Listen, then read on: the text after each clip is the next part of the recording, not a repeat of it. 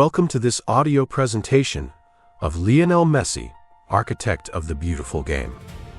To capture the sweeping narrative, the poetic rhythm, and the precise tactical history of a career that completely re-engineered world sports, this deep dive biography was crafted with the assistance of advanced AI technology. The result is a highly immersive audio experience that balances detailed structural analysis with rich human storytelling.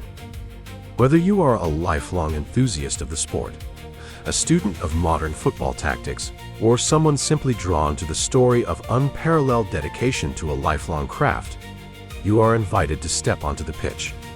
This is the journey of a master artisan who stripped away the noise of global superstardom, outthought every defense placed in his path, and reminded the world what the beautiful game is truly for. Please sit back, listen closely, and enjoy the journey. Chapter 1. The Clay of Rosario and the Machine of 87 Feet, 1987 to 2000.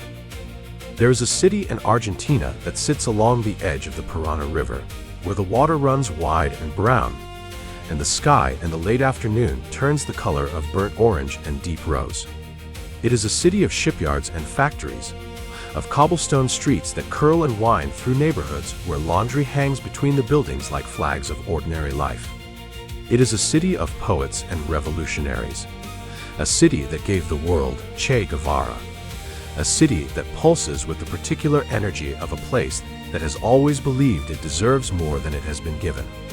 This is Rosario, Argentina, and on the 24th of June, 1987, in a maternity ward within this city, a boy was born who would, in time, give the world something it had never quite seen before. His name was Lionel Andres Messi. He arrived in the middle of winter, because in the southern hemisphere, June belongs to the cold. The evenings in Rosario at that time of year carry a chill that settles into the bones, and the streets grow quiet earlier than usual, and families draw together indoors around warm meals and the low murmur of televisions. Into this quiet, into this ordinary winter, Lionel Messi was born to Jorge Messi and Celia Cuccittini. He was their third child. He had two older brothers, Rodrigo and Matias, and later a younger sister, Maria Sol, would join them. The apartment they lived in on the street, called Estado de Israel, was small and warm, and full of the particular noise that only a house with children can produce. Jorge Messi worked in a steel factory called Asendar, a place of hard labor and long hours, a place where men earned their living through the strength of their bodies and the discipline of showing up day after day, regardless of what the world felt like outside its gates. Celia worked part-time in a magnet manufacturing workshop. They were not wealthy people. They were not people of influence or connection. They were working class, rooted deeply in the soil of everyday Argentine life, and they raised their children with the values that come from that soil: loyalty, hard work, family above all things. The neighborhood in which young Lionel grew up was called Las Heras, and it was the kind of place where everyone knew everyone, where children ran freely between houses, where the grandmother next door was as much a part of your life as the grandmother who shared your blood. And it is in this detail, the grandmother, that one of the earliest and most essential chapters of Lionel Messi's story begins to take its shape. Her name was Celia Oliveira Cuccittini. She was his maternal grandmother, and from the very first years of his life, she understood something about her youngest grandson that perhaps others had not yet learned to see. She watched the way he moved. She noticed the way his eyes tracked objects in motion: a ball rolling across the floor, a bird cutting through the air above the street. She saw in him something restless and particular, some quality of attention and of hunger that could not be easily explained.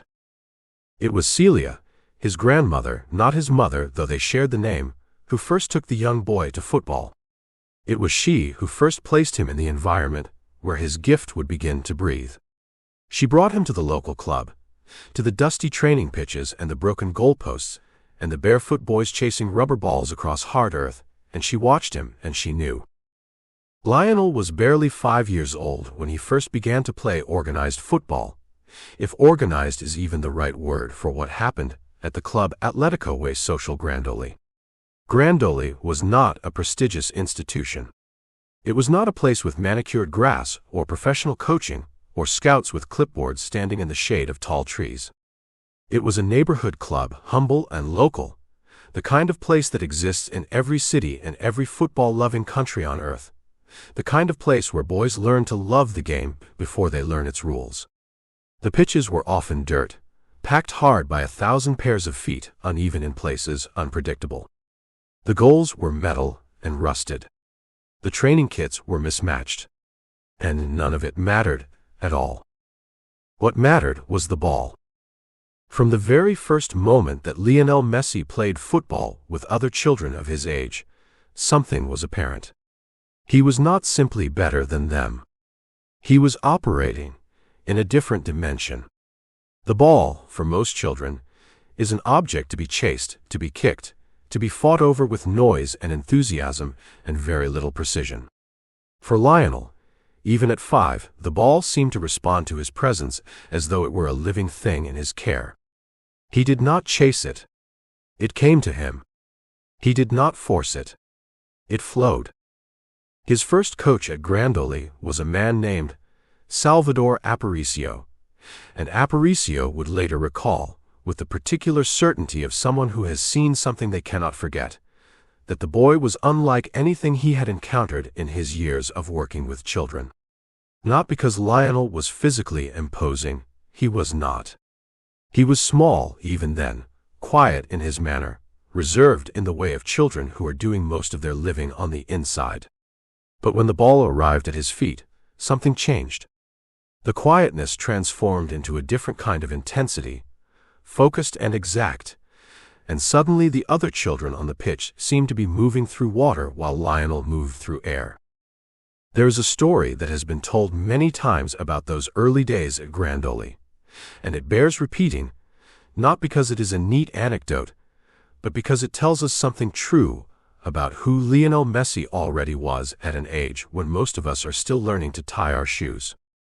Aparicio tells it this way: there were mornings when the other children's parents did not bring them to training, and the numbers fell short, and the sessions became unbalanced. On those mornings, Aparicio would ask Celia, the grandmother, to step onto the pitch herself, to fill a position, to keep the numbers right. And she did. An elderly woman, kicking a ball around a dusty pitch in the Argentine winter so that her grandson's sessions would not be disrupted. This is not a small thing. This is the kind of love that shapes a life. Lionel played for Grandoli for several years, and the word spread in the way that words about exceptional children always spread in football communities, quietly at first, then with gathering momentum. People came to watch him. Fathers of other players stood on the touchline and pointed. Coaches from other clubs made quiet inquiries. The boy from the Messi family, people said. The small one. You should see the small one. And then, when he was around 6 years old, something happened that would define the next stage of his childhood and set the trajectory of his entire young life. He came to the attention of Newell's Old Boys. Newell's Old Boys is one of the storied football clubs of Argentine football.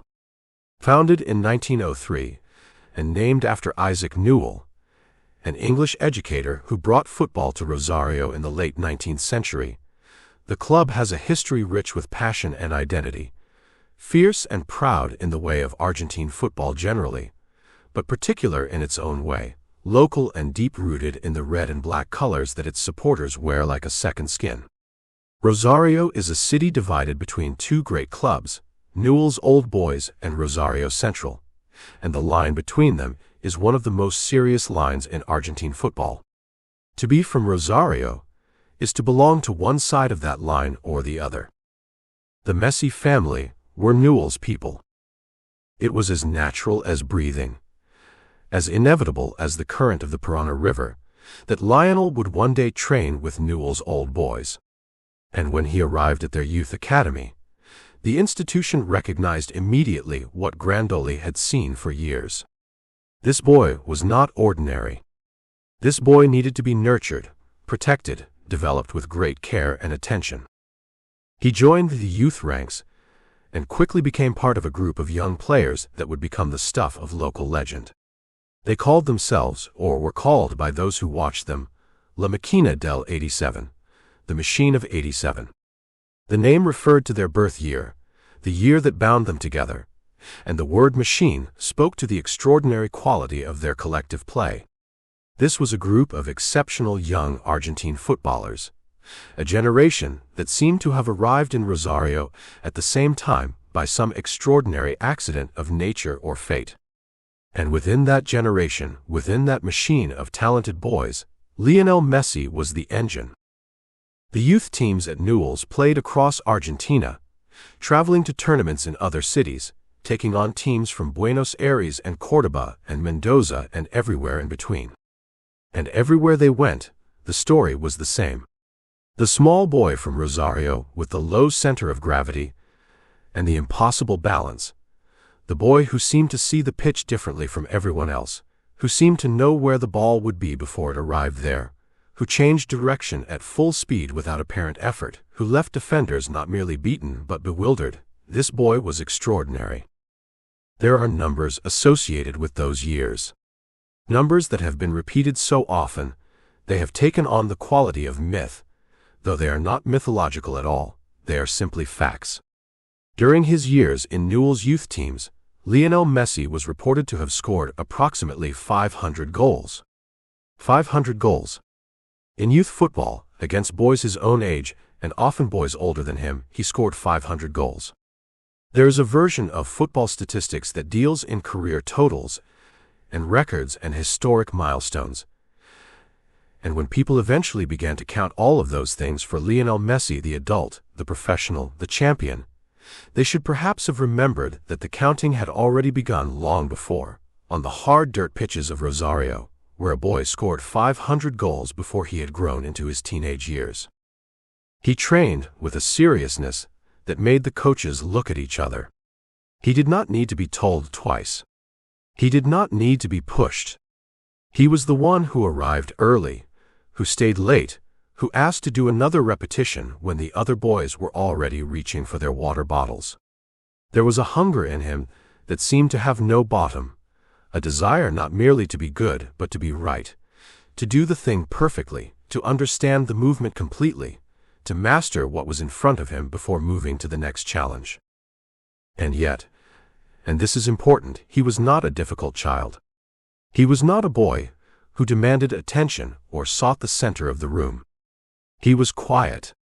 He was reserved, in the particular way of people who have a very full interior life. He spoke when he had something to say. He listened more than he talked. His teammates liked him because he was honest, because there was no performance in him, no artifice. What you saw was what you got. And what you got was a boy who loved football so completely that it seemed to reside inside him rather than outside him, a thing of his soul rather than a skill of his body. His brothers played football too. Rodrigo and Matias were good players, competitive and capable in the way of boys who grow up in sporting families. But even they understood, and they have said this in later years, openly and without jealousy, which itself speaks to the character of the family, that Lionel was different. That whatever they were doing when they played football, Lionel was doing something else. Something more. These were happy years mostly. The family was together. The football was going well. Rosario in the 1990s was a city with its share of economic difficulties. Argentina through that decade was a country navigating complex and sometimes turbulent waters. But within the walls of the family's home, within the circle of the extended family that gathered on weekends for the long Argentine asados, the grilled meats and the conversation and the laughter that stretched through entire Sunday afternoons, within the community of the neighborhood and the football club, life was full and warm. Celia, the grandmother who had first brought Lionel to the game, was at the center of all of it. She attended every match she could. She was his most devoted witness, the person who understood most instinctively what she was watching when Lionel played. She would sit in the stands, or stand along the touchline, as the case often was at youth level, and watch her grandson with an expression that those who saw it described as something between pride and wonder, as though she knew she was watching something that would one day be much larger than the pitch in front of her, much larger than Rosario, much larger than anything she could fully put into words. And then, when Lionel was around 10 years old, something happened that changed everything. It began, as so many important things begin, not with a dramatic moment but with a quiet observation. He was small.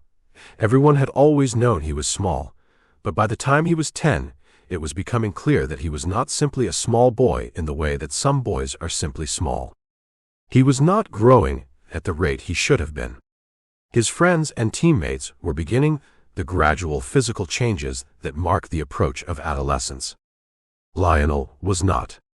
He remained tiny, fixed it seemed in the body of a child, while the world around him began to change. The Messi family took him to doctors. The doctors ran tests. And the tests returned a diagnosis that carried with it an enormous weight of implication, both medical and practical. Lionel was found to have a growth hormone deficiency. His body was not producing sufficient growth hormone, which meant that without intervention, he would not reach the height that his genetics would otherwise have given him. More than that, without treatment, his development would remain stunted in ways that would affect not just his physical stature, but his energy, his strength, his capacity to compete in sport at any level above the most recreational. The treatment that was available, that could correct this deficiency, was a course of daily growth hormone injections. The word daily is important here. Not weekly. Not monthly. Every single day, the needle, the injection, the ritual of medical intervention that would need to become simply another part of life, as routine as eating and sleeping and breathing. And the treatment would need to continue, not for a few weeks or a few months, but for years, for as long as the doctors determined it was necessary. This was, for a family of Jorge and Celia Messi's means, a crisis of the most practical and painful kind. The cost of the treatment was approximately $900 to $1,000 per month. This was, in the Argentina of the early 1990s, an enormous sum. It was not a sum that a factory worker and a part-time workshop employee could simply absorb into a household budget. It was not a sum that appeared anywhere in the family's financial reality. It was, in the bluntest terms, impossible. And so began a period of enormous difficulty. The Messi family did what families in such situations do. They reached out, they appealed, they sought help wherever they could find it. They approached Newell's old boys, whose leadership they hoped would understand that the boy who was training every day in their youth academy, the boy who was scoring those hundreds of goals, the boy who was already the most talked-about young player in Rosario, needed medical help that his family could not afford alone. The response from Newell's was not what the family had hoped for. The club offered some assistance, partial and irregular, but it was not enough and it was not reliable. They could not commit to covering the full cost of the treatment, and without full and reliable coverage, the situation remained precarious. Lionel continued to receive the injections. His parents found ways to make it work, month by month, in the exhausting financial patchwork that difficult circumstances require, but the anxiety never left. Imagine, for a moment, what this is like for a child. Lionel Messi, 10 years old, 11 years old, is going to school and coming home and going to football training and doing what boys do.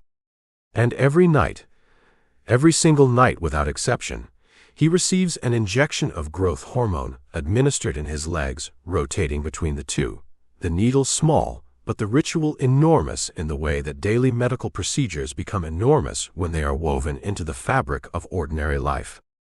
He never complained about it, according to those who knew him then. He understood, in the clear-eyed way of intelligent children who are confronted with serious things, that this was what was necessary. He accepted it. He endured it. And he kept playing football. This is perhaps the most remarkable thing of all. The diagnosis, the injections, the financial stress that ran through the household none of it touched what happened when he crossed the line onto a football pitch. The moment the ball was at his feet, everything else receded. Whatever was difficult or uncertain or frightening in the world outside the pitch did not exist inside it. Inside it, there was only the game, only the movement, only the extraordinary conversation between a boy and a ball that seemed to speak a language no one else could fully hear. His teammates at Newell's remember him from this period. Many of them have spoken over the years about what it was like to be in that youth team, to train alongside Lionel Messi in those years of the machine of '87, to be part of that group of boys who somehow found each other in one city at one moment in time and produced something collectively astonishing. They speak about the training sessions with a nostalgia that has the quality of people describing a golden time they did not fully understand they were living through until it was over. They describe Lionel doing things with the ball that they simply could not explain, dribbles that should not have worked, passes that arrived before anyone expected to receive them, goals scored from angles that made the goalkeepers question what they were doing with their lives. But they also speak about him as a person, and this is equally important. They describe a boy who was generous with the ball, who did not hoard the glory of individual brilliance, but understood intuitively that football is a collective art, that the beauty of the game comes from the way individual gifts are placed in service of something shared.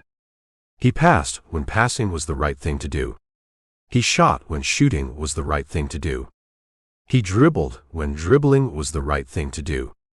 And the rightness of each decision came from some interior compass that seemed to be calibrated to a frequency that others simply did not have access to. Outside of football, he was a regular boy in most of the ways that matter. He watched television. He played video games. He was particularly fond of them, a passion that would continue into his adult life.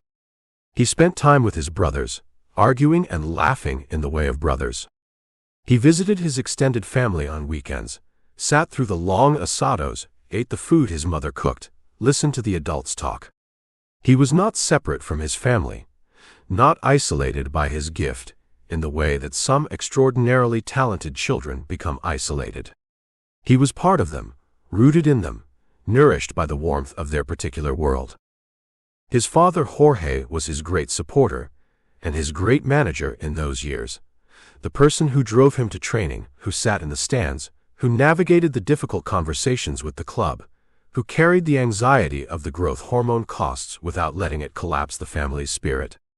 Jorge Messi was a quiet man, not given to large emotional expression, practical and steady in the way of men who have learned that steadiness is the most important thing they can offer their children. He believed in Lionel completely. How could he not, watching what he watched every time his son played? And he organized his life around that belief, around the understanding that something rare was growing inside his household, and that his job was to protect it and give it room. The years at Newell's accumulated. Lionel moved through the age groups, always among the youngest in his cohort because he played up.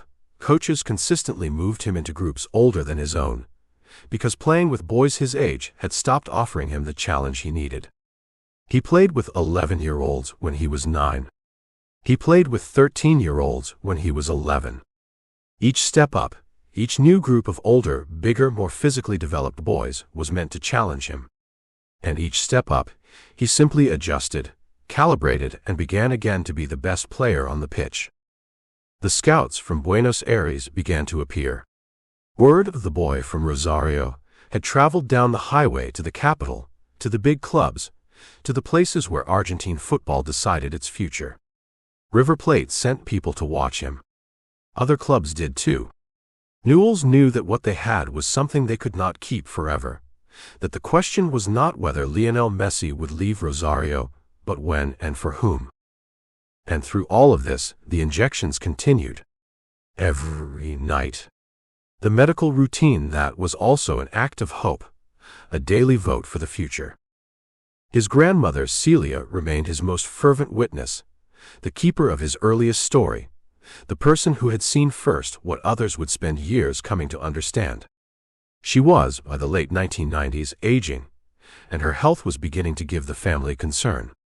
But she continued to follow Lionel's progress with devotion, continued to feel that particular pride that belongs only to those who saw something before the world caught up. And then, in January of the year 2001, when Lionel was 13 years old, everything shifted. The story that had been unfolding in Rosario, in the red and black of Newell's Old Boys, on the dirt pitches of Las Heras and Grandoli, was about to move to a new stage. Spain was calling. FC Barcelona was calling. A trial had been arranged, and Jorge Messi had made the decision that would require the entire family to consider what they were willing to sacrifice for the future of their youngest son. But that is the next chapter. For now, let us sit for a moment in the Rosario of the 1990s. Let us hear the sound of a ball striking the ground on a winter morning, the particular percussion of a football on packed earth, the calls of boys to one another across a pitch where the goals are rusted metal and the lines are barely visible. Let us watch a small boy receive the ball and begin to move, and let us understand, watching him, that we are seeing something that the world has almost never seen. Not the beginning of a great career, which is a thing of the future, and therefore not quite real yet, but the beginning of a great relationship between a boy and a ball, between a boy and a game, between a boy and the one thing that made him feel, in a world full of difficulty and uncertainty, and the quiet ache of a needle in the leg every single night, that he was entirely himself, entirely free, entirely alive. This is how it begins. Not in a stadium, not under lights, not with crowds roaring and cameras tracking every touch. It begins in Rosario, in winter, on a dirt pitch, with a grandmother on the touchline who can already see the whole story in the movement of her grandson's feet. It begins with 500 goals that no one counted, except those who were there. It begins with a boy who needed medicine to grow, but who somehow already contained, in whatever small body he inhabited, the full dimensions of what he was going to become. This is the clay of Rosario. And from this clay, something extraordinary was being shaped. The Napkin Treaty and the Catalan Awakening, 2000 to 2005. There is a document that exists somewhere in the archives of FC Barcelona, not framed behind glass, not mounted beneath museum lighting, not preserved with the reverence one might expect of something so consequential, but a document nonetheless that changed the course of football history. It was not drafted on official letterhead. It carried no embossed seal, no legal watermark, no ribbon of certification. It was written, hastily and with great conviction, on a paper napkin. A single paper napkin, the kind that might be found on any restaurant table in any city in the world, unremarkable in every way, except for what was pressed into its surface, the promise of a future. The year was the year 2000. The city was Barcelona, and the boy at the center of that promise was 13 years old. But to understand the weight of that napkin, to truly feel what it meant in the hands of the men who held it, we must first understand the journey that brought a small, quiet boy from the sun-baked streets of Rosario, Argentina, to the ancient labyrinthine city of Barcelona, Spain. We must understand what he left behind, and what he was reaching toward. We must understand that before Lionel Andres Messi became the name that would one day be spoken with reverence in 100 languages, he was simply Leo, a boy who ran fast, who saw the game as nobody else could see it, and who carried inside his small body a condition that threatened to end everything before it ever truly began. Rosario is a city of passion and contradiction. It sits along the western bank of the Parana River in the Santa Fe province of Argentina, a sprawling, energetic city of nearly 1 million souls, famous for its political history, its street murals, its carnival spirit, and its football. Football in Rosario is not a pastime. It is not a weekend hobby or a recreational pleasure. It is a language, the way people speak to one another across class and neighborhood and generation. Children in Rosario do not merely play football. They breathe it. They dream in it. And in the barrio of Las Heras, in a modest house on a modest street, a boy named Leo Messi had been breathing it since before he was old enough to understand what the game meant. He had grown up watching his father Jorge kick a ball, with the kind of quiet intensity that working men bring to the things they love. He had grown up watching his older brothers Rodrigo and Matias move through their world with a ball at their feet, as naturally as other boys moved with their hands. And from almost the moment he could walk, Leo had joined them, not as a little brother stumbling to keep up, but as something else entirely. Something that even his own family found difficult to explain. He had a relationship with the football that seemed less like a skill and more like a conversation. The ball went where he wanted it to go. It bent to his intention. It responded to him the way musical instruments respond to great musicians, not merely as a tool, but as an extension of the self. By the time Leo was enrolled at Grandoli, the local club near his home, and then later at the Youth Academy of Newell's Old Boys, one of Rosario's two great football institutions, word had already begun to spread. Children talked. Coaches talked. Parents, standing on the sidelines of youth matches, talked. There was a boy at Newell's. A small boy. A boy you had to see to believe. And yet, beneath the joy of all of that, beneath the running and the goals and the murmur of recognition that followed him from pitch to pitch, something was happening inside Leo's body that nobody could see. His growth hormone deficiency had been identified when he was 10 years old. His body was not producing the growth hormone it needed to develop at the rate of other children his age. Without treatment, without regular injections of synthetic growth hormone, Leo would not grow as other boys grew. He would remain small. And in a sport that, at the professional level, demands physical as well as technical excellence, smallness could be a ceiling as much as a gift. The treatment existed. The injections were available. But the treatment was expensive. The cost of keeping Leo's body developing as it should, roughly $900 a month, a figure that in Argentina in the late 1990s represented not just a financial strain, but an almost impossible one for a family of Jorge Messi's means, was more than the family could sustain. Newell's Old Boys had initially agreed to help with the costs. Then, quietly, the help had been withdrawn. The club had its own financial pressures. The arrangement had become complicated. And Leo, who was by then the most dazzling youth player the club had ever seen, was left in a position that seemed impossibly cruel. His talent was undeniable, but his future was uncertain. Jorge Messi was not a man who accepted uncertainty without a fight. He was a factory worker, steady and determined, a man who understood that the world did not give things freely, and that the people who loved you were the most important currency you would ever hold. He had a brother-in-law living in Spain, in Barcelona specifically, and through that connection, through that thin thread of family stretched across an ocean, a possibility had begun to form. If Leo could be seen by FC Barcelona, if the right people could watch him play, perhaps something could be arranged. Perhaps the world's greatest football club might see in a 13-year-old boy from Rosario what the people of Rosario had always seen.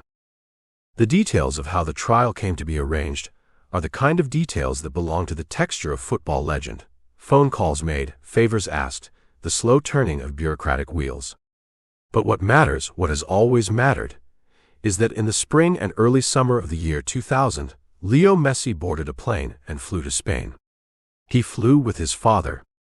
He left behind his mother Celia, his brothers, his grandmother Celia, the woman who had first taken him to football training as a small child, and whose death when he was 11 had left a wound in him that he would carry quietly for the rest of his life. He left behind his friends, his neighborhood, the familiar sounds of Rosario in the evening, the smell of the river. He left behind everything he had known, and flew towards something that had not yet been promised. Barcelona, in the year 2000, was a city in full bloom.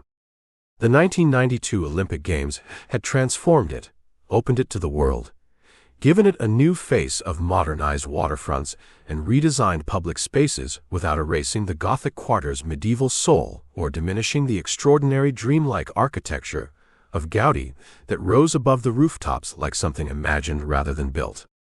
It was a city of multiple identities, Spanish by nationality, Catalan by culture, and fierce pride, cosmopolitan by choice. FC Barcelona was not simply its football club. It was the institutional expression of Catalan identity, the place where a culture that had survived suppression and dictatorship came to declare itself, every week, in front of 100,000 people. Mais qu'un club. More than a club. The phrase was not marketing. It was a statement of being. Into this city, into this institution, arrived a 13-year-old boy from Argentina who spoke Spanish but not Catalan, who was small even by the standards of boys his age, and who had traveled across the world on the strength of a rumor and a hope. The trial at FC Barcelona was arranged through Carles Rexach, the club's sporting director, a man of experience and authority who had spent decades in the world of elite football and who had seen enough talent to understand the difference between a good player and a genuinely extraordinary one. What happened when Leo Messi was first seen in training, when he was first put on a pitch and allowed to simply be himself, has been described in many different ways by the people who were present. Some describe a quiet astonishment, the kind of silence that falls over experienced football people when they witness something that overrides their professional skepticism.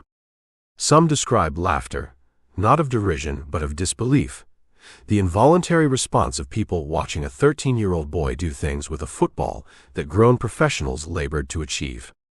The boy moved differently. He processed the game differently. He saw space before it existed, and moved into it before defenders had registered the need to close it. He was, in the language of football, simply on another level, and the people watching him knew it. Carles Rexach knew it. And he did not want to lose this boy to bureaucratic delay, to the time it would take to draft proper contracts, to the possibility that another club might intervene.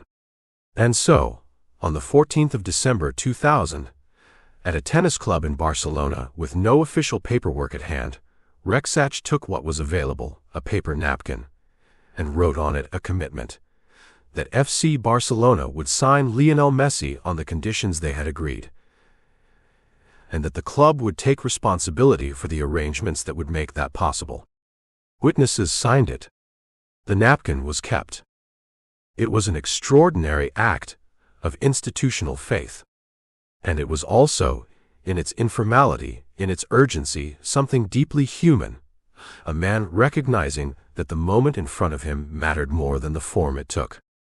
The signing itself, the formal registration of Leo Messi as a player of FC Barcelona, followed in the weeks and months after. And with it came a set of commitments from the club that went beyond the football field. Barcelona would cover the cost of Leo's growth hormone treatment. The family would be supported in their relocation to Catalonia. A new life would be built, piece by piece, in this strange and magnificent city. For Jorge Messi, the relief must have been enormous. For Leo, the feelings were more complicated. To be 13 years old, and suddenly absolutely far from home, is a specific kind of loneliness that no amount of excitement can fully dissolve. Barcelona was not Rosario. The streets were different, the food was different, the language, even the Spanish spoken here, colored by the cadences of Catalan, felt slightly foreign. And the football environment at La Masia, the legendary academy of FC Barcelona that would become Leo's home and school and training ground and community for the next several years of his life, was intensely competitive in a way that even a boy of his talent had to learn to navigate. La Masia, the name means simply the farmhouse in Catalan, and indeed the building that originally housed the academy was a stone farmhouse adjacent to Camp Nou that dated back centuries, was by the year 2000 already famous in the football world as a place where talent was cultivated with a particular philosophy. It was not merely about producing technically gifted players. It was about producing players who understood football in a specific way, as a team sport in which intelligence and positioning and the quick movement of the ball were valued above individual brilliance for its own sake. The tiki-taka that would later make FC Barcelona the most celebrated club team in the history of the sport had its roots in the philosophy taught to children at La Masia, day after day, season after season. To pass, to move, to think quickly, to be aware of the position of every player on the pitch at every moment. For Leo, this philosophy was not a discipline he had to learn against the grain of his instincts. It was, in a deep way, already who he was. Even at 13, even as a player whose individual genius was so apparent that it sometimes seemed to overwhelm the framework of team play, he understood the collective logic of the game. He could pass. He wanted to pass. He found joy not only in the individual moment of beating a defender or finding the net, but in the orchestrated movement of a team that created those moments together. He fit, in other words, not just as an exceptional talent awkwardly inserted into a system, but as a player whose gifts complemented and deepened the system itself.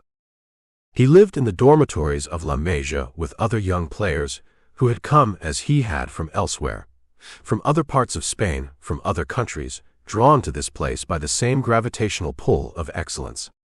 The community of the dormitory was its own world. The shared meals, the shared anxieties before training, the friendships built in the compressed, intense environment of young people living and competing and dreaming together in close proximity. Leo was quiet in this environment. He had always been quiet. He was not the boy who dominated the conversation at the dinner table or who performed his personality for the group. He was the boy who watched, who listened, who expressed himself most naturally and most completely when he was on a football pitch. But the homesickness was real. It is documented in the recollections of people who knew him in those years, a quietness that was not simply his nature, but that carried within it the weight of distance, of missing. He missed his mother, who had initially remained in Rosario with his brothers. He missed his grandmother's memory. He missed the specific texture of Rosario life, the noise, the familiarity, the sense of being embedded in a place that knew you. Barcelona was beautiful, and it was offering him everything he had needed, but it was not yet home. Home is not built quickly. It is accumulated, slowly, through experience and relationship and time. In the football, though, there was no ambiguity. In the football, Leo Messi was at home the moment he stepped onto a pitch. And at La Masia, season by season, he was becoming something remarkable. He was growing, slowly, thanks to the treatment the club was funding, but growing nonetheless. And as his body developed, the extraordinary qualities of his play became clearer to everyone who worked with the youth system. He was not merely the best player in his age group at La Masia. He was, in the estimation of many coaches who observed him in those years, unlike anything they had seen before. He scored goals with his left foot, the foot that would one day be described in hyperbolic but not entirely inaccurate terms as the greatest left foot in the history of the sport, with a naturalness that defied the usual categories of technique. His shots were low and placed, finding angles that seemed geometrically improbable. His dribbling, even then, was characterized by that low center of gravity that his small stature gave him, the ability to change direction at speed with almost no wind-up, to shift the ball from one foot to the other so rapidly and fluidly that defenders simply could not track the movement. He was, as one coach memorably put it, like trying to catch smoke. But it was not just the technical elements that distinguished him. It was the awareness, the vision, the capacity to understand the game 3 or 4 moves ahead, to see the through ball before the space for it had opened, to anticipate the defensive shift and position himself to exploit it. This was the quality that could not be taught, the quality that separated the extraordinary from the merely excellent, and it was present in Leo Messi at 14, at 15, at 16, with a fullness and clarity that left the coaches of La Masia in no doubt about what they had. He was progressing through the age group teams at a rate that occasionally had the club's staff wondering whether the normal progression was sufficient for him. Boys of his age group played with boys of his age. But Leo, even at 14 and 15, was already a player whose development pointed towards something beyond the youth system entirely. His father, Jorge, had built a life in Barcelona. The family was together. His mother, Celia, was with them. His brothers were there. The house in which they lived, near the training facilities, became a small piece of Argentina transplanted into Catalonia. Familiar food, familiar rhythms, the sounds and smells of home reconstructed in a foreign place. The warmth of that family life sustained Leo in a way that the football alone could not. He was, fundamentally, a boy who needed his people around him. The quiet came from a deep interior life, and that interior life was fed and protected by the presence of his family. The city, too, was slowly becoming his. Barcelona does not reveal itself quickly to strangers. It is a city with layers. The tourist surface of the Ramblas and the Sagrada Familia, beneath which lies the daily life of the barrios, the neighborhood bakeries and the evening passeggiata, the particular light of the Mediterranean afternoon settling across the rooftops in colors that painters have been chasing for centuries. Leo, who moved through his days with a certain watchful quietness, absorbed the city gradually. Camp Nou, the great cathedral of FC Barcelona, which he would have walked past on his way to training, must have presented itself to him the way great things present themselves to young people who sense that their own future is somehow bound up in it, not yet as a place he belonged, but as a place he was moving toward. And then came the moment. The moment that confirmed what the coaches at La Masia had always believed, what Carlos Rexach had declared on a paper napkin, what a 13-year-old boy from Rosario had carried across an ocean inside himself without knowing quite how to name it. On the 16th of November 2003, Lionel Messi, 16 years old, slight, quieter off the pitch than almost anyone who watched him could imagine, played a friendly match for the first team of FC Barcelona against FC Porto. It was not an official competition. It was a controlled environment, an exhibition match, the kind of game that allows clubs to experiment and observe without the full pressure of league or European competition. But what Leo Messi did in that match in those minutes when he was on the pitch was not experimental. It was declarative. He moved through the professional players around him, on both teams, as though he had always been there, as though the step up from youth football to professional football was a step he had been waiting to take, not a step he was tentatively trying. He was, in those minutes, already a first-team player. He just hadn't officially become one yet. The club knew. They had always known, in the way that great institutions sometimes know things about their own future before the future has fully arrived. And the formalization of that knowing came with his first professional contract with FC Barcelona, signed on the 4th of February 2004, in the days surrounding his 17th birthday. The contract contained a release clause, a buyout figure written into the agreement as a standard legal provision, that has since become perhaps the most discussed number in the history of football contracts. The figure was set at 150 million euros. At the time, it seemed an exercise in legal formality, a number so large it functioned as a statement of impossibility. Nobody would pay that for a 17-year-old. Nobody would pay that for anyone. And yet it was written down, and it meant something. It meant that FC Barcelona understood what they had. He wore the jersey with the number 30, the first-team jersey, the jersey of Ronaldinho and Xavi and Puyol and Valdez, the jersey of a club that had won European Cups and league titles, and that had defined over the decades a certain idea of what football at its most beautiful could look like. And into that world, into that company of men who were already football's finest, a 17-year-old boy from Rosario, Argentina, had arrived. Not as a visitor. Not as a curiosity. as a player. His official first-team debut in La Liga, the Spanish top-flight league, came on the 16th of October 2004. FC Barcelona were playing against Espanyol, their city rivals, in a derby match at the Olympic Stadium in Montjuic. Derby matches are not gentle environments. They carry the particular intensity of local pride, of neighborhood rivalry elevated to the scale of sport, of players who have competed against each other in youth football and local leagues, and who bring to those competitions a kind of personal edge that non-derby matches rarely possess. It was into this environment that Leo Messi stepped when Frank Rijkaard, the Barcelona manager, sent him onto the pitch as a substitute, replacing Deco in the second half. He was 17 years, 3 months, and 22 days old. The record he set in that moment, the youngest player ever to represent FC Barcelona in an official La Liga match, a record that stood as testament to an extraordinary acceleration through the academy system, was noted by journalists and commentators and football historians. But the number itself was almost beside the point. What mattered was the feeling of him on the pitch.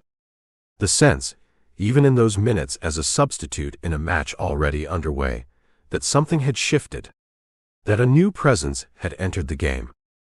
He did not score on his debut. He was on the pitch for a matter of minutes, enough to touch the ball, to make a few runs, to give the Camp Nou crowd its first official glimpse of what had been growing, quietly and steadily, in the dormitories and training pitches of La Masia for the past 4 years. But those minutes were enough. Enough for the people who watched closely. Enough for the coaches and scouts who had been tracking his progress. Enough for his teammates who had seen him in training and who already knew, in the way that footballers know these things, through the daily evidence of sharing a pitch with someone, that this boy was different. Ronaldinho, who was at that point the greatest player in the world, a Brazilian magician of breathtaking ability, who wore his joy as openly as a flag, had noticed Leo long before the debut. In training sessions at the club's facility at São João d'Espí, Ronaldinho had been observed treating this 17-year-old not as a kid to be managed, but as an equal, challenging him, playing with him, responding to his ability with the straightforward professional respect that elite players extend only to other elite players. The relationship between them was not that of star and apprentice. It was that of two extraordinary people who recognized each other. Ronaldinho saw in Leo what he himself possessed, the pure love of the game, expressed through a technical mastery so complete it looked like play. That love was perhaps the deepest truth about Leo Messi in these years. Not the records. Not the prodigious statistics that were beginning to accumulate in the youth teams and that would soon accumulate in the first team. Not the contract, not the release clause, not the historical footnotes about youngest this and first that. The deepest truth was simpler and more durable. He loved the game. He had always loved it. He had loved it as a small boy in Rosario chasing his brothers around the neighborhood streets. He had loved it through the anxiety of the growth hormone treatment and the uncertainty of whether Barcelona would sign him and the loneliness of the early years in Catalonia. He loved it in training, and he loved it in matches, and he loved it, one imagines, in the way it continued to present itself to him as something inexhaustible, a game that always had more to offer, more to discover, more to perfect. This is the quality that cannot be manufactured, or coached, or administratively arranged. It is the quality that precedes all the other qualities, that makes all the other qualities possible.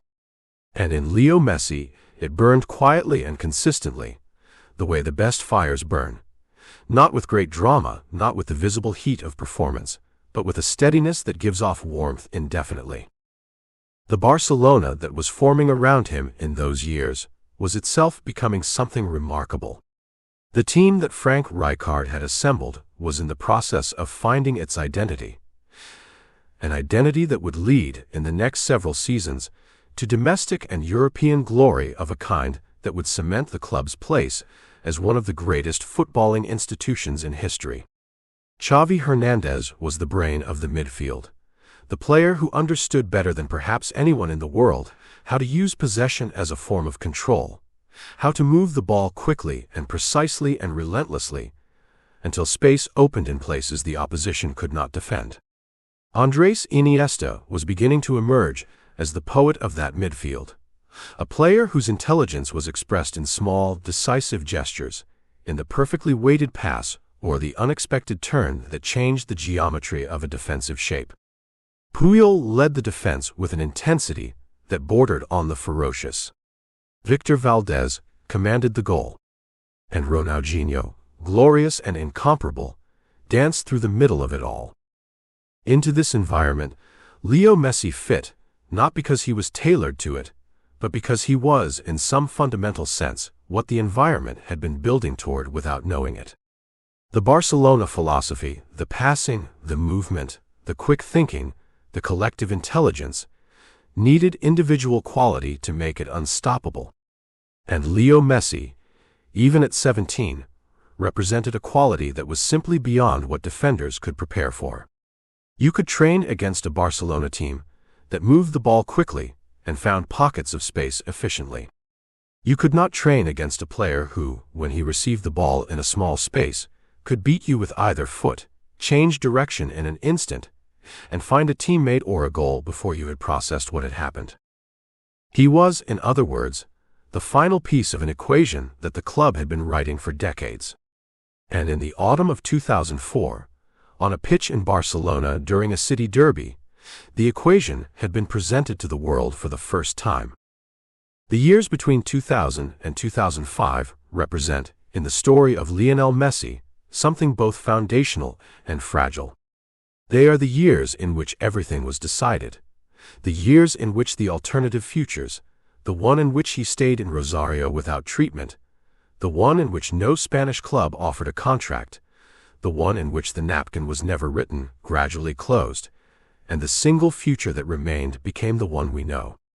They are the years in which a boy became a young man in a foreign city, in the care of a foreign club, shaped by a foreign philosophy, and emerged from that process not diminished but enlarged, more himself somehow, for having been transplanted into soil so different from the one in which he had first grown. There is something in this story that speaks to the way extraordinary people are formed, not only by the gifts they are born with, but by the pressures and distances and discomforts that those gifts are asked to survive. The growth hormone treatment was not simply a medical intervention. It was, in the broader story, a metaphor for what Leo Messi required to become what he was, not the absence of obstacles, but the specific provision of what his particular nature needed to flourish. He needed space. He needed care. He needed the combination of structure and freedom that La Masia at its best provided. He needed a family that stayed close even when geography tried to pull them apart. He needed teammates who were good enough to challenge him and coaches wise enough to trust him. He got all of those things in Barcelona in those years. And so, slowly and then all at once, Lionel Messi became FC Barcelona, and FC Barcelona became Lionel Messi, and the napkin that Karls Rexach had written on in a moment of inspired urgency became not merely a legal document, but the founding text of one of the most extraordinary stories in the history of sport. He was 17 years old. He had barely begun, under Rijkaard's wing and Olympic gold, 2005 to 2008. There is a particular kind of becoming that happens in plain sight, and yet is somehow only understood in retrospect. It does not announce itself. It does not arrive with ceremony or declaration. It accumulates, in training sessions and substitutes appearances, and brief, luminous moments that flash across a match and are gone before most people have fully registered what they witnessed. And then, one day, the accumulation reaches a threshold, and what was becoming has simply become, and everyone who watches understands that something permanent has changed. Between 2005 and 2008, Lionel Messi underwent exactly this kind of becoming. He was no longer the boy arriving from Rosario with a diagnosis and a dream. He was no longer the prodigy in the academy, the name whispered between coaches and scouts. He was, increasingly and then undeniably, a first-team player at FC Barcelona, one of the most demanding and scrutinized footballing environments on the planet. And then, reaching further still, a player of consequence on the international stage. These were the years of his emergence, the years in which the football world, which had been hearing things, began to see them for itself. To understand what that emergence looked like from the inside, it helps to understand what FC Barcelona looked like in 2005. Frank Rijkaard, the Dutch manager who had taken charge of the club in 2003, had built something at Camp Nou that was beginning to feel genuinely special. Rijkaard was a man of composed authority, calm in the way that only deeply confident people are calm, with a certainty in his own footballing philosophy that communicated itself to his players without the need for volume or drama. He had played the game at the highest level, had won the European Cup with Milan, had been part of the great Dutch national team of the late 1980s that had given the world a vision of attacking football as an art form. He understood what talent looked like at its most extreme. And he had understood, from the time Lionel Messi had first trained with his senior squad, that this boy represented something he needed to protect as much as develop. The protection of young talent is one of the most delicate arts in football management. Load a young player with too much too soon. Expose him to the full competitive pressure of the top level before his physical and emotional resources are ready to bear it, and you risk fracturing something that can never be fully repaired. But manage him too carefully, too conservatively, and you risk something equally damaging: the gradual suffocation of the urgency and spontaneity that make extraordinary players extraordinary in the first place. Rijkaard had watched Leo in training. He had seen what happened when he was given the ball in tight spaces, when he was asked to accelerate past a defender, when he was placed in the attacking third and allowed to make decisions for himself. He had seen the effect Leo had on the other players around him, not just in the goals and the assists and the moments of individual brilliance, but in the way that his presence on a pitch changed the calculations of everyone else on it, forced defenders to make choices they had not anticipated making, created space for teammates in ways that were invisible to casual observation, but absolutely clear to any player or coach who understood the geometry of the game. Rijkaard's decision, in the 2004-2005 season, was to integrate Leo into the first team carefully but genuinely, not as a trophy exhibit, not as a curiosity to be displayed in controlled moments, but as a player with a real role in a real team pursuing real objectives. It was a decision that required patience, because Leo's early season was disrupted. He had suffered a muscle injury, a hamstring problem, that interrupted his momentum at the worst possible time, just as he was finding his footing in the first-team environment. Muscle injuries in young players are not unusual, particularly in players whose physical development has been non-standard. The growth hormone treatment had helped Leo's body develop, but that body was still young, still adapting to the demands being placed on it. And the sudden elevation in training intensity and match physicality that came with first-team football was a transition that required careful management. And yet, when he was available, when he was fit and in the squad and given minutes, the effect was immediate and electric. There were matches in that 2004-2005 season where Leo came off the bench, and the temperature of the game changed within moments of his first touch. There is a quality that only the very best players possess, a quality that is difficult to name but unmistakable to witness, in which their mere presence on the pitch reorganizes the psychological landscape of the match. Defenders who had been comfortable become anxious. Midfielders who had been controlling the tempo begin to make choices they had not been making before.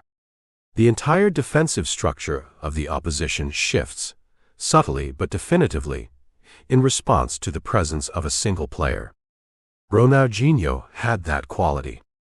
Zidane had it. Ronaldo, in his Manchester United and Real Madrid years, had it. And Leo Messi, at 17 and 18 years old, was beginning to have it in a form that was already distinct from anyone else's. Barcelona won La Liga that season, the 2004-2005 league title, the first in 4 years, a statement of resurgence and intent from a club that had experienced difficult times in the early part of the decade. It was a team achievement, rooted in the collective excellence of Xavi and Iniesta in midfield, the brilliance of Ronaldinho at the peak of his powers, the defensive solidity built around Carles Puyol's relentless intensity. Leo's contribution to that title was real but measured. A player on the margins of something great, contributing enough to belong to it, not yet central enough to define it. That would come. Everyone involved could feel it coming. But the 2004-2005 season was, for Leo, still the season of learning to belong. Of watching Ronaldinho, and understanding what the summit of this game looked like when someone inhabited it completely. Of taking the specific lessons that only exist at this level, lessons about pace and physicality, and the compressed space of top-flight football, and incorporating them into a body of knowledge that was already remarkable and was growing more complete with every match. The 2005-2006 season was different. The differences were subtle at first, incremental shifts in how Rijkaard deployed him, how much playing time he received, how often he was in the starting 11 rather than arriving from the bench, but their cumulative effect was transformative. Leo was, by the autumn of 2005, a regular presence in FC Barcelona's attacking plans. He was starting matches. He was completing 90 minutes.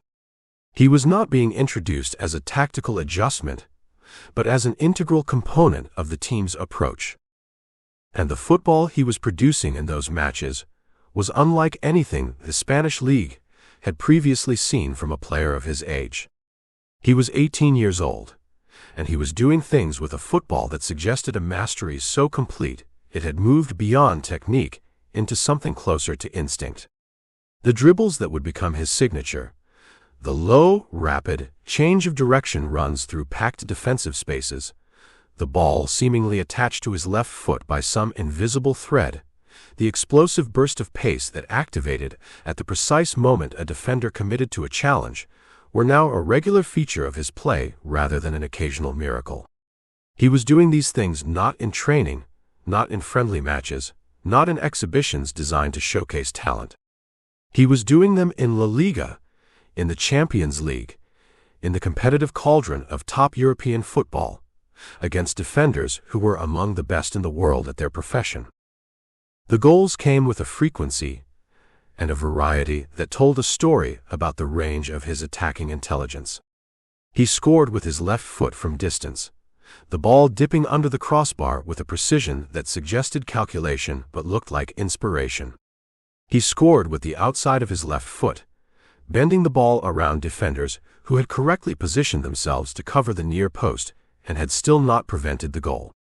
He scored from tight angles on the right side, cutting inside on his stronger foot from a position that looked like it offered nothing, and finding the far corner with a low-placed finish that was technically extraordinary but which he completed with the composure of a man taking a penalty in training. And increasingly, he began to score goals that could not be categorized, goals that began 10, 15, 20 meters from the goal, and ended in the net by means of a sequence of events so rapid and so implausible that those who saw them struggled afterward to describe the mechanics of what had occurred. In March of 2006, Leo Messi scored a goal against Albacete that stopped the Catalan nation in its tracks. He received the ball in his own half, turned and ran. He ran at the Albacete defense with the ball at his feet, shifting it left and right with each touch, reading and responding to each defensive attempt to stop him with adjustments that happened too fast for the defenders, and for most of those watching in the stands to fully process. He drew a foul before he could complete the run, but what was seen in those seconds was enough. Ronaldinho, watching from the same pitch, laughed. Not from condescension, but from the pure, unguarded joy of witnessing something spectacular. The laugh of someone who loves the game and has just seen it done at a level that makes even his own formidable standards feel temporarily modest. These were the months in which Leo Messi began to be spoken about, not merely as a great young player, not merely as a great future player, but as a great player, unqualified by age or potential or what might come next. The present tense was beginning to apply to him absolutely. Then came the night in April 2006 that would define not just a season but an era. It came in the fixture that defined Spanish football, that has defined Spanish football for a century, the Clásico. The word means simply the classic, and it refers to the match between FC Barcelona and Real Madrid, the two most powerful and most rival institutions in Spanish sport. The Clásico is not merely a football match. It is a convergence of history, culture, politics, identity, and ambition, pressed into 90 minutes and played in front of a watching world. It is a match in which careers are made, and in which reputations, even great ones, can be measured and found wanting. It is a match that produces, reliably, a specific category of football memory, the kind that people describe in terms of exactly where they were and what they were doing when a particular moment occurred. On the 1st of May 2006, FC Barcelona hosted Real Madrid at Camp Nou. The stadium was full, as it always is for the Clásico. It's nearly 100,000 seats occupied by people who had been building toward this particular 90 minutes for weeks, who carried into the ground the accumulated passion and anxiety of a rivalry that has no parallel in world sport. Real Madrid arrived as a team of formidable quality, built around players of the highest caliber, organized with a defensive seriousness that made them difficult to breach even for the finest attacking teams in Europe. Leo Messi started the match. He was 18 years old. He had played Clásico football before, as a substitute, as a peripheral figure, close enough to feel the electricity of the fixture but not yet fully inside it. On this night, he was fully inside it. The first goal he scored that night came from a run that began with the ball at his feet in space just outside the penalty area. He drove at the defense, shifted the ball to his left, and finished low and hard past Iker Casillas, one of the greatest goalkeepers in the history of the sport, into the corner of the net. The stadium erupted. Not simply because it was a goal, and not simply because it was against Real Madrid, but because of how it was done. The directness, the lack of hesitation, the absolute refusal to be overawed by the occasion, or the opposition, or the goalkeeper standing between him and the goal. The second goal, and it is the second goal that has lived longest in the memory, was something else entirely. He received the ball on the right side of the attack and cut inside, as he so often did, onto his left foot. But this time, the cutting was more deliberate, more patient, drawing defenders toward him and then, at the precise moment they committed, going past them in the space their commitment had vacated.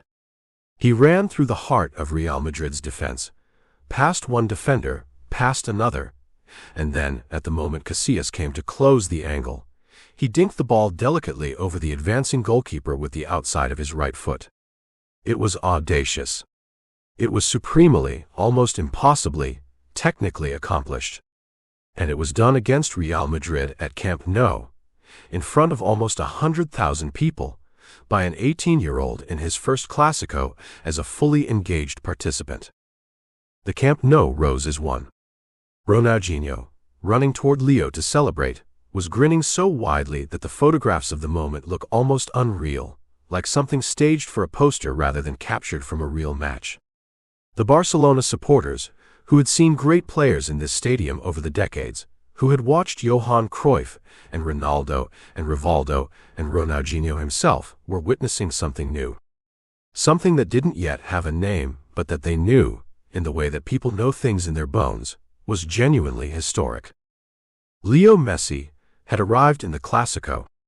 He had done so in a manner so emphatic, so beautiful, so complete in its statement, that the question of whether he belonged at the very highest level of the game was quietly retired that evening, never to be seriously raised again.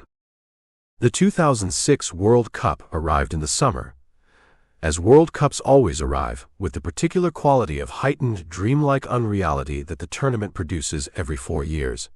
The sense that ordinary time has been suspended and replaced by something grander and more urgent, that the world is watching, and that what happens on these pitches matters in a way that transcends sport. Germany hosted the tournament, in its beautiful stadiums scattered across a country that seemed, in those summer weeks of 2006, bathed in a continuous golden light. For Leo Messi, the World Cup represented a threshold he had been approaching since he had first been eligible to choose between Argentina and Spain as his national team, a decision that had been made when he was 15, with the kind of clarity that has never required revisiting. He was Argentine. He would always be Argentine. He had been born in Rosario, had grown up speaking Argentine Spanish, had learned football on Argentine streets, carried in him the passionate, tightly wound football identity of a country that considers the game its birthright. Spain had given him his career, his medical treatment, his education, his club, his European home. But Argentina had given him his soul. The Argentine squad that traveled to Germany in 2006 was a team of considerable talent and even more considerable expectation. Argentina does not go to World Cups hoping to do well. Argentina goes to World Cups expecting to win. The weight of 1978 and 1986, the two World Cup victories that are the twin pillars of Argentine footballing identity, presses on every Argentine squad that steps onto the plane to a tournament, a pressure that is experienced not as an obstacle but as fuel, as the animating force of a national sporting identity. And in 2006, the squad had players of genuine world-class quality: Juan Roman Riquelme, the deep-lying playmaker of rare and beautiful intelligence; Hernan Crespo, the clinical finisher; Carlos Tevez, who attacked the game with a ferocious energy that seemed almost too large to be contained within 90 minutes; Javier Mascherano, the defensive midfielder who played every match as though something precious and personal were at stake. And now, among them, the 18-year-old from Barcelona. The boy who had done things in the Clásico that people were still discussing. José Pekerman, the Argentine manager, was a man of considerable footballing wisdom and a notable conservatism in his management of young talent. He was not a manager who threw players into World Cup football on the strength of their reputation or their potential. He believed in patience. He believed in the proper preparation of players for the specific demands of the highest stage. And so Leo Messi began the tournament on the bench, present in the squad, clearly valued, but not yet trusted with the starting role that his Barcelona performances might have suggested he deserved. He came on as a substitute in Argentina's second group match against Serbia and Montenegro on the 16th of June 2006. He was introduced in the second half, with Argentina already in command of the match, and within minutes he had scored, a confident, well-taken finish that slotted the ball into the net with the precision and composure that had become his trademark. And in the very next sequence of play, he set up Hernan Crespo for another goal, the assist delivered with a vision and a timing that demonstrated, even in the limited minutes available to him, that he was not overawed and not out of his depth. He was 18 years and 124 days old. He was the youngest Argentine ever to score at a World Cup.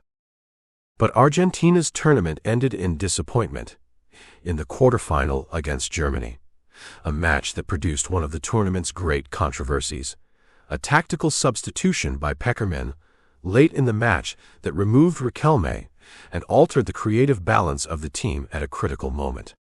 Germany equalized. The match went to penalties. Argentina lost. Leo, who had not started the match, did not get the minutes he might have needed to influence it. The tournament was over. For a player of Leo Messi's hunger, for a boy who had grown up dreaming of World Cup glory in the specific Argentine way, with Maradona's 1986 performance burned into the collective national imagination as the standard against which all Argentine football must be measured, the early exit was a wound. Not a mortal one. Not the kind of wound that changes a person's relationship with the game, but a wound nonetheless, the first of several that the World Cup would inflict on him in the years ahead, each one shaping his relationship with the tournament into something more complex and more anguished than his relationship with any other form of football. He returned to Barcelona. He returned to the daily work of becoming better. And in the 2006-2007 season, the becoming accelerated in ways that suggested the World Cup experience, however frustrating in its outcome, had done something to him, had confirmed something, had made the urgency more concrete. The season he produced in 2006-2007 was extraordinary by any measure and almost incomprehensible as the output of a 19-year-old. He scored 17 goals in La Liga. He contributed assists with a frequency and a quality that were beginning to rival his goal scoring as evidence of his all-round attacking genius. He played in the Champions League with a consistency and an impact that distinguished him from virtually every other player in Europe at his age.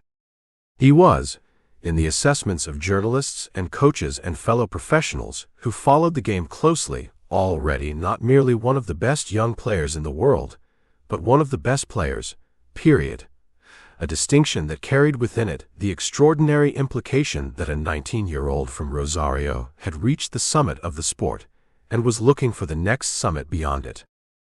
But the season was not without its darkness. In the Champions League, Barcelona met Chelsea in the quarterfinal, a tie that would produce one of the great controversies of that season's European competition.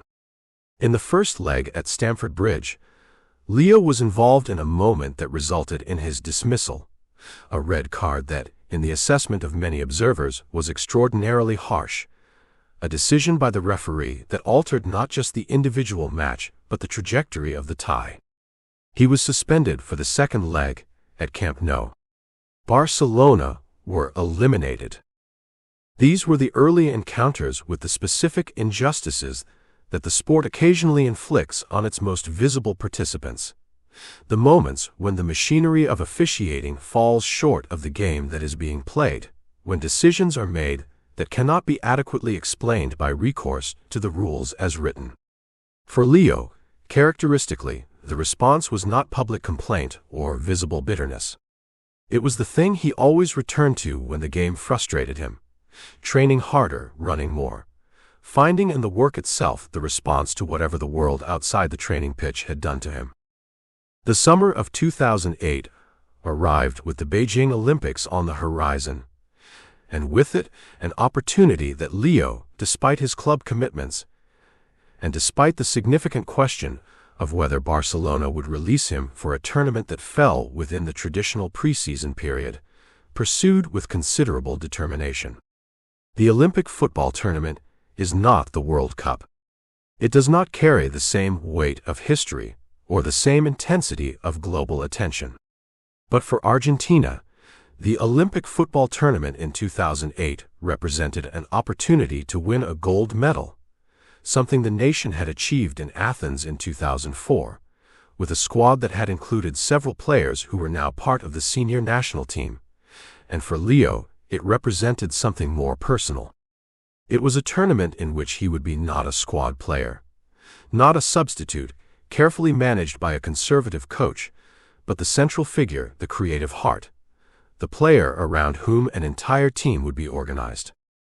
The Argentine squad assembled for Beijing was exceptional by the standards of Olympic football, which has an age restriction limiting most players to those under 23, with allowances for a small number of senior players above that threshold.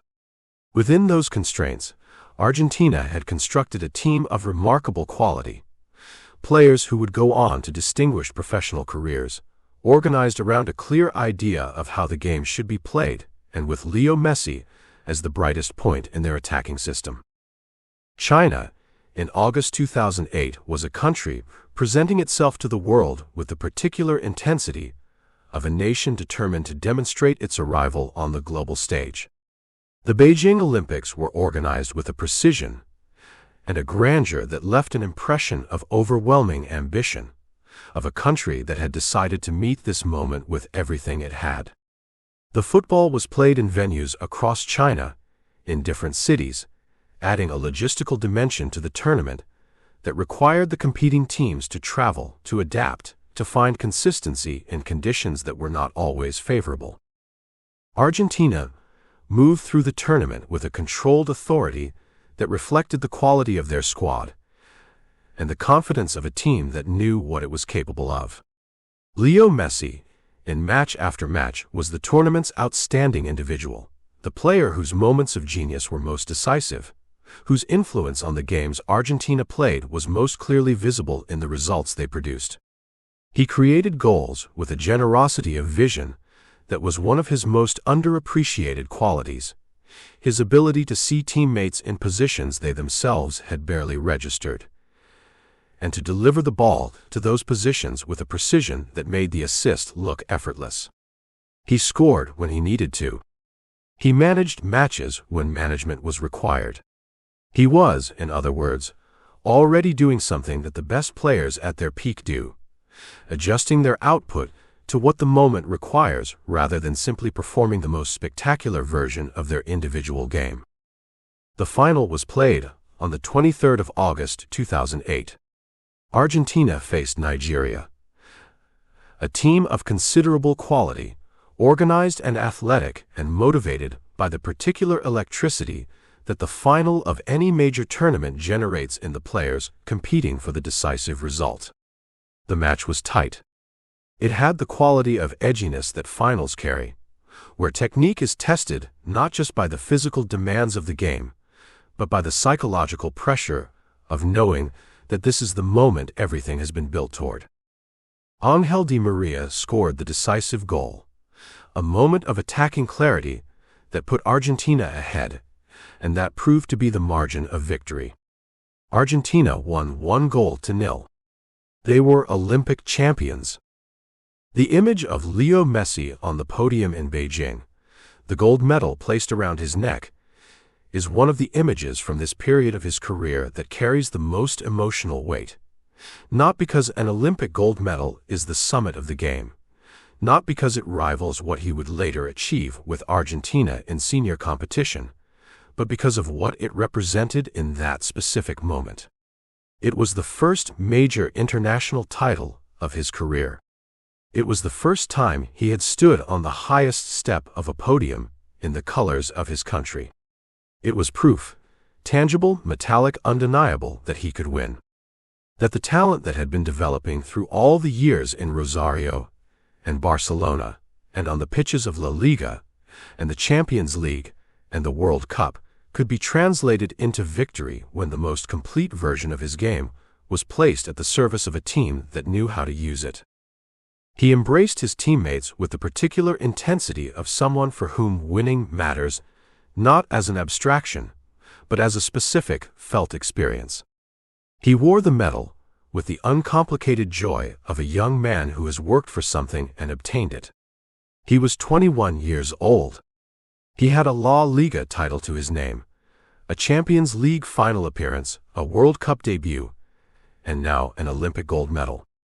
He was, by any measure, among the most accomplished players on the planet. And yet, and this is perhaps the most remarkable thing about where he stood in the summer of 2008, at the end of this chapter of his story, he was still, in some essential way, just beginning. The years with Rijkaard had given him the foundation. The Clásico had given him his first great stage. The World Cup had given him his first great wound. And Beijing had given him his first great vindication. But what was coming, in the seasons immediately ahead, under a new manager at Camp Nou, in a team that would be rebuilt around his gifts in ways that no team had been rebuilt around a single player's gifts since perhaps the days of Cruyff himself, what was coming would make everything that had preceded it look like preparation. Which is what it was. Every touch of the ball in the Rosario streets. Every injection of growth hormone in a medical facility. Every training session at La Masia in the rain. Every minute on the bench at the World Cup. Every goal in the Clásico. Every kilometer run on the pitches of San Joan d'Espí, in the long, quiet afternoons of the football week. All of it was preparation. All of it was the slow, steady, accumulating work of becoming what he was about to be. The gold medal around his neck in Beijing caught the light of the Chinese summer. Leo Messi looked up. The next thing was already beginning.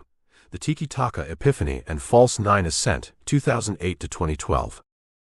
There are moments in the history of sport when a coach and a player find each other at precisely the right time, when the philosophy of one meets the gifts of the other in a way that produces something neither could have produced alone, something that exceeds the sum of its parts so completely that it redefines what is considered possible within the boundaries of the game.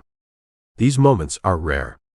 They require not just talent and vision, but a specific alignment of circumstance, of readiness, of mutual trust between two people who see the game with unusual clarity and who recognize in each other something essential.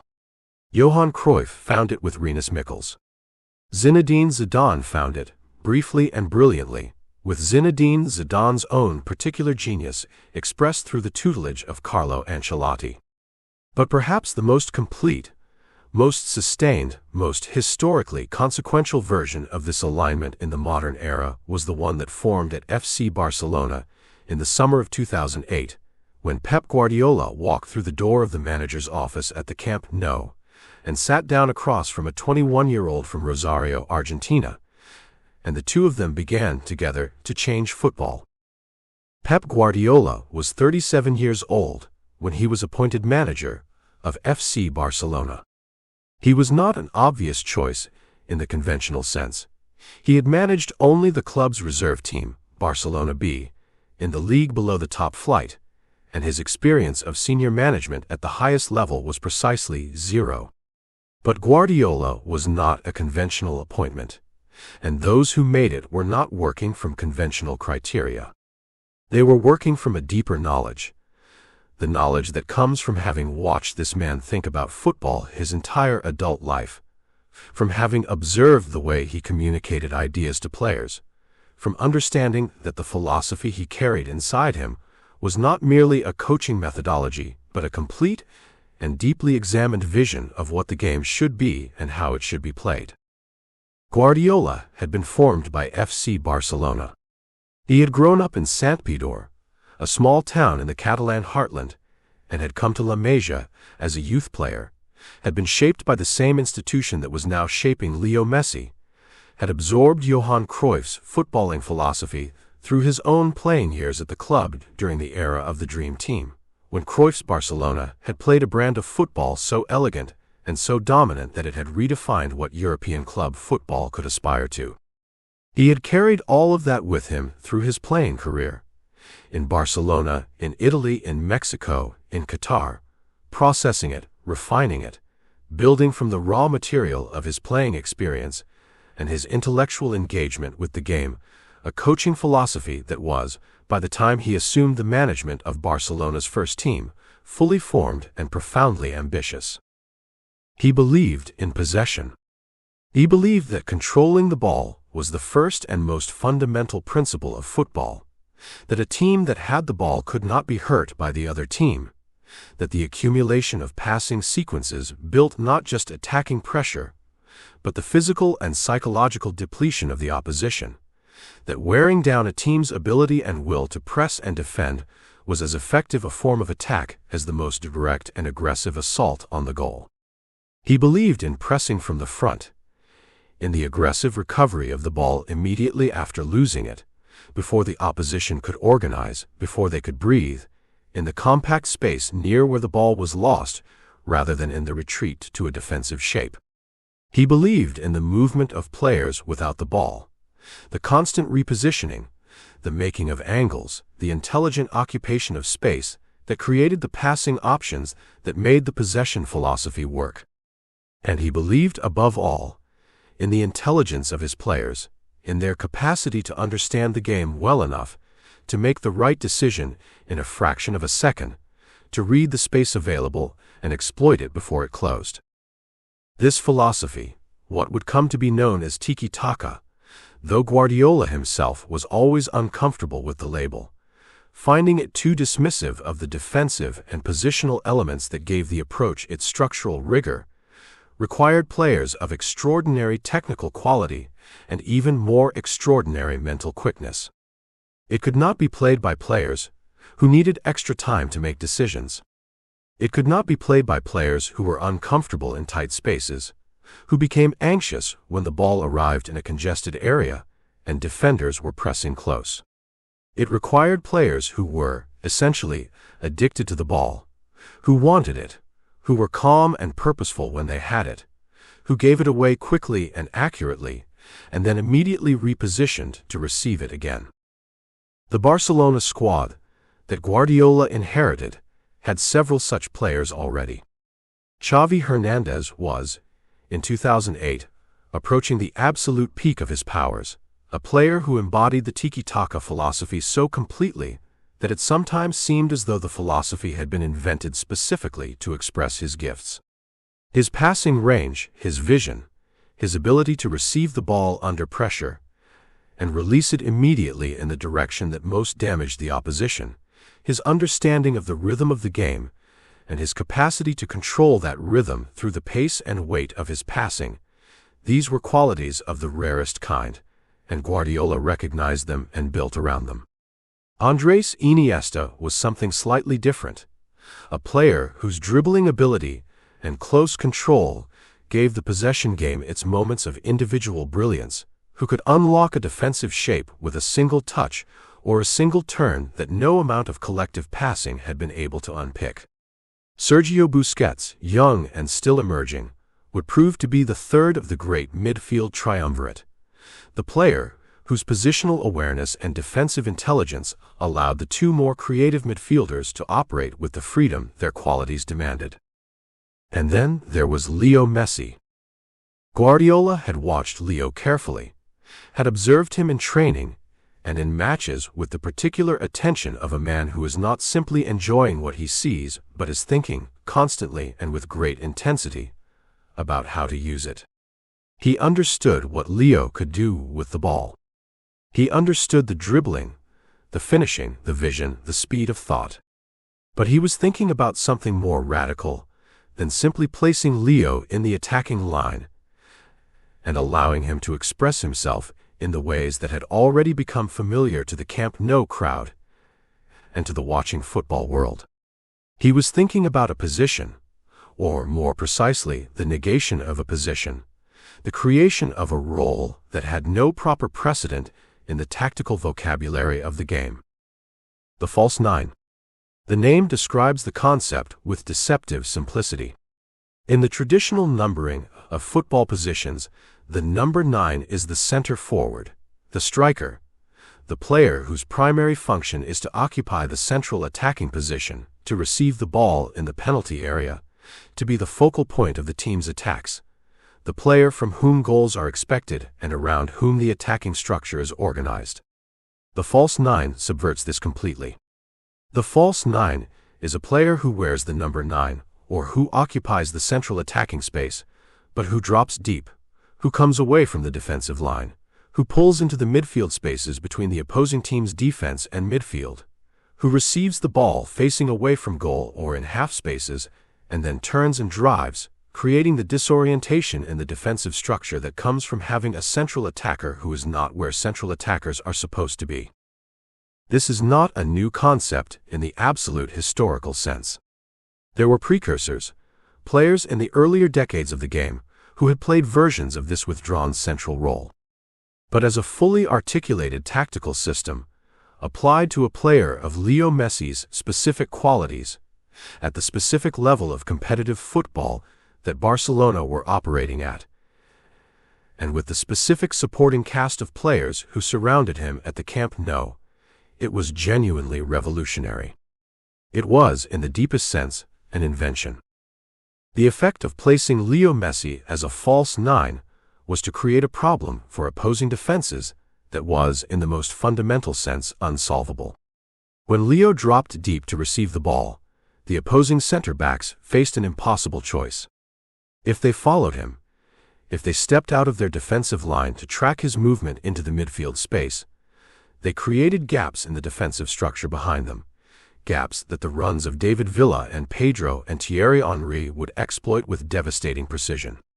If they stayed, if they held their defensive line and allowed Leo to receive the ball facing them with space to run into, then Leo Messi, the most dangerous ball-carrying player in the world, had the ball at his feet with a direct view of goal and the full expression of his extraordinary dribbling and finishing ability available to him. There was no correct answer. Every decision the center-back made was wrong in some way.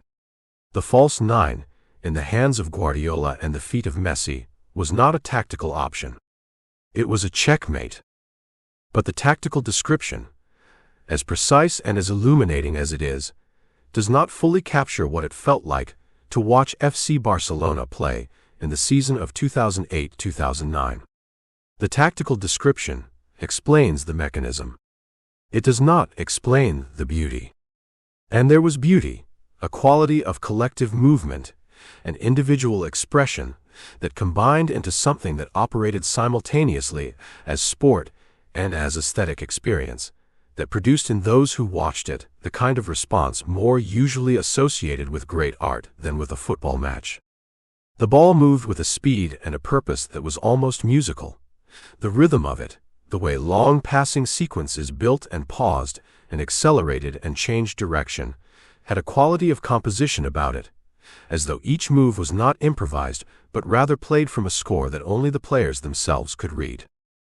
The 2008-2009 season was the season in which all of this, the philosophy, the personnel, the tactical invention, the individual genius, first came together in its fully realized form.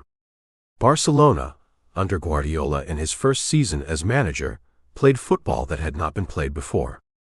They won La Liga with a dominance that was not merely statistical, but qualitative. Not just winning matches, but winning them in a manner that left opponents and observers alike struggling to articulate exactly what they had witnessed. They progressed through the Champions League with a composure and a threat that dispatched teams of genuine quality, teams that had prepared specifically for this Barcelona, that had studied the tiki-taka on video for hours, that had organized their defenses with precision and intelligence, and that had still been unable to find a way to contain what Guardiola's team produced when it was given space and time to breathe. The semi-final of that season's Champions League, against Chelsea, was perhaps the most controversial fixture on the road to what would follow.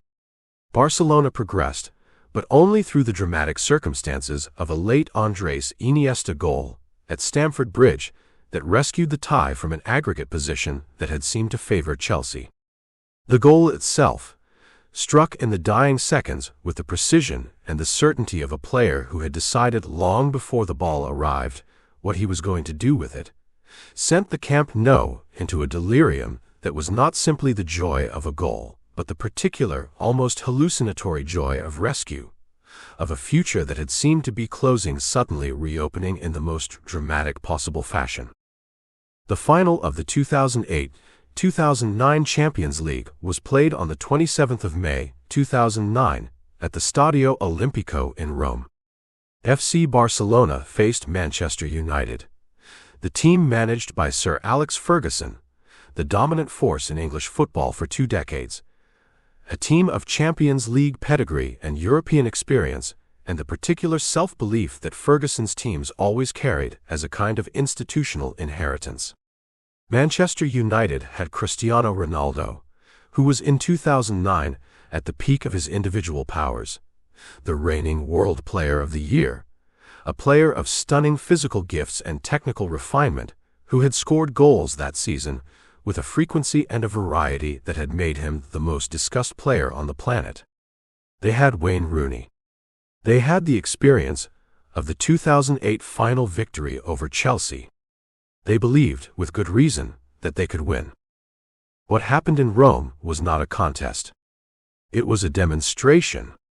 Barcelona, from the moment the match began, moved the ball with the fluency and the conviction of a team that had internalized its philosophy so completely that the game required no conscious execution. It simply flowed from the players in the way that a language flows from someone who has thought in it since childhood. They took the lead through Samuel Eto'o, the Cameroonian striker, scoring after a quick exchange of passes that exposed the right side of United's defense with a simplicity that was almost insulting in its elegance. And then, in the second half, Leo Messi rose above Nemanja Vidic, who was at that time the most physically imposing and technically accomplished center-back in English football, and headed a goal that sealed the victory and sealed the meaning of everything that had been built in that season. A header from Lionel Messi, a player of 5 feet and 7 inches, a player whose game was built on the ground, on the relationship between his feet and the ball, that was unlike any other player's relationship with any other ball. This player rose above Nemanja Vidic and headed the ball into the top corner of Edwin van der Sar's goal. It was not a physical aberration. It was not a moment of luck or of defensive negligence. It was a goal that demonstrated, in the most emphatic possible way, the completeness of his attacking intelligence, that he could hurt you in the air as he could hurt you on the ground, that there was no defensive preparation adequate to containing everything he could do, that his game had dimensions that revealed themselves only when the occasion required. Barcelona won 2-0. They were champions of Europe, and they had won it in the manner of their football, not through defensive solidity and counterattacking efficiency, not through the pragmatic accumulation of results, but through a sustained, beautiful, relentless expression of everything Guardiola had believed football could be, and Leo Messi had made it. The treble was completed with the Copa del Rey, La Liga, the Champions League, and the Copa del Rey in a single season. In the history of FC Barcelona, it had never been done. In the history of Spanish football, it had barely been imagined. Guardiola, in his first season as a manager at the top level, had produced the greatest season in the history of one of the world's greatest clubs. And at the center of it, not as an ornament, not as the most spectacular element in a collective achievement, but as the organizing principle around which the entire enterprise was constructed, was Lionel Messi.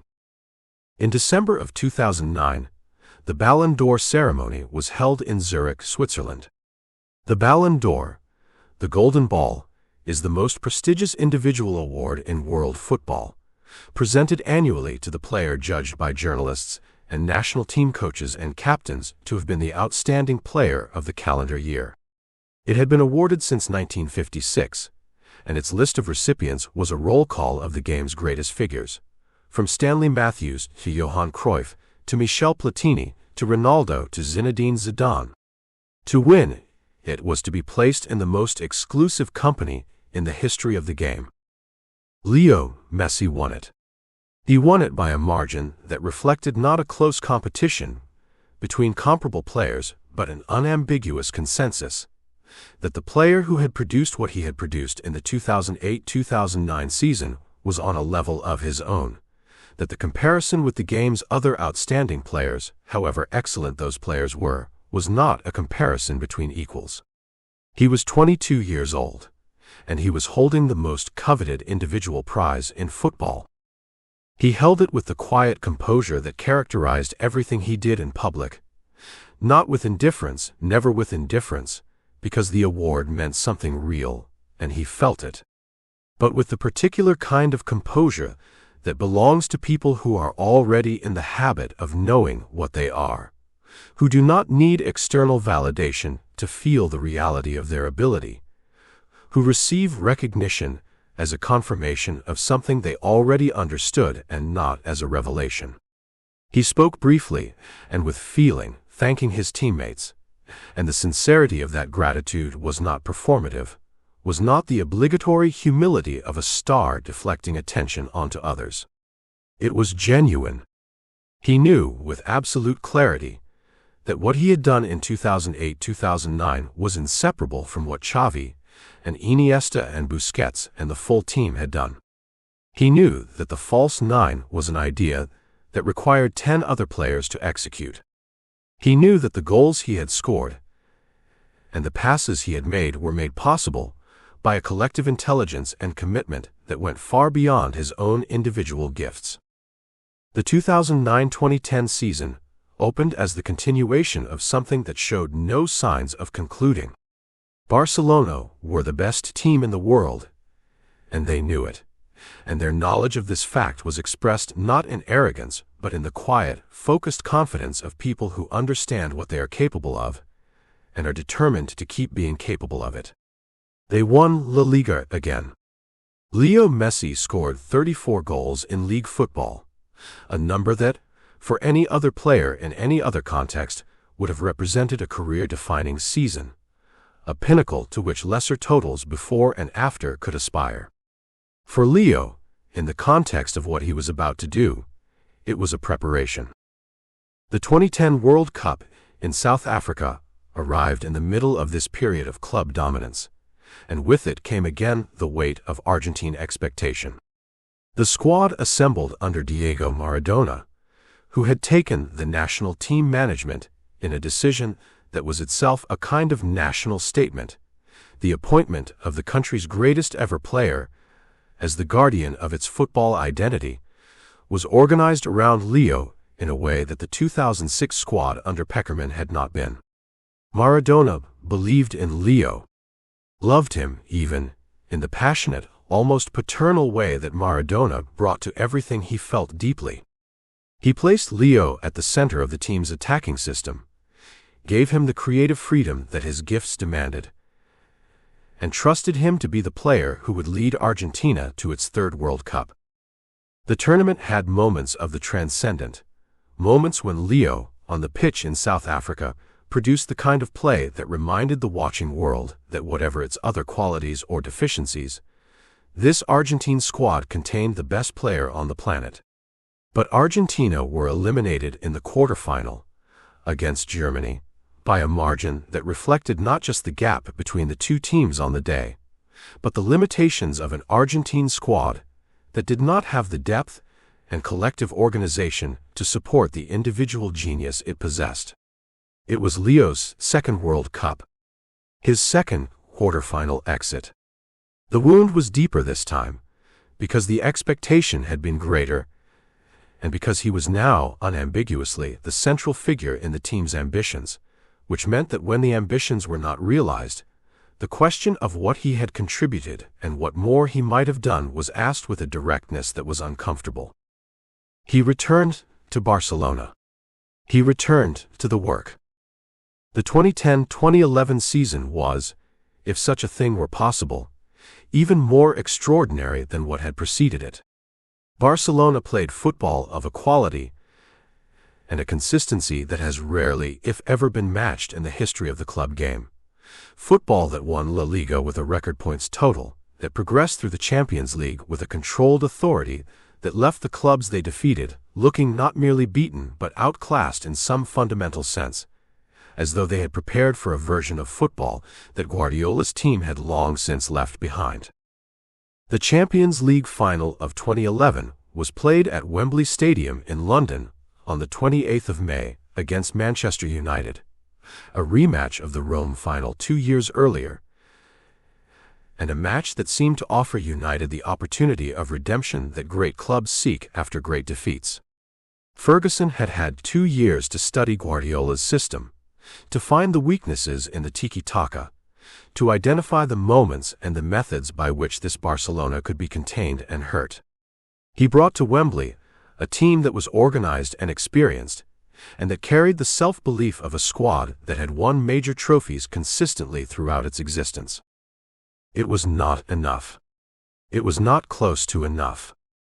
Leo Messi, operating in his false nine role with a freedom and a confidence that reflected the fully matured expression of what Guardiola had built, was on a level that night that went beyond even what he had shown in Rome.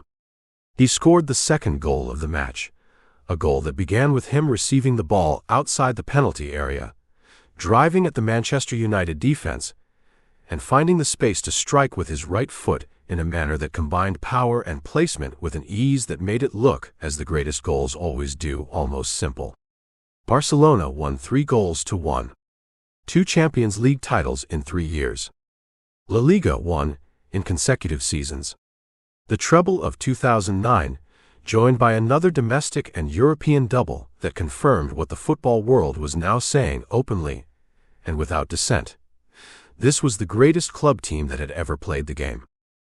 And at the center of it, the player who was now winning the Ballon d'Or not once, not twice, but, as the year 2011 came to its close, and the ceremony in Zurich was held for the second consecutive time with the same inevitable result, 3 consecutive times. 3 Ballon d'Or awards in 3 years, each representing a different dimension of what he had produced. The first for the treble season, the second for the La Liga dominance and the World Cup performances, the third for a Champions League final performance at Wembley, and a domestic season of staggering individual output. 3 Ballon d'Ors. He was 24 years old. The 2011-2012 season was the one that, in purely statistical terms, crossed from the extraordinary into the realm of the almost unbelievable. Leo Messi scored goals in that season with a frequency that broke records that had stood for decades, that made statisticians reach for their databases and come back shaking their heads, that made the people who watched every Barcelona match, accustomed to regular miracles, begin to struggle to find the language of sufficient astonishment. He scored 50 goals in La Liga, 50 in a single season of 38 matches. He scored 73 goals in all competitions. He broke Gerd Muller's record of 67 goals in a calendar year, a record that had stood since 1972, set by one of the greatest strikers in the history of the sport, and that had seemed so far beyond the reach of any modern player that it had come to be regarded as essentially permanent. The goals came in every variety, from close range and from distance, with his left foot and occasionally with his right, with his head, from free kicks, which had become an additional weapon in his arsenal, the ball placed on the edge of the penalty area and struck with a combination of technique and placement that sent it bending, dipping, and settling into the top corners of goals while goalkeepers moved the wrong way or stood helpless. From open play, and from moments of individual improvisation that defied the categories of open play. Against the best defenses in Europe. In the biggest matches, in the most pressured moments, with the game on the line, and the opposition organized and motivated and determined to stop him specifically. He scored anyway. There was a hat-trick against Athletic Bilbao. There were 4 goals against Arsenal in the Champions League, in a performance that produced the particular quality of awed silence in the Camp Nou. The silence that falls when a crowd accustomed to witnessing the extraordinary has witnessed something that exceeds even its considerable threshold of astonishment. There were goals that became immediately iconic. The dribbled goal against Athletic Club in the Copa del Rey final, 60 meters from goal. The ball kept close and controlled through a succession of challenges from players who represented some of the best defending talent in Spain. Finished low into the corner of the net as the goalkeeper advanced. A goal so complete in its expression of everything Leo Messi was that commentators reached immediately for the comparison with Maradona's Hand of God goal against England in 1986. Not the famous goal that preceded it, but the second one, the individual goal, the one that ended with Maradona dancing past the entire English defense. The 4th Ballon d'Or, awarded in January 2012 for the 2011 calendar year, was received by a player who seemed in that moment to be reaching the apex of something. 4 consecutive Ballon d'Ors. Goals beyond counting. A club team so dominant that it had become the measuring stick against which all other football was evaluated. A personal output so extraordinary that the statistics required context, not other players, not other seasons, but the longer arc of football history, to be properly appreciated. He stood at the podium in Zurich and held the golden ball for the 4th time. Around him, the room was full of the game's finest practitioners, players who had won trophies, who had produced extraordinary seasons of their own, who had every right to be proud of what they had achieved. And yet all of them, in that room, understood something that the evening made explicit, they were competing for second place. There was a player in this era of football who occupied a category of his own, who had separated himself from the rest of the game's greats, not by a margin of degree, but by a margin of kind. Not a little better, but differently excellent, operating by the rules of a game that the others were also playing, but that only he had fully mastered. Guardiola, watching from wherever he was watching, would have understood the paradox that was already forming. The system he had built, tiki-taka, the false nine, the collective intelligence of Xavi and Iniesta and Busquets in service of the individual genius at its center, had produced the most successful club team in history and the most decorated individual player of his generation. But systems, however brilliant, have natural lifespans. Guardiola himself was approaching the end of his time at Barcelona. The emotional and intellectual reserves that managing at the highest level demands had been drawn upon deeply across 4 extraordinary seasons, and he was beginning to feel the approach of the moment when he would need to step back. The players who had made the system work were aging, subtly but inevitably, and the opposition managers of Europe were not standing still. They were watching, studying, adapting, finding in the accumulated footage of Barcelona's greatest matches the threads of vulnerability that even the most perfect system contains. The football world was changing around Leo Messi, as it had always been changing, as it always would continue to change. But in the space of those 4 seasons, from Guardiola's arrival in the summer of 2008 to the 4th Ballon d'Or in the winter of 2012, something had been produced that would not change. Something permanent had been made. A record of football, played at a level of quality and consistency and beauty that the game had not seen before and might never see again. And at the center of that record, inseparable from it in the way that a river is inseparable from the valley it has carved over centuries, was the small, quiet man from Rosario who had arrived in Barcelona on a napkin treaty and had grown, through all the seasons of work and learning and becoming, into the architect of the most beautiful game the sport had ever witnessed. He was 24 years old. He had 4 Ballon d'Ors. He had won the Champions League twice, La Liga 4 times, and had scored goals beyond the reach of any statistical comparison with any player who had come before him. And the World Cup, the one thing that remained, the one summit that kept its distance no matter how high everything else rose, was still out there. Still waiting. Still calling, in the way that unfinished things call to people who do not know how to leave things unfinished. But that is a story for later. For now, in this chapter, in these years, it is enough to say what was true, that between 2008 and 2012, in the company of Pep Guardiola and the players of FC Barcelona, Lionel Messi played the best football that has ever been played. Not perhaps the best football that ever will be played. The future is unwritten, and the game is always evolving. But the best football that had, up to that point in history, been played by a human being on a football pitch. That is not a small thing. That is, in fact, everything. The record-breaking year and national weight, 2012 to 2014. There is a particular kind of loneliness that exists at the summit. It is not the loneliness of isolation, not the loneliness of a person without company or connection, or the warmth of those who love them. It is a different and more subtle thing, the loneliness of having traveled so far beyond what was previously considered possible, that the landscape around you no longer has landmarks, no longer offers the familiar reference points by which a person orients themselves in relation to others. When you have done what no one has done before, the records you are breaking are not records set by your contemporaries, not benchmarks established by players you have trained alongside or competed against. They are records set by ghosts, by the great names of earlier eras, by men who played in different boots on different pitches under different rules in a different world.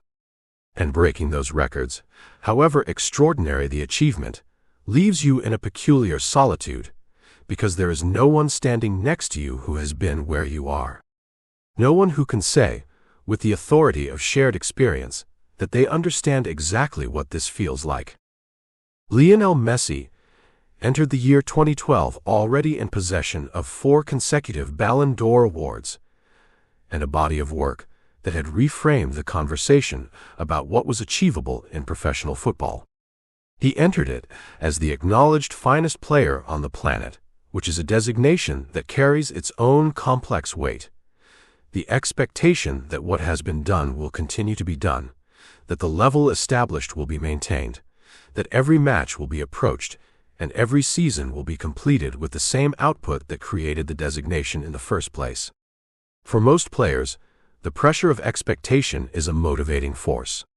For Leo Messi, who was not most players, it was something closer to weather, an ambient condition of his professional existence that he had long since stopped noticing consciously, that was simply part of the atmosphere in which he moved and worked and played. What he was about to do in the calendar year of 2012 was not, in the deepest sense, motivated by record-breaking. He was not a player who pursued statistics as ends in themselves, who kept count during a season with an eye on a number he was trying to reach, who adjusted his game or his effort based on how close he was to a benchmark. The records that fell in 2012 fell because he played football the way he always played football, with full commitment, with total technical expression, with the particular almost childlike joy in the act of playing that had characterized his relationship with the game since before he was old enough to name it. The records were the consequence, not the intention. They were what happened when a player of his gifts and his application played the game without inhibition, without self-management, without the kind of conservative self-preservation that lesser players sometimes adopt when they approach thresholds that seem almost too large to be real.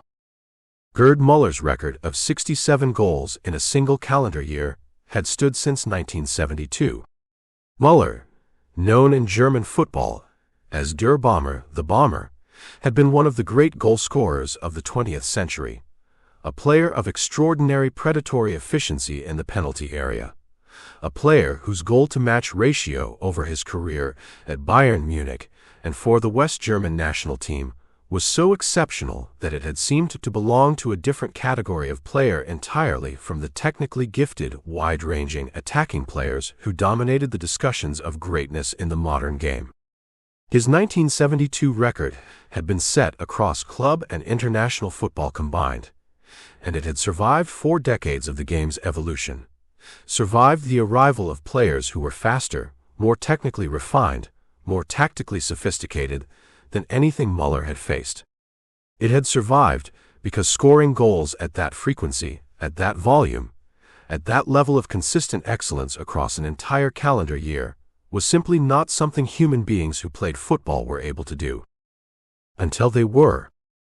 The progression toward the record through the first half of 2012 had the quality of arithmetic that becomes almost too large to follow in real time. Leo was scoring in La Liga with a frequency that had become for the Camp Nou crowd something approaching normality, which is itself one of the most extraordinary statements that can be made about a footballer, that the people who watched him had become accustomed to his goals in the way that people become accustomed to the weather patterns of the place they live. He was scoring in the Copa del Rey. He was scoring in the Champions League. He was scoring for Argentina in international matches. Each goal was distinct, each one the product of a specific moment of inspiration or decision or technical execution that was individual and real. And yet in aggregate they formed a tide, a continuous rising of the count that by the time the football world paused to look at the number carefully, had become something that required the weight of history to properly contextualize. He surpassed Muller's record on the 9th of December 2012 in a La Liga match against Real Betis at the Camp Nou. He scored twice in that match, the second goal taking his tally for the calendar year to 68, one more than the West German had managed in 1972, one more than anyone had managed in any year in the recorded history of professional football. He finished the year with 91 goals. 91. The number requires repetition, not for rhetorical effect, but because its first reading genuinely does not quite land with the weight it should carry. 91 goals in a calendar year. In competitive matches, against professional opponents, in the full context of top-level football's demands and pressures and fatigue. 91. The reaction to the record from within the football world had the particular quality that attaches to events so far outside the expected range of human achievement that the usual frameworks of response feel inadequate.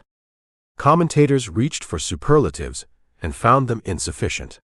Former players and coaches who had spent their careers in the game, who had witnessed extraordinary things across decades of involvement at the highest level, described the record with a frankness that was more compelling than any attempt at eloquence. They simply said they had never seen anything like it and did not expect to see anything like it again. Gerd Müller himself, elderly and in declining health by 2012, received the news of the record being broken with a graciousness that spoke of a man at peace with his own legacy. Acknowledging that the new record belonged to a player of extraordinary gifts, wishing him well, adding his name to the long list of the great who recognized in Leo Messi something that transcended rivalry and competition. But while the record was being broken, while the 91 goals were accumulating through the months of 2012, something else was happening in the story of Lionel Messi, something that the goals and the statistics could not capture and that the Ballon d'Or presentations could not address.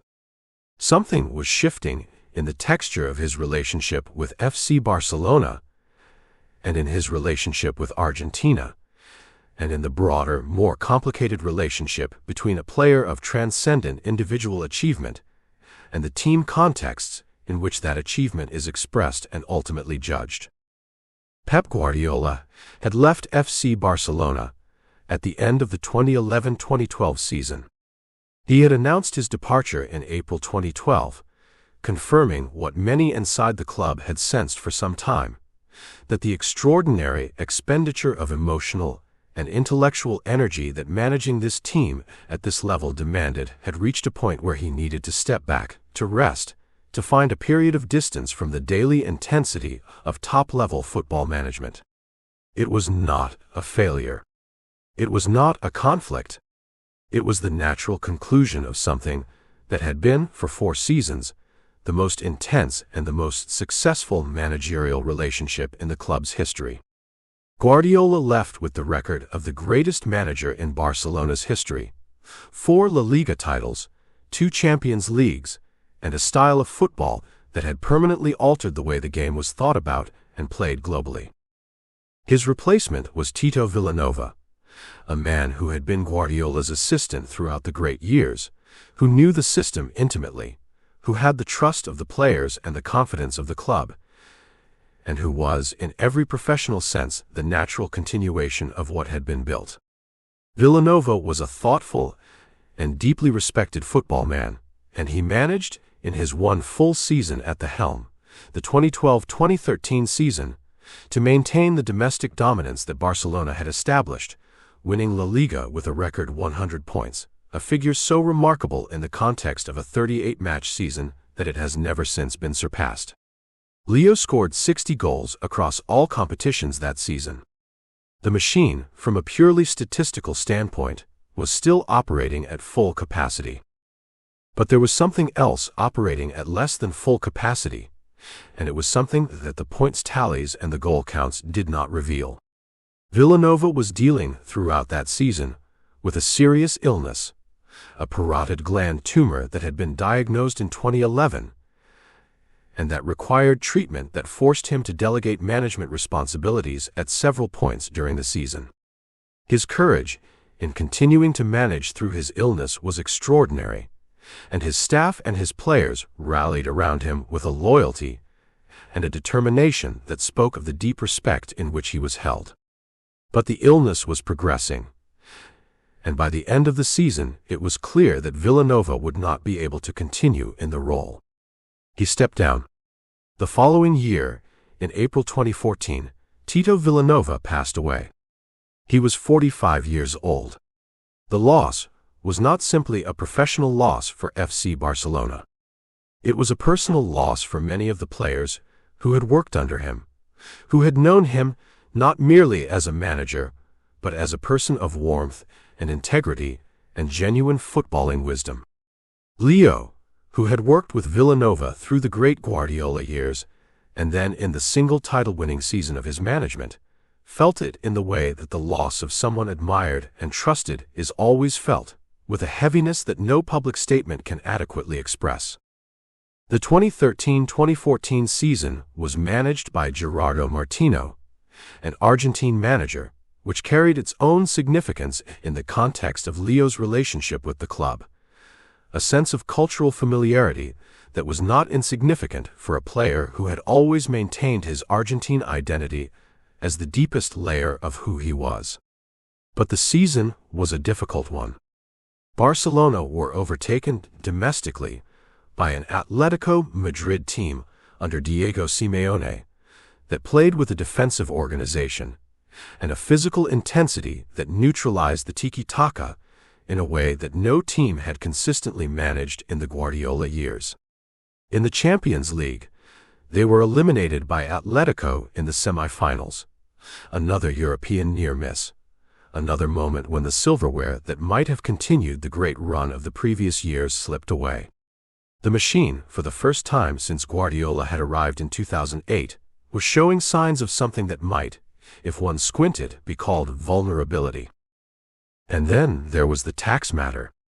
In June 2013, Spanish prosecutors had filed a complaint alleging that Leo Messi and his father Jorge had evaded taxes on Leo's image rights income between 2006 and 2009, a sum reported to amount to approximately €4 million.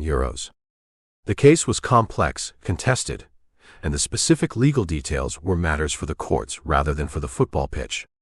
But its effect on Leo's public image in Spain, in the country that had given him his professional home, the country in which he had been formed as a player, and in which he had achieved everything he had achieved, was significant and in some ways deeply unsettling. He was not merely a footballer in Spain. He was an institution, a public figure of the highest profile, and the tax investigation attached to that profile a question about responsibility, about the management of wealth, about the obligations of those who earn at the extraordinary level that Leo earned, that sat uncomfortably alongside the pristine reputation his football had earned him. The matter would be resolved in time, through legal processes and financial settlements.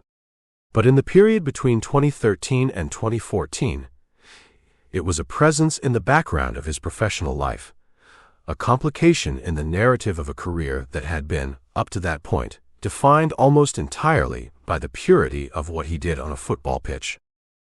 Leo did what he always did when the world around the football became complicated. He played the football. He continued to score goals of extraordinary quality and variety.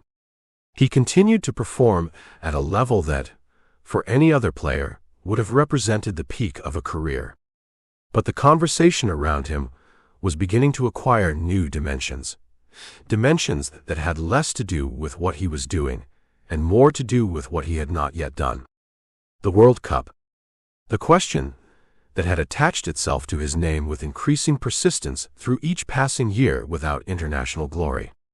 The question that compared him, always and inescapably, with the man whose shadow lay across Argentine football like the shadow of a mountain, Diego Armando Maradona.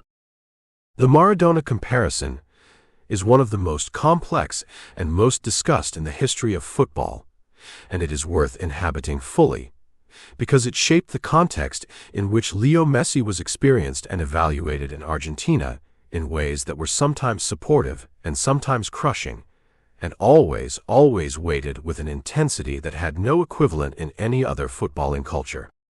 Maradona had given Argentina the 1986 World Cup, had essentially won it himself, through a series of performances in Mexico that represented one of the single greatest individual tournaments in the history of the competition, culminating in the semi-final goal against England that was not just a goal, but a cultural and political statement of a complexity that transcended sport. Maradona was not simply Argentina's greatest player in the Argentine popular imagination. He was a hero in the mythological sense, a figure who had delivered something irreplaceable at the moment of maximum importance, who had carried his country on his back to the pinnacle of the sport and placed the trophy in its hands. Leo Messi had not done this. For all the Ballon d'Ors, for all the club titles, for all the individual records, he had not won a major international tournament with Argentina. And in a country that experienced football as a form of national identity, where the Argentine jersey carried the accumulated meaning of 1978 and 1986 and the generations of extraordinary players who had worn it, this absence was felt as something more than a statistical gap. It was felt by some as a question about belonging, as a question about whether the boy who had left for Barcelona at 13, who had chosen the technical polish of the European game over the raw, passionate improvisational football of the Argentine streets, who spoke Spanish with just the faintest trace of a Barcelona inflection overlaying his Rosario accent, whether this player was, in the most essential sense, truly Argentine in the way that Maradona had been Argentine. It was not a fair question.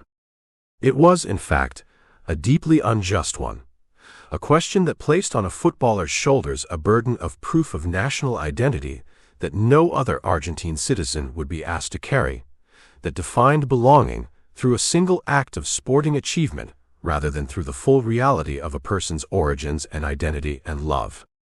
Leo had been born in Rosario. He had grown up speaking Argentine Spanish, eating Argentine food, breathing Argentine air. His family was Argentine. His football soul was Argentine. The improvisational quality of his dribbling, the specific creativity of his attacking play, carried within it the DNA of Argentine football as clearly as any player who had never left the country. He had chosen to play for Argentina, had made that choice clearly and without ambiguity when he was 15 years old, and had never revisited it. And every time he pulled on the light blue and white stripes of the national team, he did so with a passion that was absolutely real. But passion, in football, must ultimately be expressed in results. And the results, in the Argentina jersey, had not matched the results in the Barcelona jersey. The gap between what he did for his club and what he did for his country was not enormous. It was, in statistical terms, narrower than the public perception of it suggested, but it was real enough. And the occasions on which it had been most visible had been the most important occasions. World Cup quarterfinals, Copa America eliminations. The moments when Argentina needed its best player to be his very best, and the very best did not quite materialize in the form that the history books would demand. The 2014 World Cup in Brazil arrived in this context, charged with the accumulated weight of everything Leo had not yet achieved on the international stage, colored by the Maradona comparison that had followed him for a decade, freighted with the specific intensity of a South American World Cup playing out on a continent where the game is not a sport but a religion, and where Argentina's hopes rested, as they always rested, on the shoulders of their most gifted player.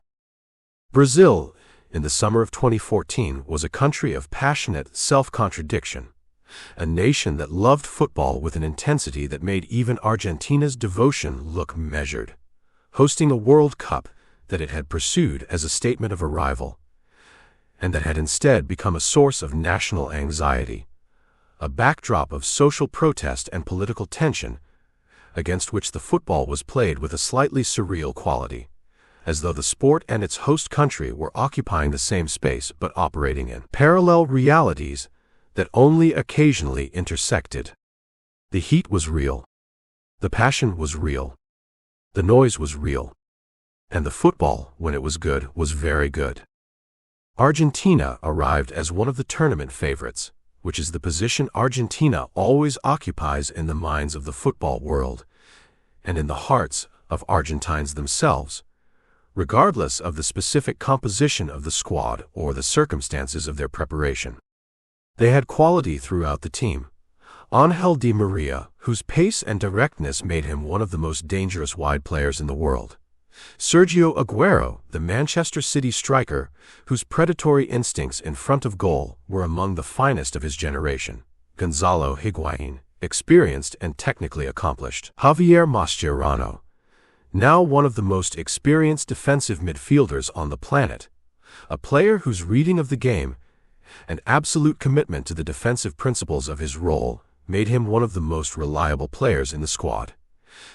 Ezequiel Lavezzi, quick and inventive. And Leo Messi. Their manager was Alejandro Sabella, a calm and intelligent football man who had organized the team with a defensive solidity that was designed consciously and deliberately to protect the front players, and above all to protect Leo, by ensuring that the team behind them was compact and difficult to break down.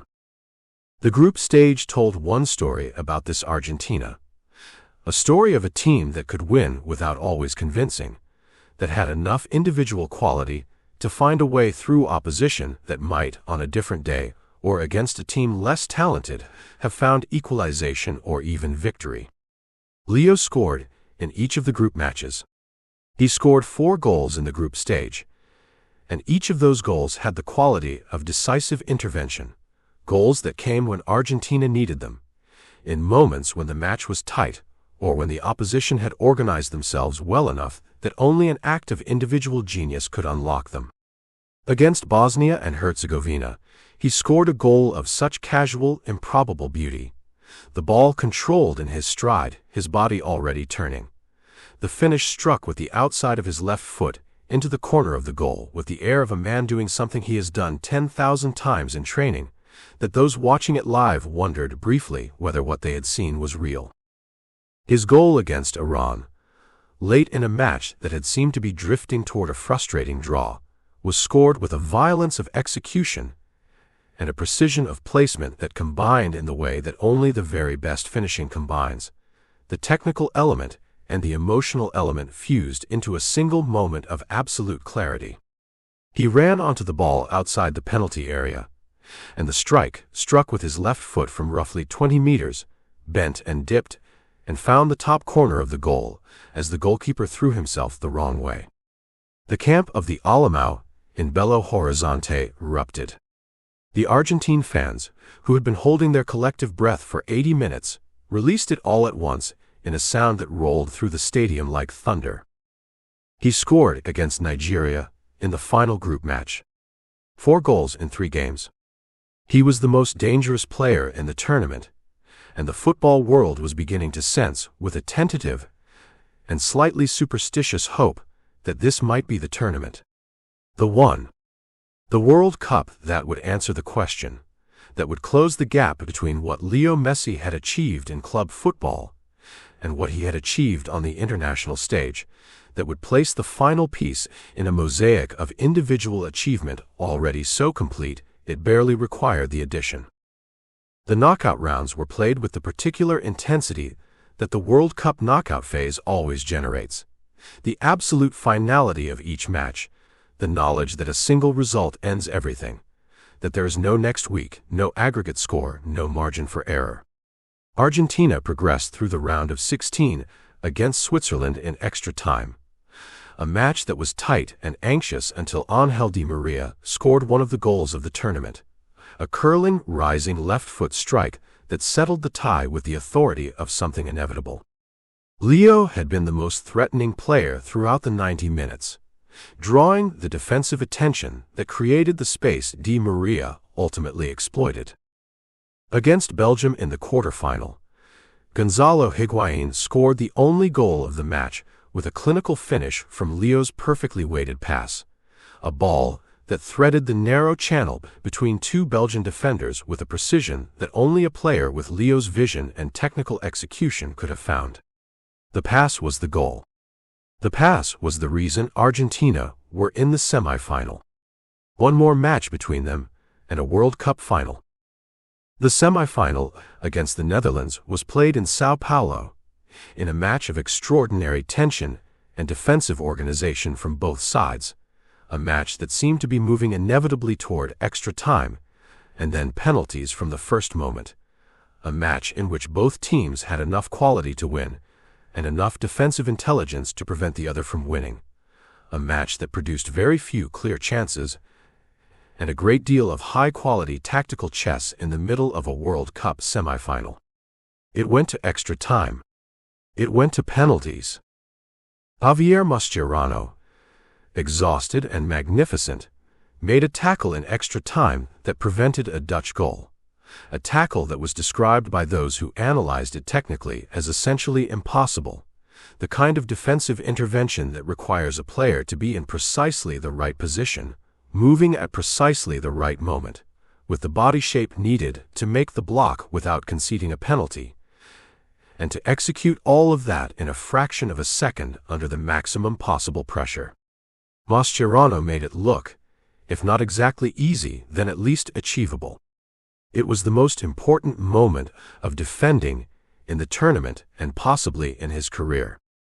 The penalty shootout. Sergio Romero, Argentina's goalkeeper, saved 2 Dutch penalties. Argentina converted all 4 of theirs. They were in the World Cup final. The dressing room after the semifinal had the quality of a space in which something enormous has occurred and has not yet been fully absorbed. The noise and the embrace and the relief and the disbelief and the elation all compressed together in the sweaty, triumphant, emotional chaos of a team that has done something that seemed impossible. Leo Messi was in that dressing room. He had not scored in the semifinal. He had not always been the most visible Argentine player on the pitch in the knockout rounds, where the defensive organization of the opposition had made his individual brilliance more difficult to express. But he had been present, always drawing attention, always creating the spaces and the anxieties that made his teammates' contributions possible. This is the quality that statistics do not capture, and that those who watch only for the goals sometimes miss: the effect of Leo Messi on a defensive structure, the way his presence reorganizes the opposition, even when he does not touch the ball, the space that opens elsewhere because everyone is watching him. The World Cup final was played on the 13th of July 2014 at the Estadio do Maracanã in Rio de Janeiro. Argentina faced Germany, the team that had ended their tournament in 2006 and 2010, the team that had been built over a decade of patient development into one of the most complete and best organized international teams in the world. A team without a single weak position, and with the collective intelligence and discipline to execute their defensive and attacking plans with a consistency that made them extraordinarily difficult to defeat. The Maracanã held nearly 80,000 people, and the atmosphere inside it had the quality that only the World Cup final generates: a heaviness of meaning, a sense of absolute consequence that sits in the air above the pitch and is felt by everyone inside the ground. The match was fought. It was tight. It was, for long stretches, anxious. 2 teams of the highest quality canceling each other out, neither able to find the decisive moment that would separate them. Leo, tightly marked, worked hard in the spaces available to him, looking for the opportunity, the single moment of separation that his gifts were capable of creating from almost nothing. It did not come. In the second half, the match remained goalless. Extra time. The match remained goalless. And then, in the 113th minute, Mario Götze, the young German midfielder, brought on as a substitute, given the task of finding the goal his team needed, controlled a cross from Andre Schürrle on his chest and struck it volley with his left foot past Sergio Romero. 1-0. 7 minutes from the end of extra time. Germany were going to win the World Cup. They did. Argentina could not find the equalizer.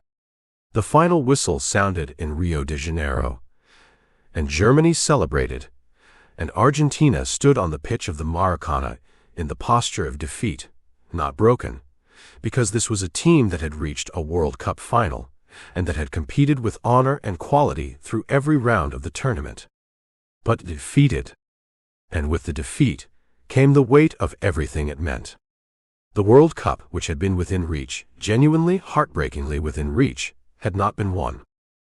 Leo Messi was awarded the Golden Ball as the tournament's outstanding individual player, an award that recognized the 4 goals in the group stage, the creative contributions in the knockout rounds, the sustained excellence of his individual performances across 7 matches in the most demanding footballing environment that exists. He received it with a composure that required effort to maintain, standing on a stage in the Maracana with the golden ball in his hand while Germany celebrated with the other trophy, the one that mattered, the one that would always matter more than any individual award, the one that Leo Messi had come so close to holding and had not held. The image of him on that stage, slight, still, composed, holding an award that felt, in the circumstances, like a consolation, became one of the defining images of his career. Not because it diminished him, not because it confirmed any of the unfair narratives about his relationship with Argentina, but because it captured, with the particular honesty of a photograph that does not lie, the specific agony of being the best player in the world in a moment when being the best player in the world is not enough. Because football is a team game, and the team had fallen short, and the golden ball in his hands could not close the distance between what had happened and what might have been. He walked off the stage. He went back to his teammates. He went home to his family, to Antonella Rocuzzo, the woman from Rosario whom he had loved since they were children, and who had become, through all the years of Barcelona and football and distance and difficulty, the deepest constant of his personal life, and who was by 2014 the mother of his sons Thiago and Matteo. He went home to the life he had built, the life that had been built around the football, but that extended far beyond it, that had its own warmth and its own rhythms and its own center of gravity that pulled him back always from the summit and the stage and the stadium to something quieter and more essential. And then, after a rest that was never long enough, he went back to work. Because that is what he had always done. When the football disappointed him, when the outcome fell short of what he had hoped, when the world outside the football became complicated and heavy, he returned to the football itself, to the training pitch and the ball at his feet, and the particular clarity that came from the doing of it, from the simple, profound, irreplaceable experience of being a person who loved the game more than almost anything else, and who had the extraordinary, undeserved, extraordinary gift of being better at it than anyone who had ever lived. The record was 91 goals in a calendar year. The silver medal was around the neck. The golden ball was on the shelf. And the World Cup, still the World Cup, was waiting, as it had always waited, in the specific way that unfinished things wait for people who cannot let them go. The MSN Synergy and European Domination, 2014 to 2017. There are partnerships in sport that work because the participants complement each other, because one player's strengths cover another's weaknesses, because the sum of their combined qualities is greater than either could produce independently, because the chemistry between them, forged in the daily intimacy of training and competition, produces something that transcends the mechanical description of their individual abilities. These partnerships are valuable. They are the building blocks of great teams. But they are not, in themselves, rare. Football produces them regularly, in clubs across the world, in every era of the game's history. And then there are partnerships that are different. Partnerships that do not merely complement, but that ignite, that produce, in the specific combination of the people involved, a quality of attacking football so ferocious and so creative and so simultaneously individual and collective that the game itself seems briefly to have been reinvented. These partnerships are genuinely rare. They require not just compatible skill sets, but compatible personalities, compatible hungers, compatible ideas about what the game should feel like when it is being played at its absolute best. They require players who can share a pitch without competition for the ball, or for the attention of their teammates, or for the recognition of the crowd, players who understand, at some level below the conscious, that their individual greatness is amplified rather than diminished by the proximity of other greatness. When Luis Suarez arrived at FC Barcelona in the summer of 2014, joining from Liverpool FC for a transfer fee reported at approximately €81 million, a fee that reflected both the extraordinary quality of his football and the extraordinary controversy of his most recent disciplinary episode, a biting incident at the World Cup that had resulted in a 4-month ban from all football-related activities. The question being asked in the football world was not whether he was a great player. That was settled. The question was whether the specific chemistry required for him to function within the Barcelona system, alongside the specific demands of playing with Leo Messi, alongside the particular qualities of Neymar Jr., the young Brazilian who had arrived from Santos a year earlier and who was already establishing himself as one of the most exciting attacking players in European football. Whether all of this would cohere into something functional, let alone something exceptional. The answer, when it arrived, was not gradual. It was immediate and overwhelming. The three of them, Messi, Suarez, Neymar, known in the shorthand of that era as MSN, the initials of their surnames arranged into an acronym that became one of the most recognizable abbreviations in the global sporting language of the mid-2010s, formed an attacking partnership of a kind that the game had not previously seen. Not because each of them was great, though each of them was great, but because of how they were great together. Because the specific combination of their qualities, the specific way their games intersected and supported and elevated each other, created a problem for opposing defenses that had no solution. None. Not a partial solution. Not a temporary mitigation, not a tactical approach that could contain them for 90 minutes of football. There was, against MSN at their best, no correct defensive answer. Every defensive decision opened an avenue of attack that the other two would exploit with the precision and the variety of players who understood each other's movements with an intimacy that verged on telepathy. Leo brought what he always brought. The dribbling, the vision, the finishing from impossible angles, the low center of gravity, and the explosive change of direction that made him uncontainable in one-on-one situations, the capacity to drop deep and orchestrate, as well as arrive in the penalty area and finish, the false nine movement that had been Guardiola's great tactical invention, and that Leo had made so entirely his own that it now felt less like a position than a description of his relationship with the game. He brought the goals, always the goals, the most reliable and most extraordinary goals in the world, but he also brought something that was in many ways more remarkable, the passing. The assists. The capacity to find his teammates in positions they had barely reached, with balls delivered at the precise weight and angle and moment to convert a half-chance into a certain goal. Leo Messi, in 2014 and 2015, was not simply the best goalscorer in the world. He was also its best creator of goals for others. Neymar brought electricity. He brought the particular quality of the Brazilian attacking tradition, a relationship with the ball that was joyful and improvisational and technically breathtaking, a willingness to attempt things in the heat of a match that other players would only attempt in training, and the specific gift of pace combined with balance that made him one of the most exciting players to watch in the world.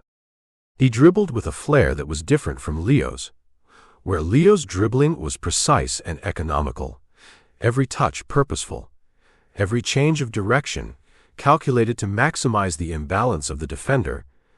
Neymar's was more exuberant, more willing to take the extra touch, more inclined to the feint and the flick, and the moment of show that brought the crowd to its feet even when the end product was the same.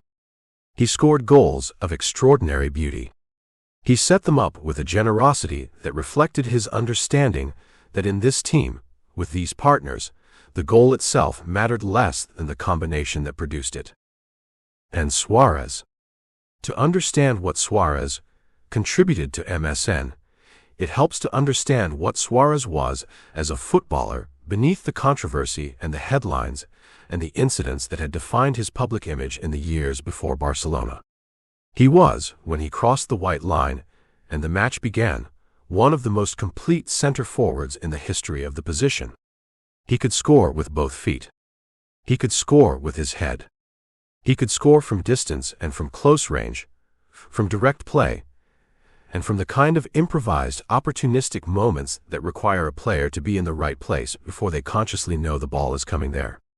He pressed the opposition defense with an intensity that was almost violent in its commitment, a pressing game that was not simply about winning the ball, but about disrupting, about making defenders uncomfortable, about ensuring that no opposing center-back was ever allowed the luxury of a relaxed moment on the ball. He was competitive in the most fundamental sense of the word. Every match was personal to him in a way that lifted his teammates simply by proximity, that communicated through every sprint and every challenge and every anguished protest to the referee that the stakes were absolute and the commitment to winning was total. He was also, away from the pitch, one of the warmest and most gregarious presences in the Barcelona dressing room, a man of infectious energy and constant humor who accelerated the integration of his personality into the group's chemistry with the ease of someone who had always understood that a dressing room is a community as much as a professional environment, and that the community's health determines the team's performance. He and Leo formed a friendship that went beyond the professional, a relationship of genuine mutual affection and respect that was visible to anyone who watched them interact, that expressed itself in the small moments of celebration and encouragement and companionship that the cameras catch when they are not looking for them. The three of them together, in the 2014-2015 season, under the management of Luis Enrique, the new Barcelona manager who had replaced Gerardo Martino after the disappointing previous campaign, produced what many observers consider the most dominant single season of attacking football ever played by a club team. They scored, between them, 122 goals in all competitions across the season. 122 goals from 3 players, an average of more than 3 goals per match shared between this attacking trident, a figure that makes the mathematical concept of a defense feel briefly theoretical. Luis Enrique was a different kind of manager from Guardiola in almost every significant personal quality. Where Guardiola was introverted and cerebral, Luis Enrique was extroverted and combative. Where Guardiola managed through the detailed communication of tactical ideas, Luis Enrique managed through the force of personality and the creation of competitive environments in which players were challenged to exceed their own expectations. But he understood football deeply, and he understood something crucial about what he had in MSN, that his primary task was not to organize their creativity, but to create the conditions in which it could express itself fully. He built the team around them. He gave Leo the latitude to organize the attack as his instincts demanded. He trusted Suarez to find the spaces that his movement created. He allowed Neymar the freedom to attempt the improbable, and the results were extraordinary. The season built toward its climax through the winter and spring of 2015 with the particular momentum of a team that has not simply found form, but has found something deeper, a belief in the inevitability of their own excellence that carries them through the difficult patches and the tight matches that every season contains, that gives them resources when they are tired and composure when the opposition organizes well. They were winning La Liga with a conviction that made the title feel decided long before it was mathematically confirmed. They were progressing through the Copa del Rey with the authority of a team that treated domestic cup competition not as a distraction from the league, but as an opportunity. And they were moving through the Champions League, the competition that carries above all others the weight of the game's highest aspiration, the competition that defines legacies and separates the great from the merely excellent, with a controlled ferocity that dispatched every team placed in front of them. The Champions League final of 2015 was played at the Olympiastadion in Berlin on the 6th of June. FC Barcelona faced Juventus, the Italian club that had rebuilt itself under the management of Massimiliano Allegri, into one of the most formidable defensive teams in European football, a team organized with a tactical intelligence and a collective discipline that had made them almost impossible to score against throughout the tournament. Juventus had players of the highest quality in every position. Giorgio Chiellini and Andrea Barzagli and Leonardo Bonucci formed a defensive unit that was, by any measure, the finest defensive line in European football in that period, a line organized around the zonal principles and the individual quality of three central defenders who had played together long enough to function as a single defensive organism. In midfield, Andrea Pirlo, aging but still capable of the long, perfectly weighted diagonal pass that redefined the possibilities of a defensive midfield role, controlled the rhythm. Alvaro Morata and Alvaro Vidal provided energy and direct threat in attack. They were an extremely good team. They were, by most of the objective criteria by which football teams are measured, one of the best teams in Europe. Against MSN, none of that was sufficient. The match began with an early Juventus goal. Ivan Rakitic, Barcelona's Croatian midfielder, scoring a goal that put Barcelona ahead in the 4th minute, before the Juventus defensive structure had fully settled into the defensive shape that had been its primary weapon through the tournament. The goal came quickly and with the quality of inevitability. A pass of precise weight threading through a gap that the Juventus midfield had briefly allowed to open.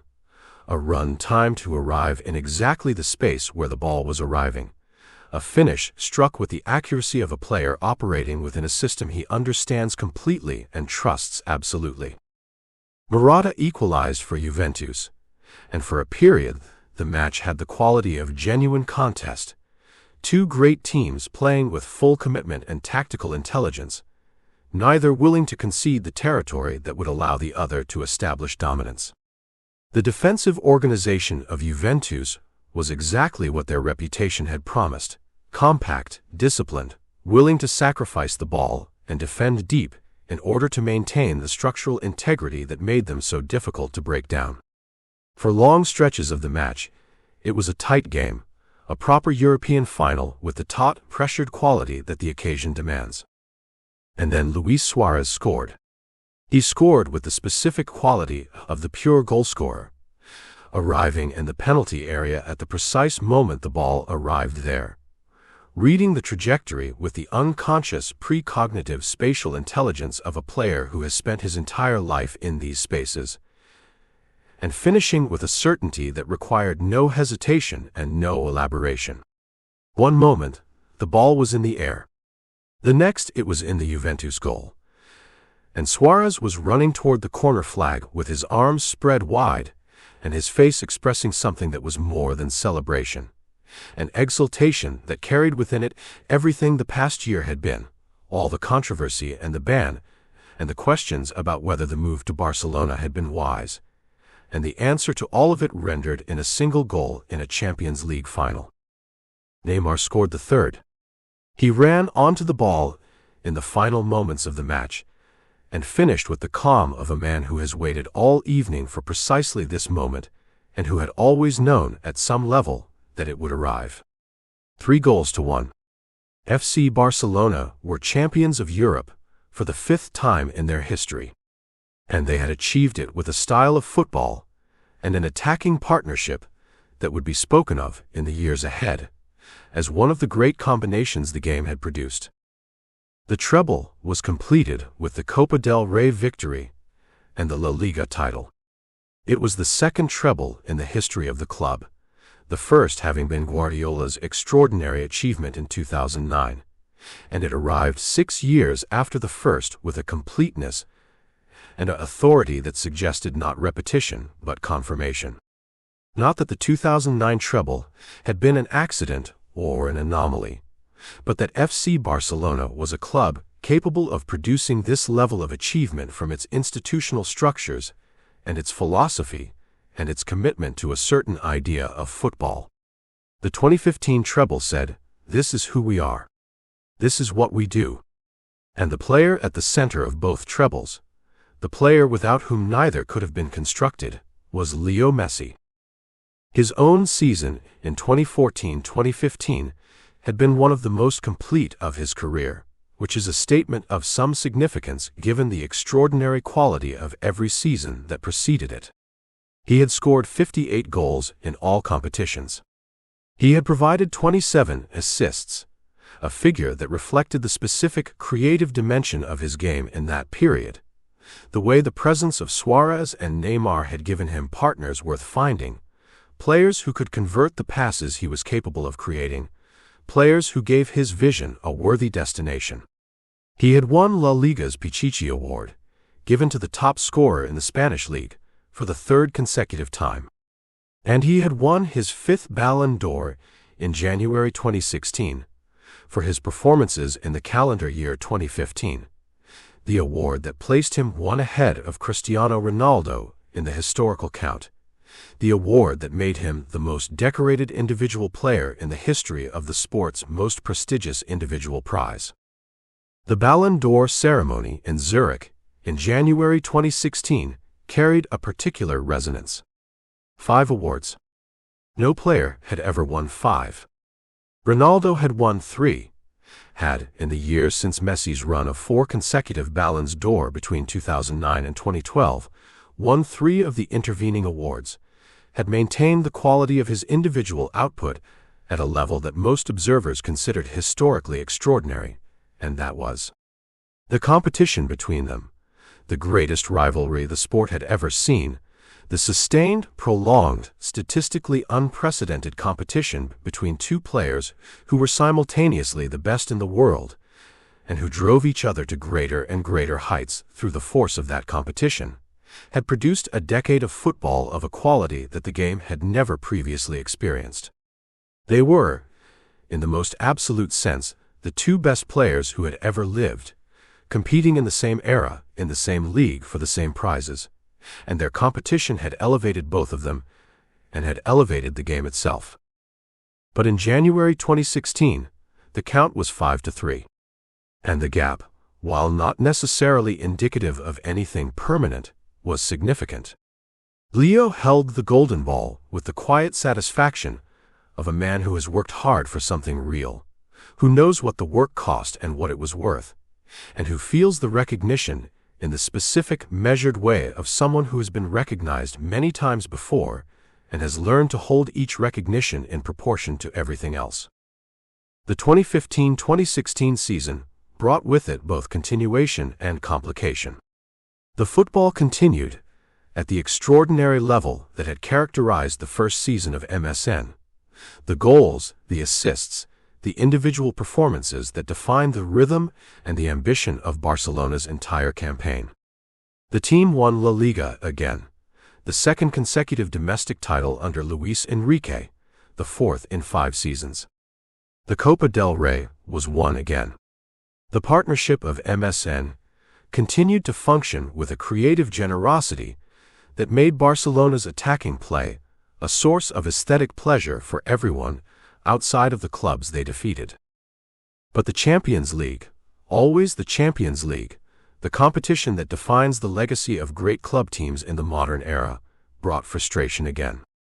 Barcelona were eliminated in the quarter-finals by Atletico Madrid, managed by Diego Simeone, who had by 2016 refined his defensive system into something so precisely organized and so effectively implemented that even the combined genius of MSN could not consistently break it down.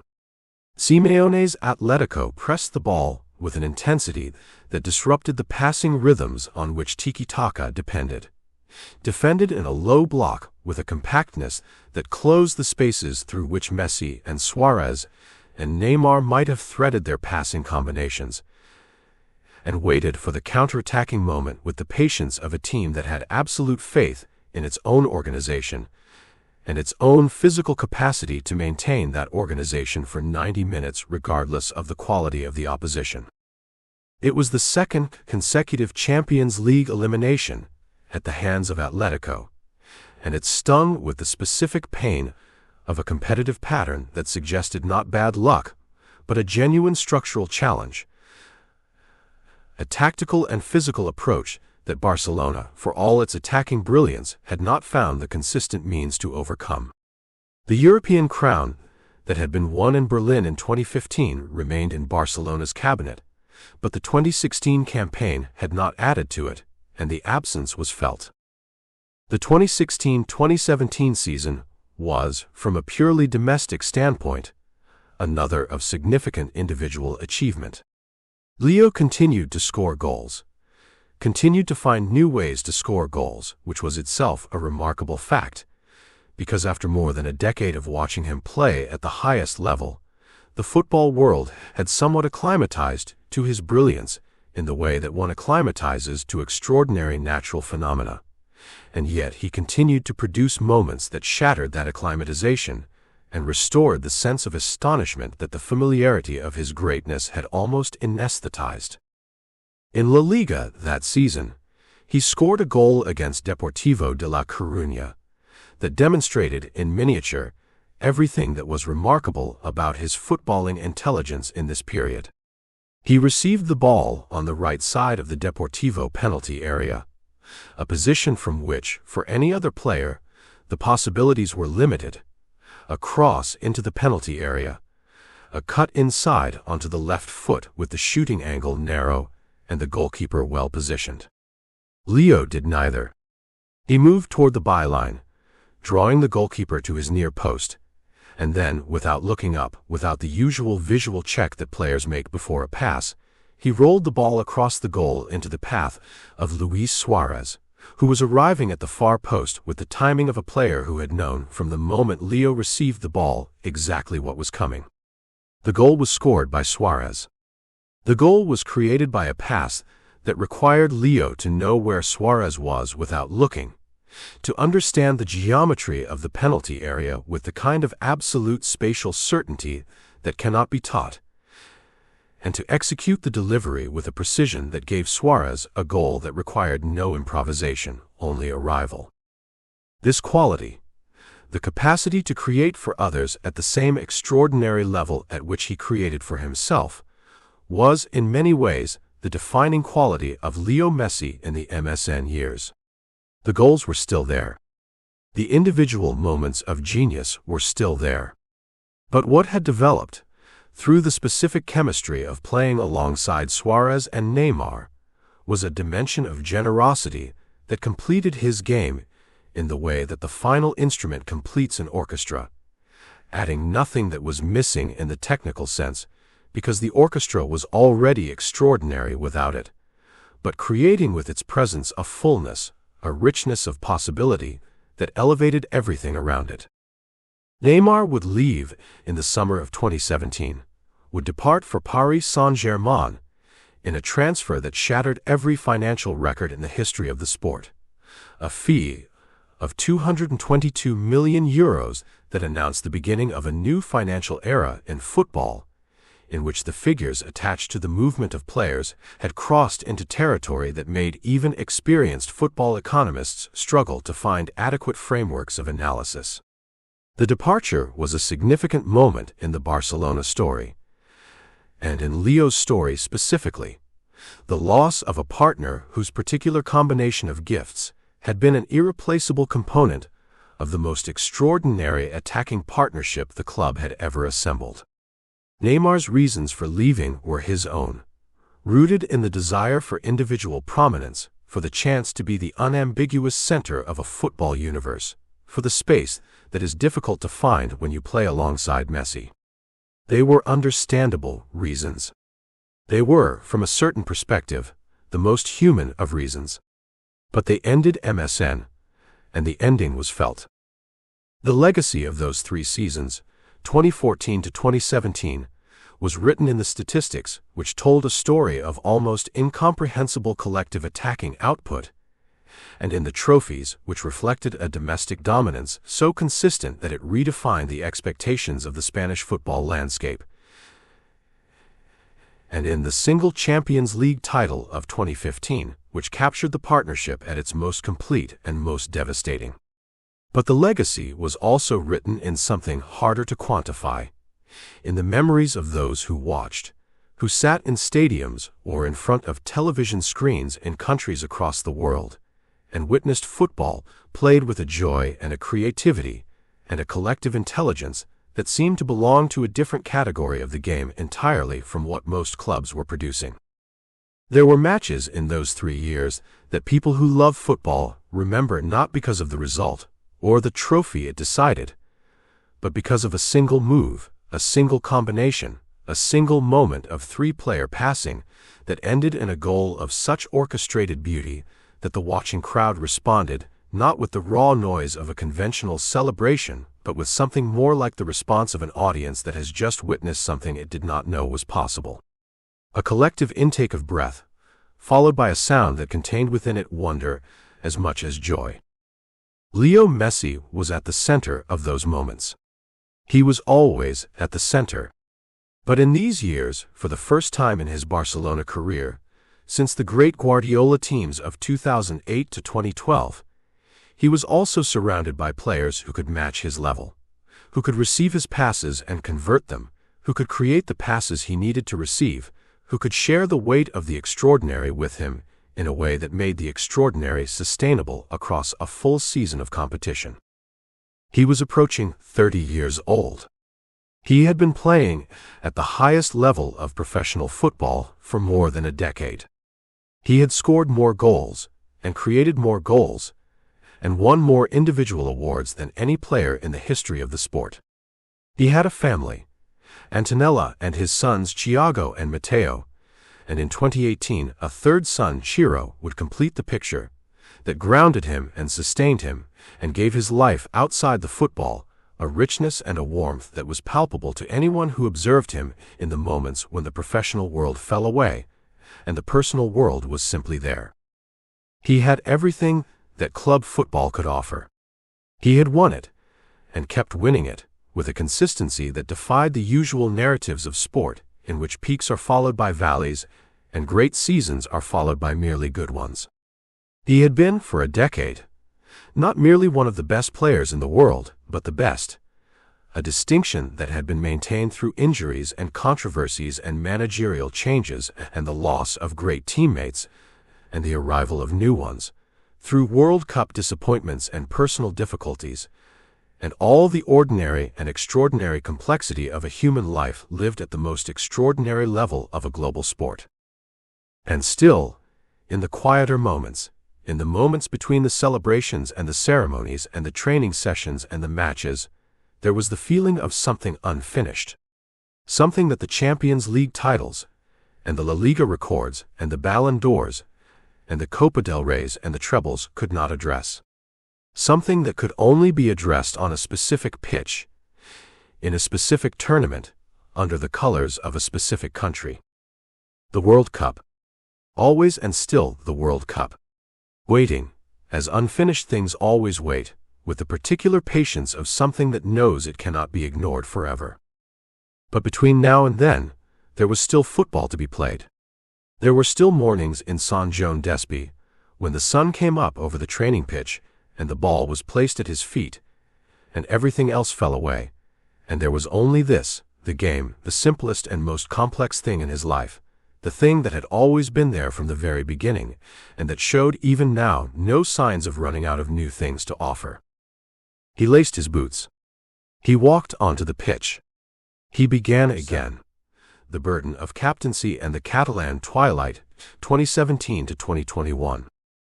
There is a particular kind of test that comes to great players in the latter portion of their careers, a test that has nothing to do with pace or finishing, or the technical mastery that brought them to greatness in the first place. It is the test of leadership during decline, of being the captain of a ship that was once the finest vessel in the ocean, and that is now, slowly and then less slowly, taking on water, of maintaining your own standards, your own output, your own commitment to excellence, while the institutional structures that supported that excellence begin to shift and creak, and in some cases collapse entirely around you. It is a test that reveals character in a way that winning does not.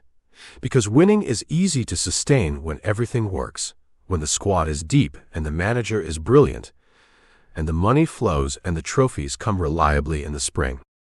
What reveals a person is what they do when none of that is true. When they must find within themselves the resources that the environment is no longer providing. Between 2017 and 2021, Lionel Messi was subjected to this test in its most extreme form. He was subjected to it as the captain of FC Barcelona, a role he had assumed formally in 2018, though the responsibilities of leadership had been his in practice for much longer, during a period in which the club he had served for 2 decades, the club that had formed him and that he had in turn transformed, underwent a decline so rapid and so comprehensive that it would have seemed, had it been presented as a fiction, implausibly dramatic. Financial mismanagement of staggering proportions. Managerial changes that brought instability and uncertainty. Transfers that failed to address the structural needs of an aging squad. And at the end of this period, the extraordinary and painful public rupture that sent Leo Messi out of the Camp Nou for the first time in his professional life, sent him to Paris with tears on his face and a statement in his hand, and closed a chapter of the sport's history that will not be reopened. But before the rupture, there was the test. And the test began, in earnest, in the seasons following Neymar's departure in the summer of 2017. The loss of Neymar was not simply the loss of a player, however extraordinary that player was. It was the loss of a specific dynamic, the particular creative tension that existed within MSN, the way 3 attacking players of different but complementary qualities had organized themselves around each other to produce football of a kind that could not be produced by any 2 of them alone. With Neymar gone, the attacking trident became a partnership. Messi and Suarez, still formidable, still capable of producing moments and sequences that recalled the best of the previous 3 seasons, but operating without the third element that had given the system its full range of possibility. The asymmetry was real, and it showed, not catastrophically, not in the domestic results, which remained strong in the 2017-2018 season, Barcelona winning La Liga without losing a single match, an extraordinary achievement in its own right, but in the texture of the football, in the creative fluency that had been, during the MSN years, the defining quality of the team's attacking play. Ousmane Dembélé arrived from Borussia Dortmund as the primary replacement for Neymar, a young French winger of dazzling natural talent, fast and technically exceptional, a player who could, in his best moments, produce individual brilliance that matched anything in the European game.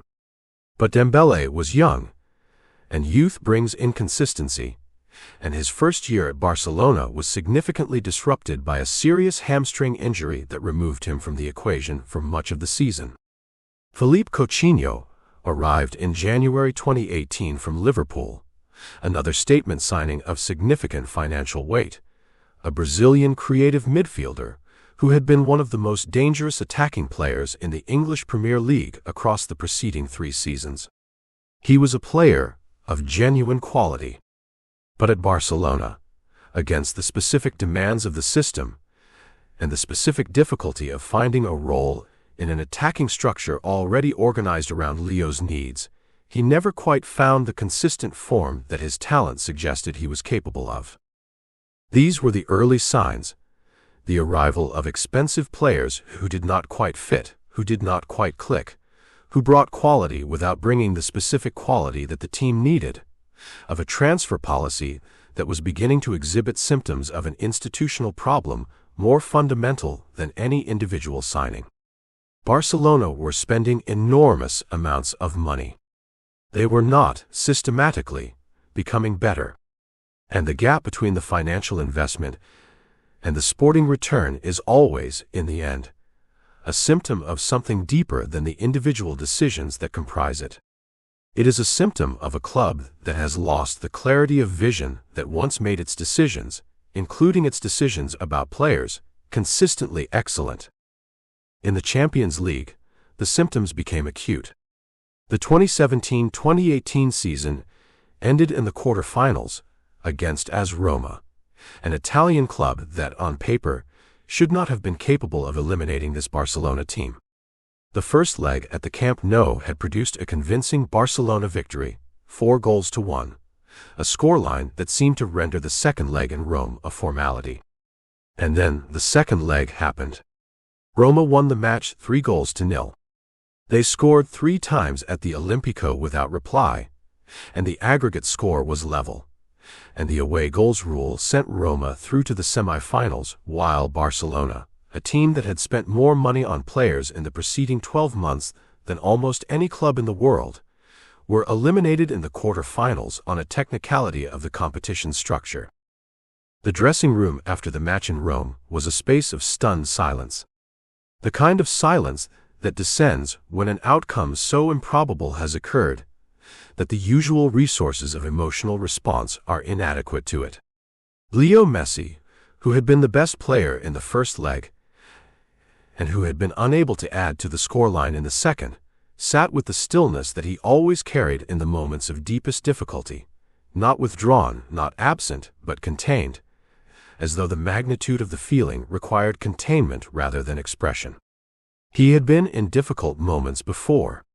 He had experienced Champions League eliminations before. But this one, with its specific quality of a lead so large that surrendering it should have been impossible, had a particular sting. The summer of 2018 brought the World Cup in Russia, and with it the return of the question that never entirely went away, the question of Leo Messi and Argentina, and the tournament that had eluded him in 2006 and 2010 and 2014. The squad assembled by manager Jorge Sampaoli was a team of genuine quality in certain positions and notable weakness in others, a team that had qualified for the tournament through a qualification campaign so difficult and so anxiety-inducing that Leo had been required to produce one of his single most extraordinary individual performances, a hat-trick against Ecuador in the final qualification match, simply to ensure that Argentina would be in Russia at all. The hat-trick, 3 goals against Ecuador in Quito, at high altitude, in conditions that made the physical demands extreme, had the quality of a superhero performance, of a single individual doing what an entire team had been unable to do across months of accumulated effort. But the World Cup itself was a painful experience. Argentina's performances in the group stage were uncertain and unconvincing, a team that seemed to lack the collective organization that the best squads in the tournament possessed, that relied too heavily on Leo's individual moments to rescue situations that better collective football would have prevented from arising. They progressed from the group stage with difficulty. In the round of 16, they faced France, a French team that was, as the tournament would confirm, the finest international team of that generation, organized with tactical intelligence and blessed with extraordinary individual quality across every line, and that dispatched Argentina 4-3 in a match that was remarkable for its open quality, and that was also, when the final whistle sounded, a defeat. Kylian Mbappé, 19 years old and already playing football that suggested the next decade of the game's greatest individual talent, scored twice and was electric throughout. Leo had scored a goal of characteristic quality, a composed, side-footed finish in the second half that demonstrated even in elimination that his capacity remained absolute. But Argentina were out. In the round of 16, Leo's 4th World Cup, his 4th tournament without the trophy that remained the organizing absence of his international career. He returned to Barcelona and was formally appointed captain of the club in the summer of 2018, taking the armband from Andrés Iniesta, who had left for Japan at the end of the previous season, the departure of one of the great midfielders in the history of the club, and one of the final connections to the Guardiola era of absolute dominance. The captaincy was recognition of what had always been true in practice, that Leo led by example more completely than any vocal gestural leadership could replicate, that his presence in the dressing room and on the training pitch set the standard by which everything else was measured. But the formal appointment also carried the weight of institutional expectation at a moment when the institution was beginning to wobble. The 2018-2019 season was, domestically, one of his finest individual campaigns. He scored 36 goals in La Liga and provided 13 assists, winning the Pichichi and the European Golden Shoe, the award given to the top scorer across the major European leagues, with a margin that reflected not a close race with competitors, but a demonstration of scoring excellence so complete that the competition felt more like a formality than a contest. He was playing, even at 31 years old, at a level that made the usual conversations about the aging of great athletes feel premature and slightly absurd. He was not declining. He was not managing his game conservatively, protecting himself from the full commitment that might accelerate physical deterioration. He was playing with the same intensity and the same ambition that had characterized his play at 23, and producing results that were, by the only meaningful measure, the goals and the assists and the moments that changed matches, entirely comparable to anything he had done before. In the Champions League, the season built toward what felt like destiny.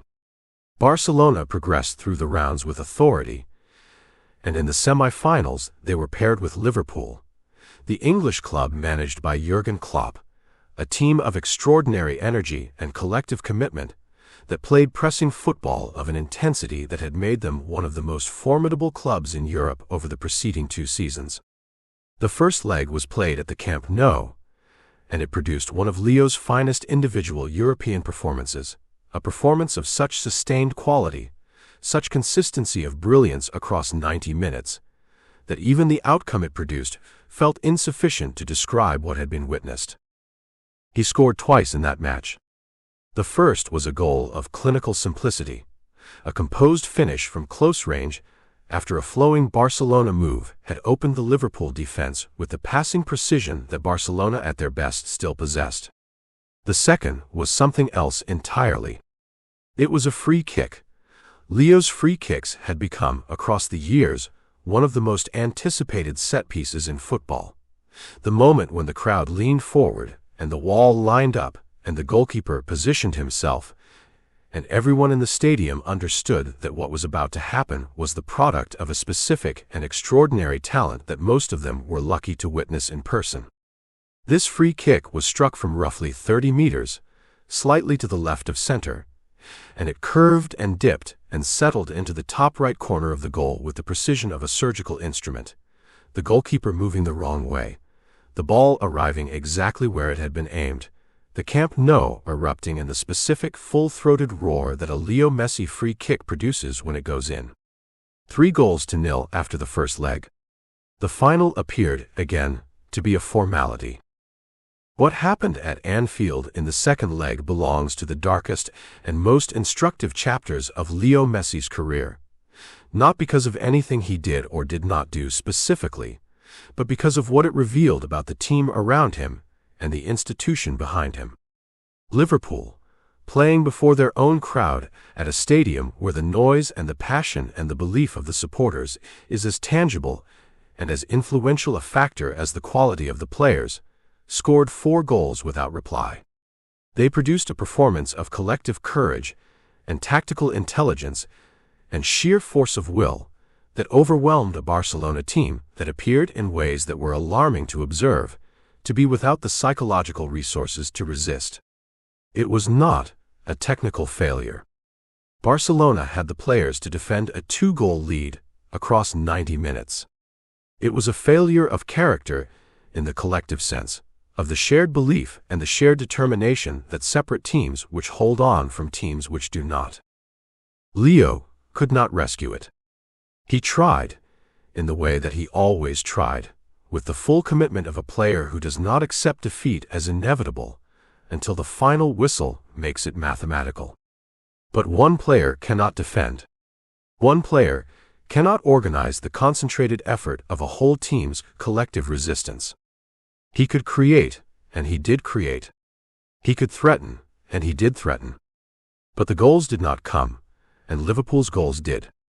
And when the final whistle sounded at Anfield, Barcelona had suffered another implosion in European football, Another night when the gap between the individual quality at the team's attacking peak and the collective quality throughout the rest of the squad had been exposed with a completeness that left no room for ambiguity. The summer of 2019 brought the departure of Luis Suarez's most productive years. Not Suarez himself yet, but the sense of him that had defined the MSN era, as the physical demands of top-level football began to limit the explosive directness that had been his primary attacking weapon. The squad around Leo was aging in certain positions and insufficiently reinforced in others, and the transfer decisions made in successive summers, the money spent on players who did not improve the team, were beginning to reveal themselves as the consequences of an institutional dysfunction that went far beyond the football department. And then came the 2019-2020 season, and with it the catastrophe that made all the previous European disappointments look like preparation for something worse. The Champions League quarterfinal against Bayern Munich. The 14th of August 2020, played without supporters in Lisbon, as part of a revised single-leg format necessitated by the disruption of the global pandemic that had brought the world to a standstill in the spring of that year. The pandemic had paused football for months, had compressed the calendar and disrupted preparation, and created conditions of physical and psychological uncertainty that no club had fully navigated. But none of that explained what happened in Lisbon. None of it could. Bayern Munich defeated FC Barcelona 8-2. 8-2. In a Champions League quarterfinal. The score reads like a typographical error, like the kind of number that happens in a training match when one team is experimenting and the other is not, like something from a youth fixture rather than a senior professional European competition at the highest level. But it was real. Bayern scored 8 times. Barcelona, one of the most storied clubs in the history of the game, the club of Cruyff and Guardiola and MSN, and of Leo Messi for 15 years, conceded 8 times in a single match at the most important stage of the most important competition in club football. Leo played. He scored a goal in the first half, a penalty, converted with the automatic composure that penalty-taking requires, and that he possessed completely. And the goal was entirely irrelevant to the story the match was telling, which was the story of a team that had been dismantled structurally and psychologically by a Bayern Munich side that was organized and hungry and ferocious in its pressing and its attacking ambition in a way that Barcelona simply could not match. The 8 goals fell across the match with a regularity that became, as the evening wore on and the score continued to rise, less like a competitive result and more like a statement, a formal, numbered declaration from the football world that something at FC Barcelona had broken, and that the breaking had been going on for long enough that what was now visible was not a crack but a collapse. In the days and weeks that followed, Leo Messi submitted a burofax, a formal, legally certified document, to the club requesting to exercise what he believed to be a contractual right to leave FC Barcelona at the end of the 2019-2020 season, unilaterally and without a transfer fee. The burofax was an extraordinary document not for its legal content, but for its human content, for what it said about where Leo Messi, after 20 years at this club, had arrived in his relationship with the institution. He wanted to leave. Not because of another club's offer, not because of money, not because of ambition in the conventional sporting sense. He was already at a club that had, until recently, been the best in the world. He wanted to leave because he believed that what FC Barcelona had become was no longer capable of competing for the things he wanted to compete for, and because the process of watching the club deteriorate from within, of being the captain of a declining institution without the power to reverse the decline, had become unsustainable. The legal dispute that followed was resolved, ultimately, not by the courts, but by the reality of Leo's contract, which, the club maintained, contained a clause that made the right to leave unilaterally applicable only during a specific window at the end of each season, a window that had already closed by the time the burofax was submitted. Leo, after weeks of uncertainty and silence, and public speculation of an intensity that had never previously attached to his private decisions, decided to stay. He announced the decision in an interview that was one of the most emotionally unguarded moments of his public life. A man speaking with the rawness of someone who has been through a fight and has not entirely won it, who has accepted a reality that is not the one he wanted, who is choosing to remain in a place from which part of him has already departed. He stayed for one more season, the 2020-2021 season, his last in the blue and red of FC Barcelona. It was a season of personal excellence and collective disappointment, Leo continuing to perform at a level that defied the institutional decay around him, continuing to score and create with a consistency that made the broader failure of the team simultaneously more impressive in its individual dimension and more painful in its human one. He won his 7th Pichichi, his 6th European Golden Shoe. He produced individual moments of stunning quality that belonged to any era of his career, that would have been celebrated unreservedly had they been produced in the context of a team winning things, but that existed in this season in the slightly melancholy light of achievements not converted into collective success. In June 2021, the Copa America, the South American Continental Championship, the tournament that had most consistently frustrated Argentina across Leo's international career, the competition that had delivered 3 finals and 3 defeats in 2007, 2015, and 2016, was played in Brazil. It had been postponed from its original schedule due to the pandemic, and its eventual completion represented a football world still finding its way back to normality. And it delivered, finally, and with a completeness that felt almost deliberately constructed as the narrative answer to everything that had come before, the international trophy that Leo Messi had been pursuing since he was 18 years old. Argentina won the Copa America. They won it in Brazil, in the Maracanã, the stadium where the 2014 World Cup final had ended in defeat, a detail of geography so symbolically perfect that it seemed scripted rather than random. They won it against Brazil, who were on their home ground with their own crowd, with the particular confidence of a team that had home advantage in the most elemental sense. And they won it with the collective defensive organization and the attacking inspiration that Lionel Scaloni, the Argentine manager, who had built, with a patience and a humility that contrasted sharply with some of his predecessors, a team genuinely organized around collective principles rather than around the exploitation of a single individual, had constructed across the preceding 2 years. Leo had been magnificent throughout the tournament.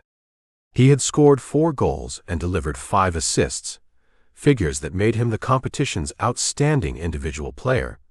But more than the statistics, he had played with the freedom of someone who had been liberated from something. The weight of expectation, which had always been enormous, had somehow transformed across the years from a burden into a fuel, as though the accumulation of near misses and painful defeats had distilled within him a specific, highly concentrated form of hunger that made his performances in this tournament different in quality from even the excellent performances he had produced in previous Copa Americas. The final was played at the Maracanã on the 10th of July, 2021. Angel Di Maria scored the only goal of the match, a sublime chip over the Brazilian goalkeeper after a perfectly timed through ball had sent him clear, a goal of such beauty and such consequence that it seemed to crystallize the entire tournament into a single moment of technical and emotional perfection. Argentina held the lead. They held it through a Brazilian pressure that was intense and sustained, and that was resisted by a defensive collective commitment that reflected everything Scaloni had built. And when the final whistle came, Leo Messi fell to his knees. He fell to his knees on the pitch of the Maracanã, the same pitch on which he had stood 7 years earlier, a silver medal around his neck and a golden ball in his hand, watching Germany celebrate. And the emotion that had been compressed across 17 years of international football, across the weight of 2006 and 2010 and 2014 and 2015 and 2016, 2018, and the Biographies, and the 8 goals in Lisbon, and everything that had constituted his career in its most difficult dimension. All of that came up through him in a rush that was visible in his body before it reached his face, a physical release of something held for a very long time. He wept. He wept with the unself-conscious completeness of a man for whom the moment is too large to manage, not performing emotion for the cameras, not conscious of how it looked, simply present in it, fully and without reservation, in the way that people are present in the moments that matter most. His teammates surrounded him. Rodrigo de Paul, who had been one of the defining midfield forces of the tournament, embraced him. Di Maria came to him. The entire squad, many of them younger players who had grown up watching Leo play and who understood in a more acute and personal way than almost anyone else on earth what this moment meant to him, they came to him, and they celebrated with the specific joy of people who have won something for someone they love. He held the trophy. He held it with both hands, the Copa America gleaming in the Brazilian floodlights of the Maracanã, and the image of him holding it, small and still, and finally, irrevocably, a continental champion, became immediately one of the defining images of his career and one of the defining images of his sport. But the Copa America triumph, extraordinary and cathartic as it was, arrived in the context of everything else that was happening in Leo's life at that moment. Everything that was happening at FC Barcelona, which had spent the years of his captaincy accumulating a debt so enormous and a financial obligation so complex that the club's ability to function had been fundamentally compromised. The numbers that emerged as the full extent of Barcelona's financial crisis became public in the summer of 2021 were numbers that belonged to a different order of magnitude from the usual financial difficulties of even large football clubs. The wage bill, inflated over years of extravagant spending and ambitious roster construction, had reached a level that the club's revenues, depleted further by the pandemic, which had eliminated the match-day income of one of the world's highest-earning clubs for an extended period, could no longer sustain. And then, on the 5th of August 2021, FC Barcelona issued a statement. Leo Messi would not be renewing his contract with the club. He would be leaving. The contract that would have kept him in Barcelona, a contract that Leo had agreed to sign, had accepted significant wage reductions on in order to make financially viable, that had been the product of weeks of negotiation and goodwill, could not be registered with La Liga within the club's financial constraints. The club had agreed the terms. The player had agreed the terms. But the financial rules that governed the Spanish league would not permit the contract to be executed within the salary cap that applied to Barcelona, given the state of their finances. 21 years. He had arrived in this city as a 13-year-old boy from Rosario with a growth hormone deficiency and a paper napkin contract and a talent so extraordinary that even the people who recognized it most clearly did not yet know exactly what it was going to become.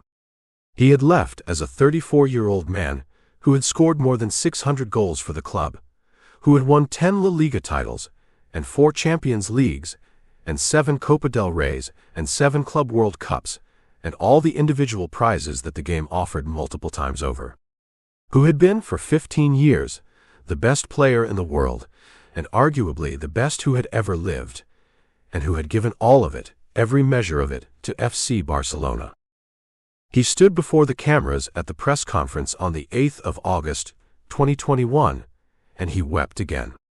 He wept for the city, for the club, for the teammates and the staff, and the people who had been part of his life for more than 2 decades. He wept for his children, who had been born in Barcelona and who considered it home. He wept with the specific, irreducible grief of a person who is leaving something that cannot be replaced, not because it was perfect, not because the final years had not contained deep frustrations and real failures, but because it was his. Because it had been his for 21 years, in the deepest sense that a place can belong to a person. He walked out of the press conference. He boarded a flight. He left Barcelona. The city had given him everything. He had given it everything in return. And now the exchange was complete, and each would have to learn to exist without the other, the club learning to be itself without the player who had defined it for a generation, and the player learning to discover, at 34, who he was when the blue and red stripes were no longer his to wear. It was an ending, but it was, as endings in the lives of great people tend to be, also the beginning of something that neither he nor anyone watching could yet entirely see. Paris and the crowning glory of Qatar 2021 to 2023. There is a specific disorientation that comes from the sudden removal of everything familiar. Not the gradual disorientation of change, which arrives incrementally and allows for adaptation, for the slow adjustment of the self to new conditions, but the sudden kind, the disorientation that follows when the structures and the rhythms and the textures of a life that has been built across decades are removed in the space of a single decision, a single press conference, a single flight from one city to another. The disorientation of waking up in a place that is not home, and understanding with a clarity that carries its own specific weight, that home is no longer available in the form that it existed before. Lionel Messi arrived in Paris in August 2021, carrying that disorientation in the same quiet, contained way that he carried everything. Not visibly, not dramatically, not with the public performance of difficulty that lesser men might have permitted themselves in the circumstances. He arrived with Antonella and their 3 sons.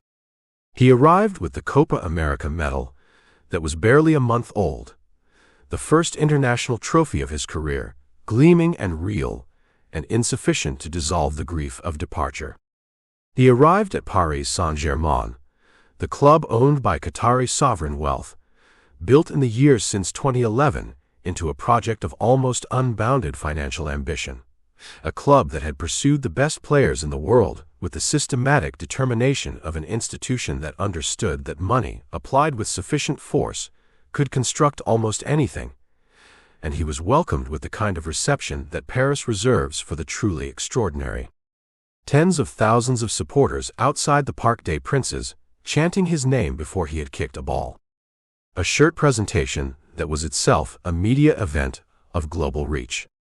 The full weight of a city's attention, focused on a single man who was still, at 34 years old, the most famous footballer alive. It should have been, by any conventional measure, a triumphant new chapter. It should have been the story of the greatest player in the world, joining the most ambitious club project in Europe, surrounded by world-class talent. Neymar was already there, his former Barcelona partner, and Kylian Mbappé, the young French forward who was already being spoken of as the heir to the generation Leo represented, was there with the full brilliance of his 22 years expressed in every match he played. The narrative wrote itself. Messi and Neymar reunited, Mbappé added to the equation, a team of such individual quality that the Champions League, the trophy that had always escaped PSG despite their extraordinary financial investment, would surely finally be theirs. The reality was more complicated, more human, more honest, about the difference between the collection of individual talent and the construction of a team, and about the specific difficulty of asking a player of Leo Messi's particular nature to begin again at 34 in a club he did not know, in a city whose language he did not speak fluently, in a league whose rhythms and demands were different from the only professional football environment he had ever known.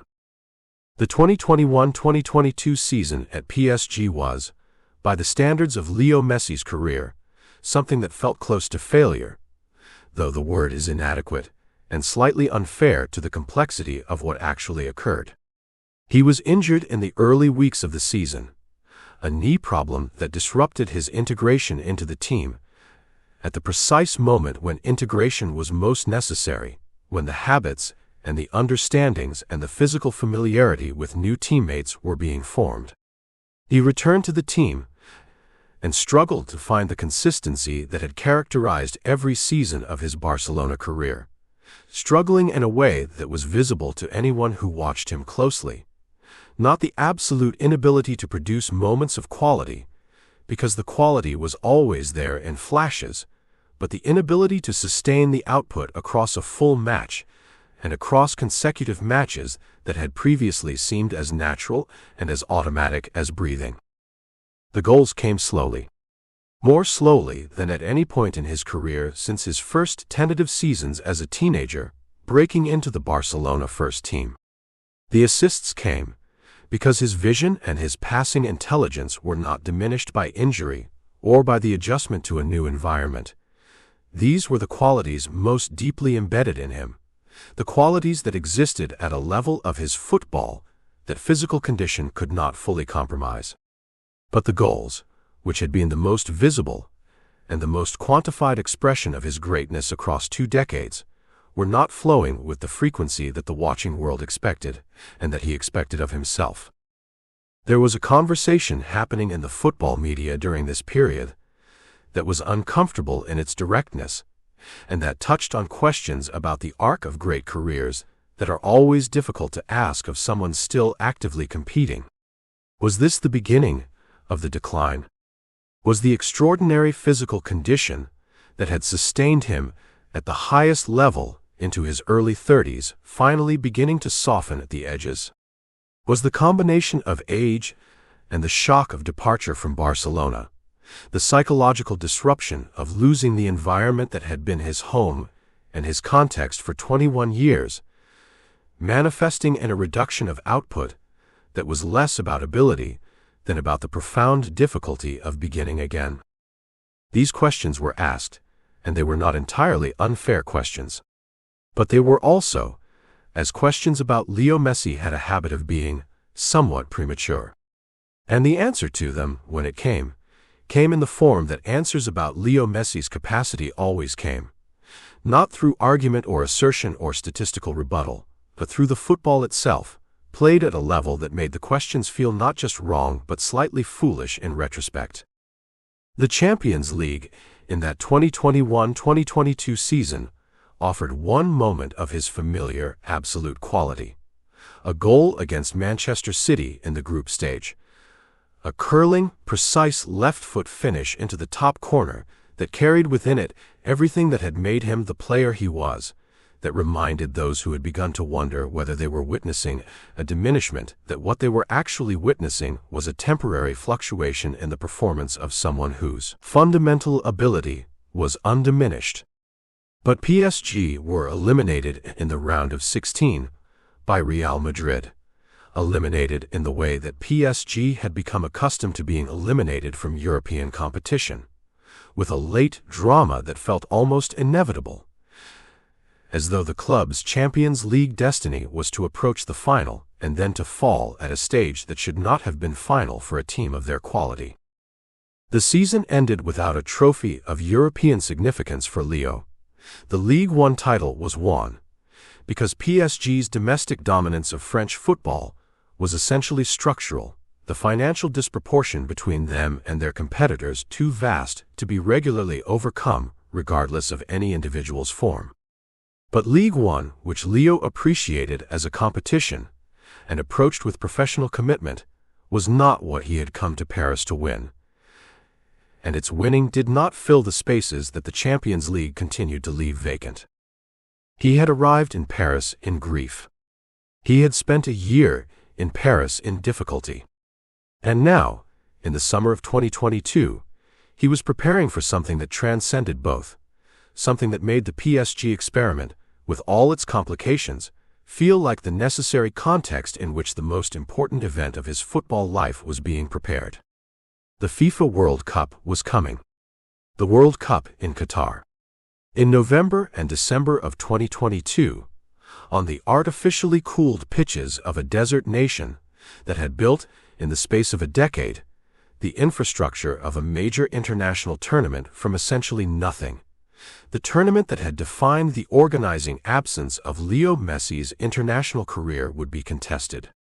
And Argentina, managed by Lionel Scaloni, tempered and organized and collectively confident in a way that no Argentine team since Maradona's had been, would be there. The preparation for Qatar had been building across the preceding years with the particular quality of something that has found its form. Scaloni had constructed a team that was, in its collective organization, the most complete Argentina squad Leo had been part of in his international career. The defensive structure was disciplined and reliable, organized around Christian Romero's aggressive, commanding center-back defending and the midfield protection of Rodrigo de Paul, who had become the engine of the team's transition play, the player who won the ball and initiated the attack, who covered the ground between defense and midfield with an energy and a commitment that gave the team its physical backbone. Emi Martinez, the Aston Villa goalkeeper, had developed, in the years since his international debut, into one of the best goalkeepers in the world. A keeper of excellent technical quality and extraordinary psychological strength. The kind of goalkeeper who wins penalty shootouts not just through physical saves, but through the force of personality, through the specific capacity to inhabit high-pressure moments with a confidence that communicates itself to the opponents facing him. Around Leo, there was quality in every attacking dimension. Ángel Di María, experienced now 34 years old, the same generation as Leo, a player whose career had been built in parallel with the national team's journey, and who carried within him the same accumulated hunger for the prize that had always escaped them, was still capable of producing moments of individual brilliance that changed matches. Julian Alvarez, the young Manchester City striker, who had arrived in the international setup with the unassuming confidence of someone who doesn't need to announce himself because the football does it for him, was emerging as one of the most complete young forwards in the world. Lautaro Martinez provided another attacking option of genuine quality and directness. And there was, as there had always been, Leo Messi himself, but a Leo Messi who was, in the months approaching the World Cup, different in one specific and crucial dimension from the Leo Messi who had walked off the pitch at the 2018 World Cup in Russia after the defeat to France. He was free. Not free in the legal or contractual sense. Free in the sense of having been liberated by the Copa America victory of 2021 from the specific weight that the absence of international success had placed on his shoulders for 17 years. The question about belonging, about whether his greatness was complete without the World Cup, about the Maradona comparison and the Argentina identity, and everything that the question had come to represent across a decade of painful near misses. That question had been partially answered in the Maracana in July 2021. It had not been fully answered. The World Cup remained. But the Copa America had given him the knowledge that he could win with Argentina, that the collective existed which could support his individual contribution and convert it into trophies, that the years of disappointment had not been the permanent condition of his international career, but rather the preparation for the moment when everything aligned. He arrived in Qatar with that knowledge, and the difference was visible immediately in the way he played. The tournament began with a shock. The 22nd of November, 2022, Argentina versus Saudi Arabia in Group C at the Lusail Stadium. Argentina had won their last 36 international matches without defeat, the longest unbeaten run in the history of Argentine international football. They were among the strong favorites for the tournament. They had Leo Messi and Saudi Arabia, a team that most of the football world had written off before the match began, that the accumulated evidence of international football suggested should be no match for this Argentine squad, defeated them 2-1.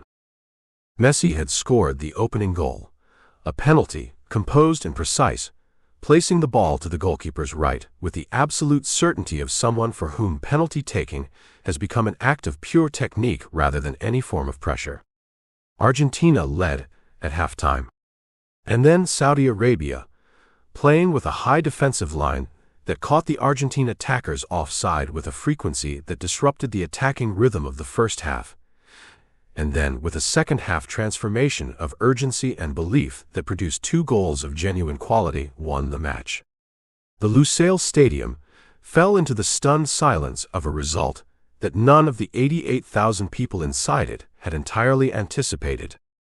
In the Argentine dressing room after the match, the mood was described by those who were present as deeply serious, not panicked, because this was a team of sufficient experience and collective character to resist panic, but serious in the way that a group of people becomes serious when they understand that something that matters greatly has gone wrong, and that the correction must come quickly and completely.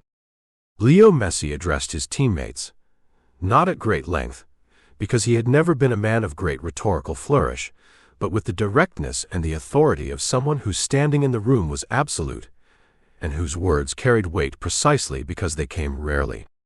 He told them what needed to be said. They listened. What followed, over the next 5 weeks, was the greatest individual tournament performance in the history of the FIFA World Cup. It is a statement that requires the acknowledgement that Maradona's 1986 tournament exists, and that any comparison with it involves the inherent difficulty of comparing performances across different eras of the game. But across the 7 matches that Argentina played in Qatar, across the full arc of a tournament that contained moments of such drama, and such beauty, and such almost unbearable tension, that those who watched it from beginning to end found themselves afterwards struggling to describe the experience without reaching for language that seemed excessive, and discovering that in this case, the excess was warranted. Leo Messi produced a body of work that has no equivalent in the recorded history of the tournament. He scored 7 goals. He provided 3 assists. He was involved, directly, in 10 of Argentina's 15 goals. But the statistics, which are remarkable, do not capture what it felt like to watch him in Qatar. To watch a 35-year-old man playing with the full expression of everything he had developed across 2 decades of elite football, playing with a freedom and a joy and an authority that made each match feel like the answer to a question that had been asked over and over for the entirety of his career.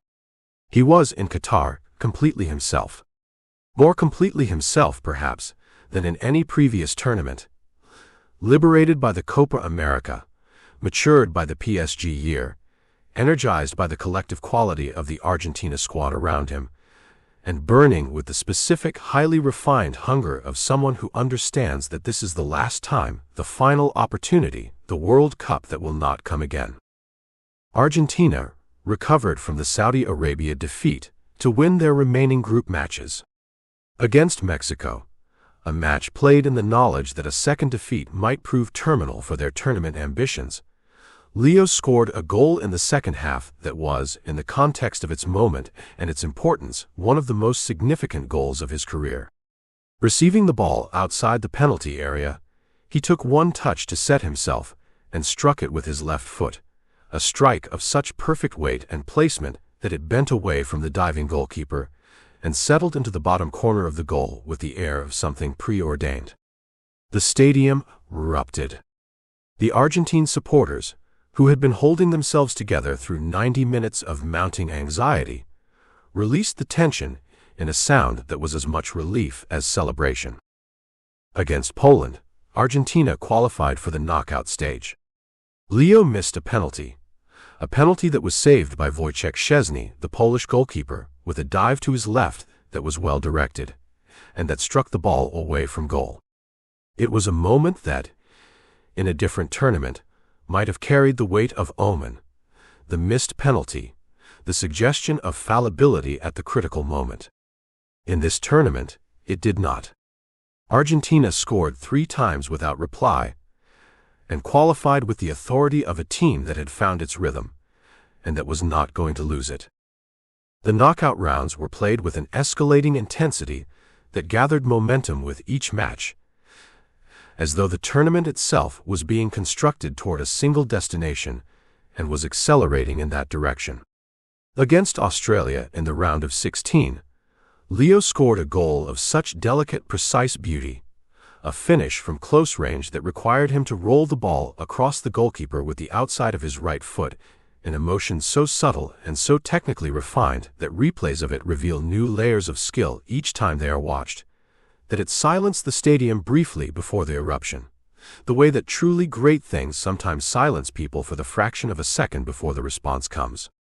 He provided the assist for the second goal, a through ball of customary vision and weight that split the Australian defense and gave Julian Alvarez the space he needed to finish. Against the Netherlands in the quarterfinal, Argentina played the most emotionally turbulent match of the tournament, a match that seemed to encapsulate within its 90 minutes and extra time and penalty shootout the full drama of everything that the World Cup had represented to Leo Messi across his international career.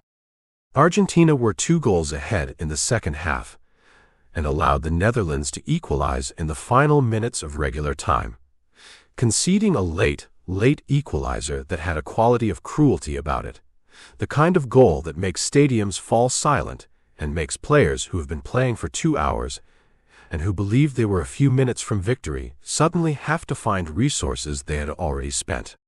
The match went to extra time, then penalties. In the penalty shootout, Emi Martinez was extraordinary. He saved 2 Dutch penalties, saved them with the specific combination of good technique and psychological dominance that made him, in those moments, the most important player on the pitch. Argentina converted. They were in the semi-finals. And then the semi-final against Croatia, a Croatian team that had been the finest in the world at the previous World Cup in Russia, that was managed by Zlatko Dalic with the organizational intelligence of a man who understood exactly what his squad was capable of and how to extract it, and that still contained, at 37 years old, Luka Modric, one of the greatest midfielders in the history of the sport, a player of such extraordinary technical refinement and positional intelligence that he continued to function at the highest level of international football long past the age at which most players of his physical type had declined. Croatia were not there by accident. They were there because they were genuinely excellent. Against them, Leo Messi produced the most complete individual performance of the tournament.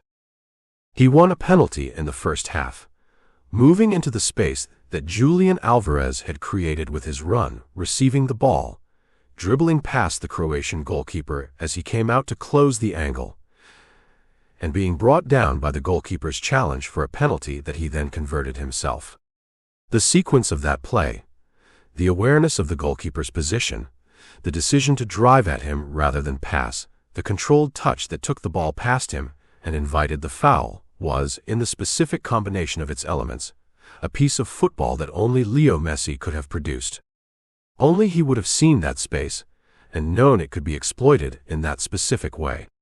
Only he had the technical resources to exploit it as he did. He scored a second goal in the second half, a goal that began with him receiving the ball in his own half and ended after a run and a combination and an exchange of passes with Alvarez, with him stroking the ball into the goal from the edge of the penalty area with the outside of his left foot.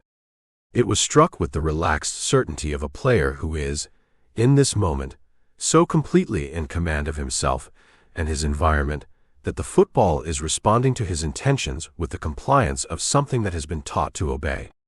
Argentina won 3-0. They were in the World Cup final. The final. The 18th of December, 2022. The Lusail Stadium, the largest venue of the tournament, capable of holding nearly 90,000 people. A stadium that on this evening contained within it not just the capacity crowd, but the gathered weight of every previous World Cup, every previous final, every previous conversation about Lionel Messi and his relationship with the game's ultimate prize. Argentina faced France, the defending champions, the team that had eliminated Argentina in 2018 with Mbappe's explosive brilliance, the team that had won the 2018 tournament with a convincing authority that had confirmed them as the finest international team of the current generation. France were formidable.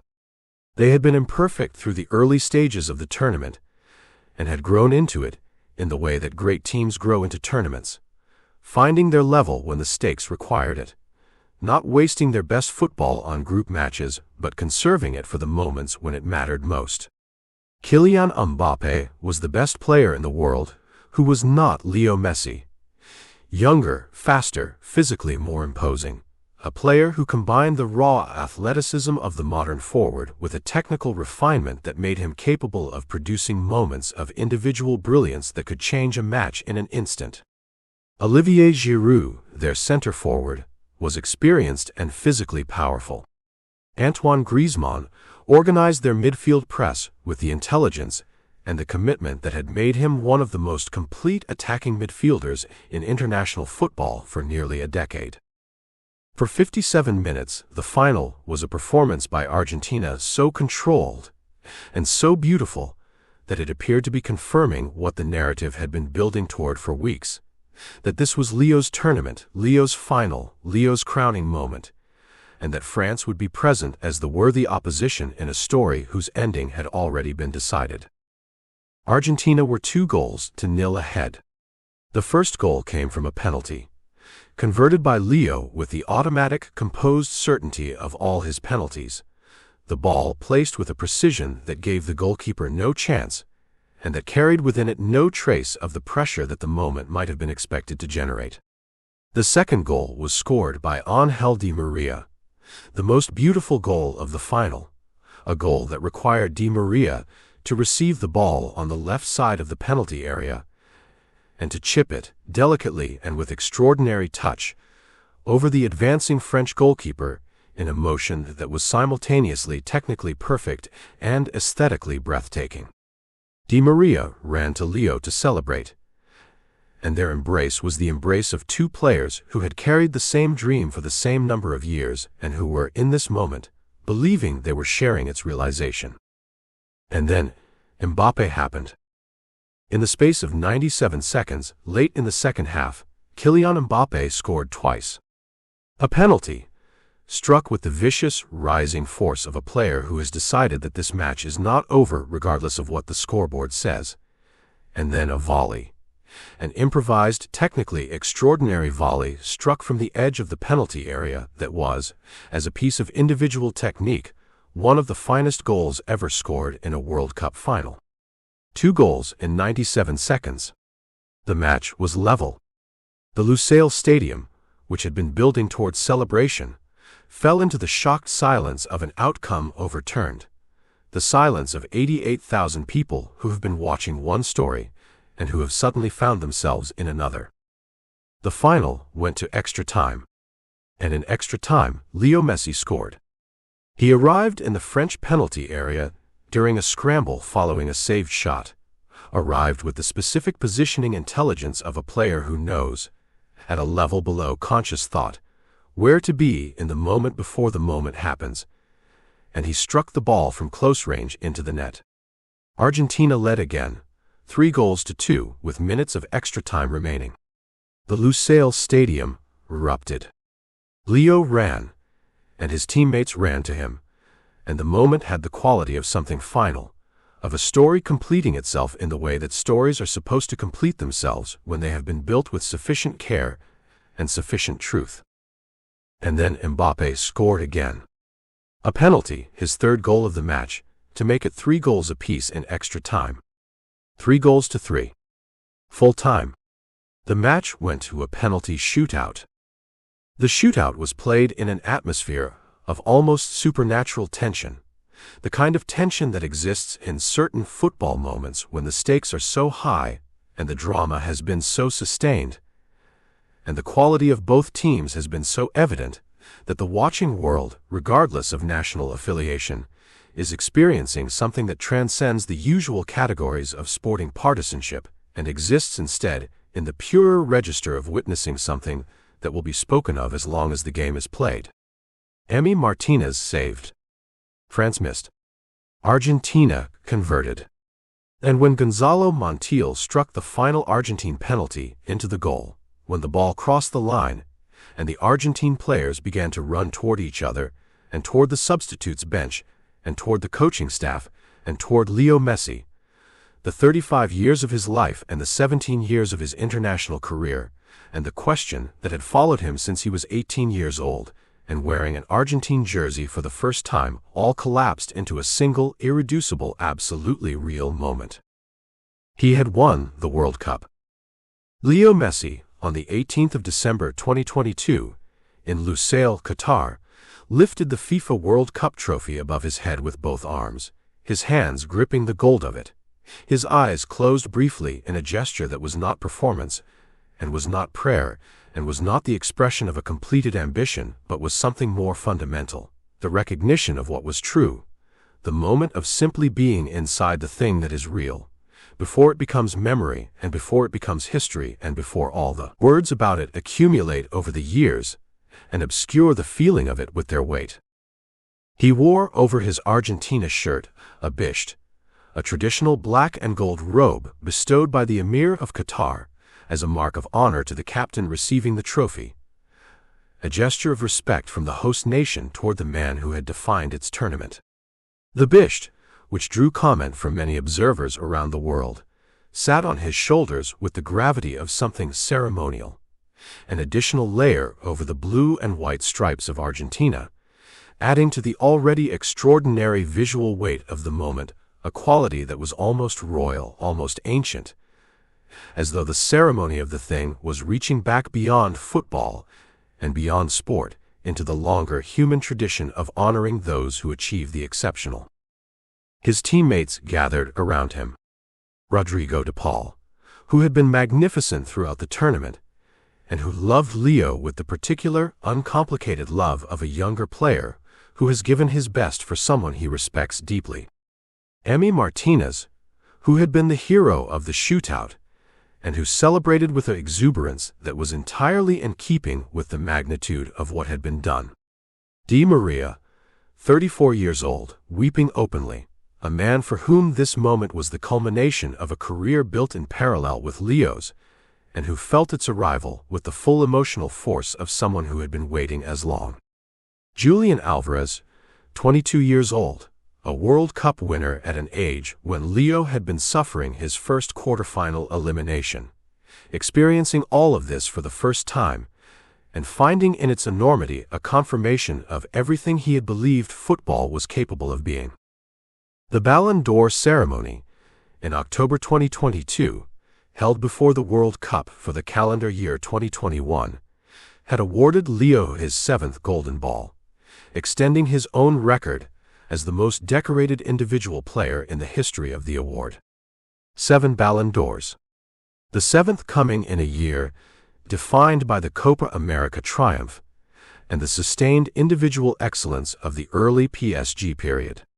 But the 7th Ballon d'Or, however historic and however significant as a marker of his career's unparalleled duration at the summit of individual recognition, was secondary, had always been secondary, had been secondary since the first one was awarded in 2009, to the thing that a golden ball could not be. The World Cup was that thing. And now he had it. The return to Argentina was a homecoming of a scale and an emotional intensity that has rarely been witnessed in the modern era of international sport. The open-top bus parade through the streets of Buenos Aires, a city of nearly 3 million people, a city that treats football as the primary language of its collective emotional life, drew crowds that the Argentine authorities estimated in the millions, crowds that lined every street and filled every balcony and climbed every lamppost and every structure that offered a vantage point, crowds that produced a noise of such volume and such sustained intensity that it registered not just as sound but as a physical force. The players, overwhelmed by the scale of it, were eventually transported to safety by helicopter, as the crowds pressed against the bus with a density that made road travel impossible. The images of Leo on that bus, the captain, the World Cup trophy raised above his head, the tears and the laughter and the disbelief all mixed together in his expression, were broadcast around the world and confirmed what the football had been saying for months, that something had been completed, that a story had arrived at its destined conclusion. He had come back to the place he had left at 13, not to live because his life was in Europe, because his family had been built in Barcelona and his career had moved to Paris, but to return the thing he had taken away with him when he left. The dream, the Argentine football dream. The dream that began with Maradona lifting the World Cup in Mexico City in 1986, and that had been carried through every tournament and every disappointment, and every quarterfinal exit, and every Copa America final defeat, in the hearts of a nation that had never stopped believing that their greatest player would one day be able to give them this. He had given them this. PSG, in the second season of his tenure, the 2022-2023 season, was better than the first, in the specific sense that he produced better individual numbers and integrated more fully into the team's attacking patterns, finding a rhythm with Mbappe that had been absent in the previous season and producing performances of a quality that reminded those who had begun to wonder about his PSG experience that the player himself had not changed, only the circumstances. He scored 21 goals and provided 20 assists across all competitions, figures that were, by any standard other than the extraordinary one he had established across his career, exceptional. He won the Ligue 1 title again. He was, in his second season, the best player in the French league. But PSG were eliminated from the Champions League in the round of 16 again, by Bayern Munich this time, in a tie that produced some of Leo's finest individual moments in a PSG shirt, but that also produced in the aggregate another early exit from the competition that the club had been constructed to win.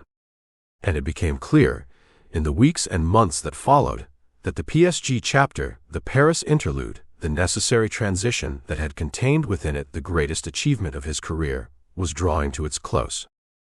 He had one more decision to make, one more chapter to write, and he had already begun to think about where he wanted to write it. The World Cup trophy was real.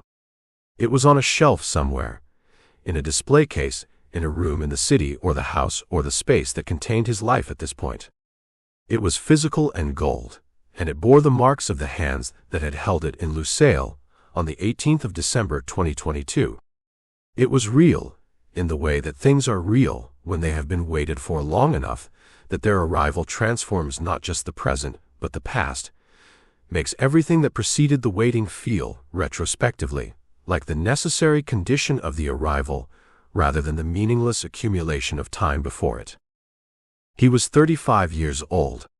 He had 7 Ballon d'Ors, 4 Champions Leagues, 10 La Liga titles, a Copa America, and a World Cup. He had scored more than 800 goals in professional football, a number that continued to rise with each passing month, a number so large that it had ceased to function as a statistic and had become instead a kind of testament, a permanent record of what a single human being was capable of when given the gift and the discipline and the love of the game in the proportions in which they had been given to him. And still, somehow, the sense of something not yet finished. The sense, which is the sense of all great people who have not yet reached the end, that there is more. That the game still has things to offer. That the morning of training, the afternoon of a match, the specific quality of the feeling when the ball is at his feet, and the space is open, and the knowledge of what to do with both of these things arrives, as it always arrives, before the conscious mind has finished forming the question, that all of this has not yet run out. The next chapter was waiting. It was warm, and it was beginning. And Leo Messi, as he had always done, was moving toward it. The American dawn and the 46th crown. There is a particular quality to the Florida air in the summer, thick, salt-laden, trembling with heat, that has little in common with the cool, fog-draped mornings of Barcelona or the crisp electric nights of Paris. It is a different world, entirely. A world of palm trees swaying against a bruised and violet sky, of speedboats carving white lines across Biscayne Bay, of a city that has always believed itself to be the future arriving a little early. It is into this world, in the deep summer of 2023, that Lionel Andres Messi steps, quietly, almost without fanfare at first, and begins, at the age of 36, the most unlikely chapter of a life that has never been short of the unlikely. To understand what this moment means, one must hold two realities simultaneously. On one hand, there is Messi the man, tired, in some essential way, from a decade and a half of the highest pressure football the world has ever produced. Barcelona had taken everything from him, and then, in the end, taken even the jersey off his back. Paris Saint-Germain had offered him grandeur and given him 2 years of quiet, nagging frustration. He had won the World Cup in Qatar, yes, that long-awaited, fiercely earned redemption in the desert, and perhaps that completion, that closing of a circle that had seemed perpetually open, had freed something in him. Something lighter. Something that did not need, any longer, to prove itself against the greatest clubs in the world, week after week, season after season.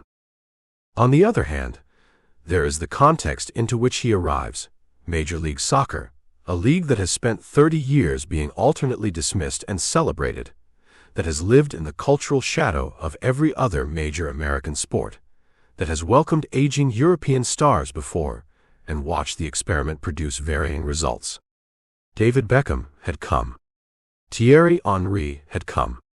Zlatan Ibrahimovic had come and set Los Angeles alight with his personality and his goals before the pandemic extinguished the momentum. And each of those arrivals had mattered in their way. But none of them, not a single one, had prepared anyone for what was about to happen. The announcement, when it comes, arrives in the manner of things that change the world, almost casually and then all at once. On the 14th of July 2023, Messi confirms that he will join Inter Miami CF, the expansion club co-owned by David Beckham, the very man whose own American adventure 2 decades earlier had helped lay the cultural groundwork for this moment.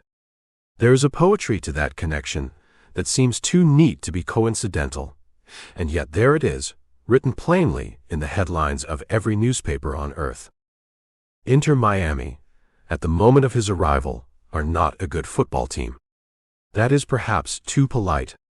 They are sitting at the bottom of the Eastern Conference, adrift in their own stadium, a club whose ambitions have long outrun their results.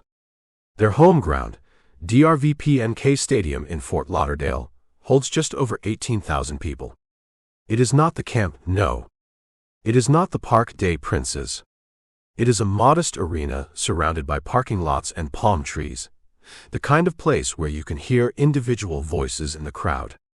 And it is into this modest arena, on the night of the 21st of July 2023, that Lionel Messi walks out to play his first competitive match in a Miami shirt, in front of a crowd that has been waiting, in one sense, for this exact moment for their entire lives. The match is a Leagues Cup fixture against Cruz Azul of Mexico.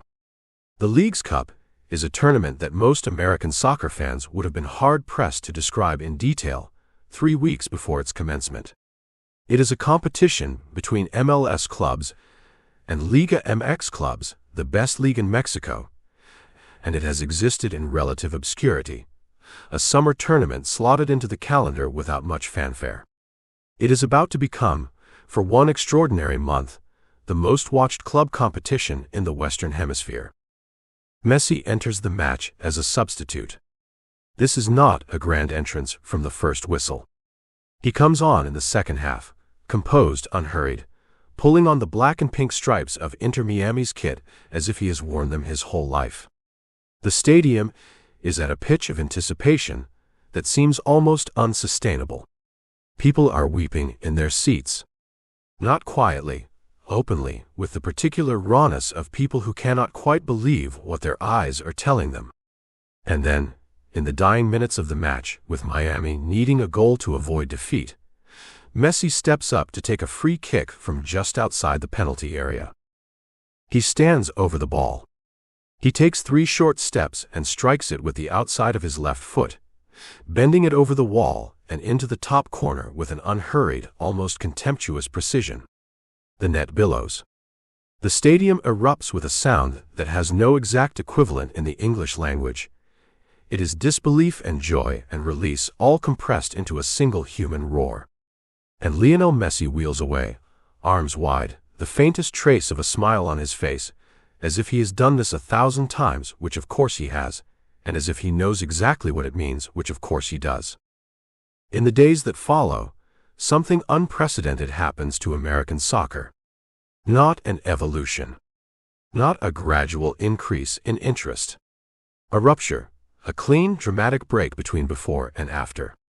Television ratings for Leagues Cup matches involving Inter Miami shatter previous records by margins that leave broadcasters scrambling to recalibrate their expectations. Tickets for Miami's matches sell for prices that would embarrass the Champions League. Hotels in every city Miami visits are booked solid by the time schedules are announced. A demographic of American sports fans who have watched football with mild curiosity, who have perhaps attended a game or two, who have followed the sport at a respectful distance, now find themselves leaning forward, searching for streams, asking questions, learning names. Messi's own performances across the Leagues Cup are not the performances of a man going through the motions. They are not the performances of an icon fulfilling an obligation to appear. They are the performances of a footballer who, released from the grinding pressure of weekly battles for the Champions League, has rediscovered something essential, a freedom, a joy, a directness of expression that flows through every touch, every turn, every incisive pass threaded through a defense before its players have quite understood what is happening. He scores. He assists. He dictates. He drifts through spaces that should not exist, creating them by the sheer improbability of his movement. Inter Miami, the last-place team in their conference, begin to win. They win, and they keep winning. Under Gerardo Martino, Tata, as he is universally known, a man who has managed Messi at both club and international level, and who understands the geometry of the space around him better than almost anyone alive, they construct a run of victories that feels game by game like something assembled from pure narrative necessity. There's no logical reason for this team, with this squad depth in this form, to defeat the best clubs in Mexico one after another.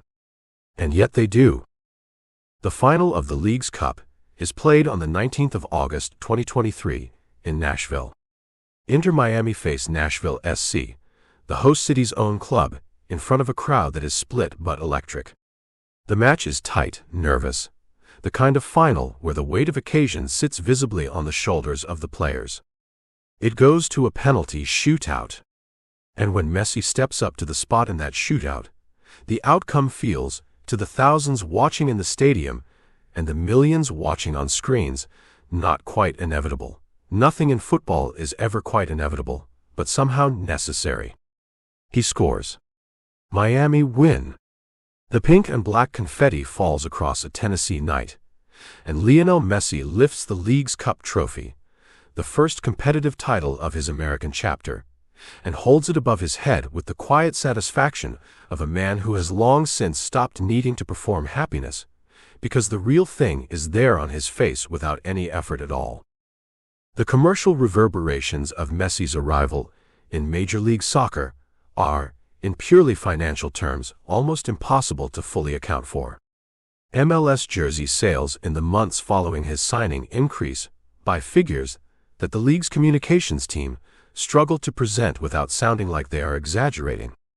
Apple TV, which had signed a landmark 10-year broadcast deal with MLS worth approximately $2.5 billion just the year before, watches its MLS season pass subscriber numbers increase dramatically.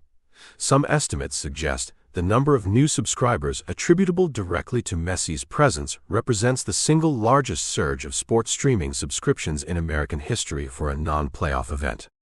Sponsors line up. Brands that have shown no previous interest in American soccer now compete for association with the league and with the club. The city of Miami, already one of the most internationally recognized cities in the United States, finds its identity as a football city deepening and solidifying in real time. None of this is accidental. The people around Messi, his management, his advisors, his commercial partners, have constructed a framework around his presence in America that is unprecedented in its sophistication.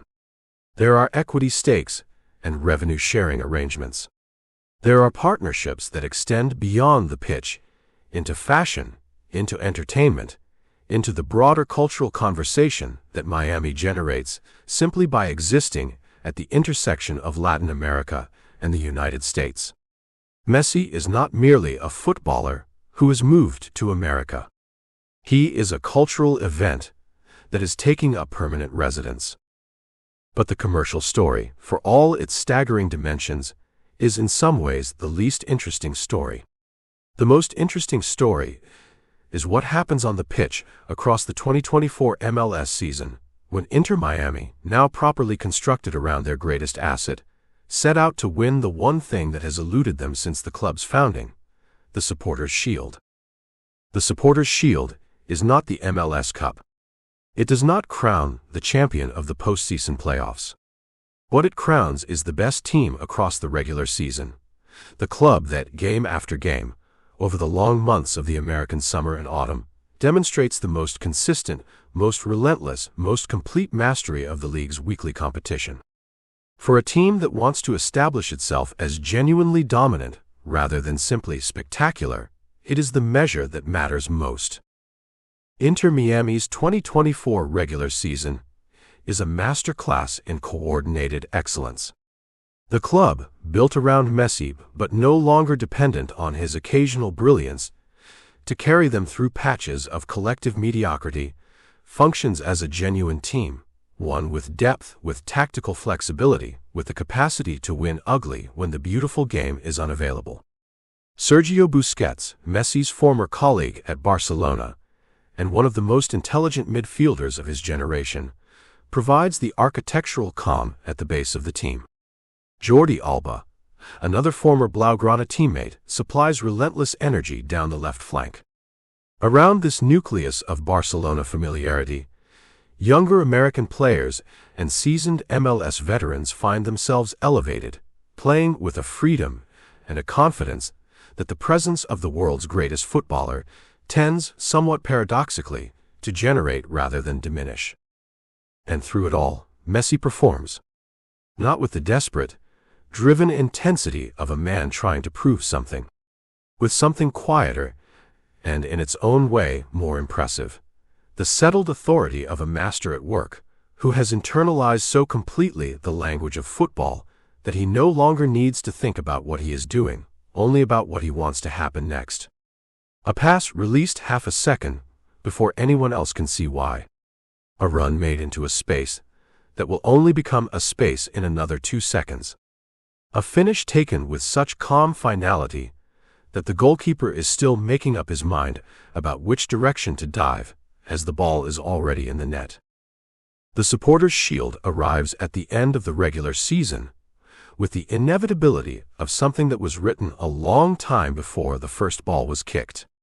Inter Miami finish with the best record in MLS, confirming themselves as the dominant force in American club football, and confirming too that what Messi has built here is not a sunset posting, but a genuine sporting project, a team that intends to compete and to win, not simply to exist. The MLS MVP award, when it is announced, carries with it a kind of formality, the recognition by a formal process of something that every person who has watched a single minute of the season already knows. Messi's numbers, by the standards of a league that has grown enormously in quality over the past decade, are extraordinary. But the numbers themselves, the goals and the assists, and the chances created, only tell part of the story. The other part is the less quantifiable thing. The way the entire league has shifted around him, the way opponents approach matches against Miami differently, the way young players across MLS have spent a year watching him from close range and absorbing, without quite being able to articulate it, something essential about how the game is meant to be played. There is a moment that captures all of this more cleanly than statistics ever could. It comes not in a final or a decisive match, but in an unremarkable regular season fixture, the kind of match that fills a Tuesday evening and is watched by a couple of million people rather than a couple of 100 million. Messi receives the ball deep in his own half, surrounded by 3 opposition players who have closed him down quickly, eager to dispossess him before he can do damage. He does not panic. He does not clear his lines. He touches the ball once, shifting it a matter of inches, and the 3 players, professional athletes, excellent at their jobs, are suddenly facing the wrong direction, their momentum carrying them away from him as he moves forward with the ball at his feet, already looking at the space opening up 60 yards ahead. It is over in perhaps 2 seconds. It is a moment of such complete, effortless dominance that the television commentator simply stops speaking. There is nothing to say. There is only the image of a small man in pink and black moving through a stadium full of people who are watching, open-mouthed, something they will describe to other people for the rest of their lives. This is what Lionel Messi has given to American football. Not just the trophies, though the trophies are real and they matter. Not just the television ratings and the sponsorship deals and the sold-out stadiums, though all of those matter too, for what they represent about the future of the sport on a continent that has long been considered a sleeping giant. What he has given, more than anything, is a standard. A lived, breathing, walking, dribbling demonstration of what football at its absolute summit looks like, played not in some distant European stadium on a grainy television signal, but here, in the warm American night, close enough to touch. The people of Miami, and they are his people now, genuinely, in the way that a city and a footballer can become genuinely intertwined through the alchemy of shared experience, have understood this. They have packed their stadium, not merely to see a famous man, but to see what he can do. And what he can do still, at 36 and 37, is something that no one who has not seen it can quite prepare themselves for. He makes the game look easy. Not in the sense that he makes it look effortless. Great athletes always make their craft look effortless, but in a deeper sense, a philosophical sense. He makes football look like its own answer, like a thing that contains within itself, if played with sufficient intelligence and grace, all the beauty it is capable of producing. The 2023 to 2025 chapter in Miami is not, in the conventional sense, the most dramatic chapter of his life. There is no Champions League at stake. There is no World Cup trophy being chased. There are no rivals of the stature of the great Barcelona or Madrid teams of his prime, no European nights of the kind that defined his youth. And perhaps that is precisely why there is something so affecting about it, so quietly, unexpectedly moving. He is not fighting anymore, not in the old way. He is playing. And in playing, in choosing joy over obligation, in taking his art to a new continent and offering it to a new audience with an openness and an evident happiness that no camera can fake, he is doing something that all the Champions League finals and all the World Cup medals and all the Ballon d'Or trophies could not quite do on their own. He is reminding us what the game is for. The American dawn is not a twilight. It is not a farewell tour, dressed in new colors. It is something else, something that does not quite have a name yet, because it has not been done before. It is a great artist, in the second half of his life, discovering that the work is still alive in him, that the creative impulse has not dimmed, that the game he has given everything to is still willing, still capable, still eager to give something back. The sun rises over Biscayne Bay. The palm trees bend in the morning wind. Somewhere in Fort Lauderdale, a football is moving across a practice pitch, guided by the lightest of touches, finding the net with the quiet authority of a man who has never once, not in 30 years of playing this game, needed to be told what to do with it. The ultimate triumph and the World Cup horizon.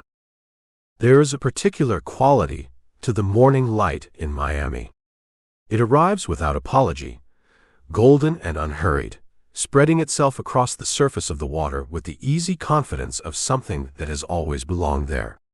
In the early months of 2025, Lionel Messi would often be among the first to feel it. Out on the training pitch at Chase Stadium before the dew had lifted, moving through his exercises with the quiet deliberateness of a man who understood, perhaps more deeply than anyone alive, the precise relationship between preparation and greatness. He was 37 years old. To some, that number carried the weight of finality. To Messi, it carried something else entirely, a kind of clarity that only arrives when a man has seen enough of life to know what truly matters and what does not. The 2025 season for Inter Miami CF had begun the way most things begin in Florida, warm, expectant, and full of the particular electricity that follows a team that has dared to believe in something larger than its recent history. Inter Miami was no longer merely a club finding its footing in Major League Soccer. It had become, through a confluence of ambition and extraordinary talent, something that the American sporting landscape had not quite seen before, a team that made the rest of the world pay attention. And at the center of it all, as he had been at the center of so many stories across so many years and so many continents, was Messi. The preseason had been purposeful. There was no wasted motion in the way the squad prepared, no excess energy spent on anything other than the work at hand. Head coach Javier Mascherano, the man who had once covered the ground beside Messi in international football, the man who knew better than almost anyone what his captain required and what he was still capable of delivering, had shaped the team around a philosophy that was both disciplined and expressive. Defense that was organized without being rigid. Attack that was fluid without being reckless. And threading through all of it, the intelligence of a number 10 who saw the game not as it appeared on the surface, but as it existed in its deeper patterns, its hidden geometries. Messi had always been this way. Even as a boy in Rosario, standing on the cracked concrete of the neighborhood futsal courts where the game first introduced itself to him, he had not simply played football. He had read it. He had perceived it in a way that defied easy explanation, an almost architectural understanding of where space was opening before it opened, where a defender's weight was shifting before the shift was complete, where the ball needed to be not where it was, but 3 seconds into the future. That gift had not diminished. If anything, in the measured wisdom of his late career, it had deepened. The MLS regular season unfolded through the spring and into the summer, with Inter Miami establishing themselves early as a team of genuine quality, not merely a collection of famous names, but a cohesive unit with rhythm and identity. They played with a confidence that seemed to emanate from their captain's bearing. When Messi moved with purpose, the whole team moved with purpose. When he accepted the ball under pressure and turned defenders with that low, almost casual drop of the shoulder, the crowd, whether at Chase Stadium with its passionate and growing fan base, or in away grounds across the continent, inhaled as one. There were goals, of course. There are always goals where Messi is involved, and yet each one manages to feel singular, unrepeatable, as though the laws of the game briefly suspended themselves to accommodate something beyond their ordinary provision. There was a goal in late April, against a well-organized defensive side, that had spent the entire first half frustrating Inter Miami's attempts to find space through the middle. The second half was 15 minutes old when Messi received the ball 40 yards from goal, facing away from the direction of attack. What followed happened in approximately 4 seconds. A touch to control. A half-turn that brought 2 defenders rushing in with the certainty that they had him contained. A feint so economical it was almost invisible. And then the burst, that low ground-covering acceleration that had always seemed to belong to someone younger than whatever age Messi happened to be, through the gap that the feint had conjured from nothing. One more touch to set his angle, and then the shot, low, precise, dispatched with the unhurried authority of a craftsman who has made this particular movement so many thousands of times that doubt no longer has a place in the process. The stadium rose. Messi jogged back toward the center circle with the expression he always wore in these moments, not triumph exactly, but something more private. A quiet satisfaction, directed perhaps less at the crowd than at the goal itself, as though the goal were a problem he had been working on, and he was pleased, simply and genuinely, that the answer had arrived in the correct form. His teammates surrounded him, and he accepted their embrace with warmth, pointing toward the stands where his family sat, always there, always the fixed point of his emotional geography. And Nella, his sons. The faces that had accompanied every chapter of this extraordinary story, from the early nervousness of Barcelona's youth academy, through the staggering heights of Champions League finals and World Cup glory, all the way here, to this warm evening in Florida, where football was still somehow new. The domestic season built toward its defining moments through the summer. Inter Miami navigated the challenges of an expanded competitive calendar with impressive consistency. There were matches that tested the depth of the squad, evenings when Messi was managed carefully, rested when rest was what the larger picture demanded, introduced from the bench when his fresh legs in the final 30 minutes could be deployed with surgical precision rather than required from the first whistle. Mascherano managed these decisions with the sensitivity of someone who understood not just the tactical calculus, but the human dimension. That Messi at his best was a consequence not only of talent, but of care, of an environment that honored what he had given to the game, and understood what the game still required of him. And what it required, always, was everything. The MLS playoffs arrived in October, with Inter Miami having secured their place among the best teams in the Eastern Conference. The bracket opened with the menace and possibility of all knockout competitions, the promise that what had been built across months of accumulated effort would now be tested in the compressed, unforgiving arena of single-elimination football. The early rounds were navigated with intent. Messi was instrumental, not always in the most visible ways. There were assists threaded through the eye of a needle, through traffic that should not have allowed the pass to complete. There were movements off the ball that dragged defenders out of position and created the space in which teammates flourished. There were quiet words in huddles, gestures that steadied the group when the game's tension threatened to undo what training had constructed. And then there were moments of outright brilliance that reminded everyone, as if anyone had genuinely forgotten, that the greatest player the world had ever seen was still, in the most profound sense, at work. The Eastern Conference Final was a match that Miami would remember for years. Played under the blazing electricity of a playoff night, the stadium draped in pink and charged with an anticipation that was almost physical in its weight, Inter Miami faced opponents who had arrived with a concrete defensive structure and the intention of absorbing whatever Miami could generate and striking on the transition.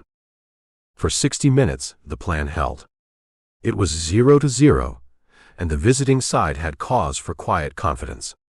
They had handled Messi with collective discipline, denying him the space his first touch exploited so devastatingly, crowding the central channels and forcing the ball wide into areas where the threat was more manageable. Then, in the 61st minute, Messi dropped deeper than he had at any point in the match. It was an adjustment, small in its physical dimension, enormous in its tactical consequence. By receiving the ball in the pocket of space between the opponent's midfield and defensive lines, he removed himself from the concentrated attention of the backline while still possessing the range to be decisive. The ball came to him, and he turned, and the defenders who had been so disciplined in their positioning suddenly faced the terrible calculation that arises whenever Messi has the ball with space ahead of him and acceleration still at his disposal. Press him and risk the dribble, or hold and concede the pass. They held. He passed, a ball of such precision and disguise that it split the defense entirely, arriving perfectly weighted at the feet of a teammate who had only to compose himself and finish. 1-0. And then, with 14 minutes remaining, Messi scored directly. A free kick from 22 yards, curling over the wall and dipping beneath the crossbar with the definitiveness of a signature, a thing done not with effort but with absolute refined certainty. 2-0. The Eastern Conference was theirs. The MLS Cup final arrived on a December evening, with the weight of everything the season had accumulated pressing gently but insistently upon it. Inter Miami had traveled to a neutral venue where the final would be decided, and the occasion carried the atmosphere of a genuine occasion, not simply a match but a reckoning, a test of whether everything the club had built across Messi's seasons in American football had arrived at its intended destination. The opponent was a Western Conference side that had earned their place through a campaign of grit and quality, a team built around collective strength, and a defensive organization that had proved difficult to dismantle across the course of the postseason. They came into the final with confidence and tactical clarity, and for long stretches of the first half, the match lived up to its billing as a contest between two sides of genuine merit. It was goalless at halftime, and in the dressing room, Mascherano spoke quietly and directly, reminders about patience, about the virtue of maintaining shape and not forcing solutions before they were available. Trust the process, trust each other, and trust Messi, who would, when the moment presented itself, know precisely what to do with it. The second half opened with the kind of tense, watchful intensity that characterizes finals between evenly matched sides. Neither team was willing to expose themselves, and yet neither was willing simply to sit back and accept the lottery of extra time and penalties if it could be avoided. On 67 minutes, Inter Miami won a corner. Messi placed the ball at the corner flag, stepped back, and surveyed the box. He saw what he always saw: the geometry of bodies, the vectors of movement, the space that existed not yet but would exist in the moment after his delivery arrived. He curled the ball with the outside of his right foot, a delivery of such precise weight and trajectory that it seemed to ignore the concept of difficulty, and found a teammate at the near post who had timed his run to perfection. The header was firm, directed, and the goalkeeper had no answer for the combination of quality that had produced it. 1-0. Inter Miami defended the lead with intelligence and discipline. There were moments of pressure from the opponents, legitimate periods when the equalizer appeared to be a possibility, when the goal felt under threat, and the crowd tensed with the particular anxiety of those who want desperately to protect something precious. But Messi was everywhere in these moments, pressing when the team needed to press, releasing tension with a touch that killed the counterattack before it could develop, leading with the body language of absolute assurance, not arrogance, never arrogance, but the settled conviction of a man who has been in difficult situations 10,000 times before and knows, with the knowledge that only experience provides, that the path through exists and that he will find it. The final whistle arrived, and with it, the release of every emotion that the long season had held in suspension. Messi stood at the center of the celebration, not pushing himself to its front, but naturally there, because he is always naturally there, in the way that certain presences define the space around them without effort or intention. His teammates embraced him, lifted him, surrounded him with the warmth of a group that understood they were part of something that would outlast the evening. The MLS Cup was raised, and for a moment, a still, crystalline moment before the music and the confetti and the organized joy of the ceremony took over, Messi held the trophy and looked at it with the expression of a man who never takes these things for granted, who remembers the years in Barcelona when trophies arrived with such regularity that the world assumed they were inevitable, who remembers the years with Argentina when they were anything but, who has learned, through the particular education that only loss can provide, that victory is not owed to anyone, not even to the greatest. The historic domestic double was complete. The MLS Cup, in conjunction with earlier silverware, had confirmed Inter Miami not merely as a novelty of American football's expansion era, but as a genuine force, a team that had won because it deserved to win, because it had outworked and outthought and, on the decisive evenings, outperformed everyone placed in its path. And yet, even as the celebration continued, even as the cameras captured the faces of men and women who had given everything to this cause and were now permitted to enjoy the reward, Messi's mind was, in some quiet corner of itself, already elsewhere. Because the horizon held something larger still. The 2026 FIFA World Cup was not a rumor or a distant aspiration. It was arriving, with the implacable certainty of a deadline that does not negotiate, and with it, the possibility that Lionel Messi might stand on a World Cup stage for the final time, wearing the blue and white of Argentina, carrying the weight and the love of an entire nation, and attempting to do what he had already done once, be the reason why a country weeps with joy. But before the World Cup itself, there was the business of qualifying, or rather, the business of confirming what CONMEBOL's qualifying campaign had been gradually building toward through the months and years of matches played across South America's dramatic, altitude-varied, climate-tested landscape. Argentina's qualifying journey for the 2026 World Cup, which would be held across the United States, Mexico, and Canada, the largest World Cup in the tournament's history, had been, in the manner of Argentine qualifying campaigns across all of football history, not always comfortable, not always linear, but always ultimately purposeful. The CONMEBOL qualification process for the 2026 tournament had provided its usual diet of high drama, the qualifying group extending across national stadiums where altitude and climate and fierce national pride combined to make every away match a particular species of ordeal. Messi's involvement in the qualifying campaign had been managed with great care, a collaboration between his club commitments with Inter Miami and his national service, sequenced with the kind of precision that his unique position required. The Argentine Football Association and Mascherano, at club level, had worked within a framework that protected Messi's body while ensuring that when he appeared in the blue and white, he appeared with something still in reserve, with the sharpness that transforms a good performance into a decisive one. And in Argentina, even in qualifying matches that the team approached with the particular self-assurance of world champions, Messi's presence was never merely functional. It was transformational. When he wore that jersey, the stadium, whichever stadium it happened to be, arranged itself around him in a different way. The crowd responded to his first touch with a recognition that went beyond the usual appreciation for quality. It was the recognition of belonging, of a man and a shirt and a people who had found each other across decades of striving and heartbreak and eventual glorious consummation. There were qualifying matches in the latter stages of the CONMEBOL campaign that Messi graced with moments of particular beauty.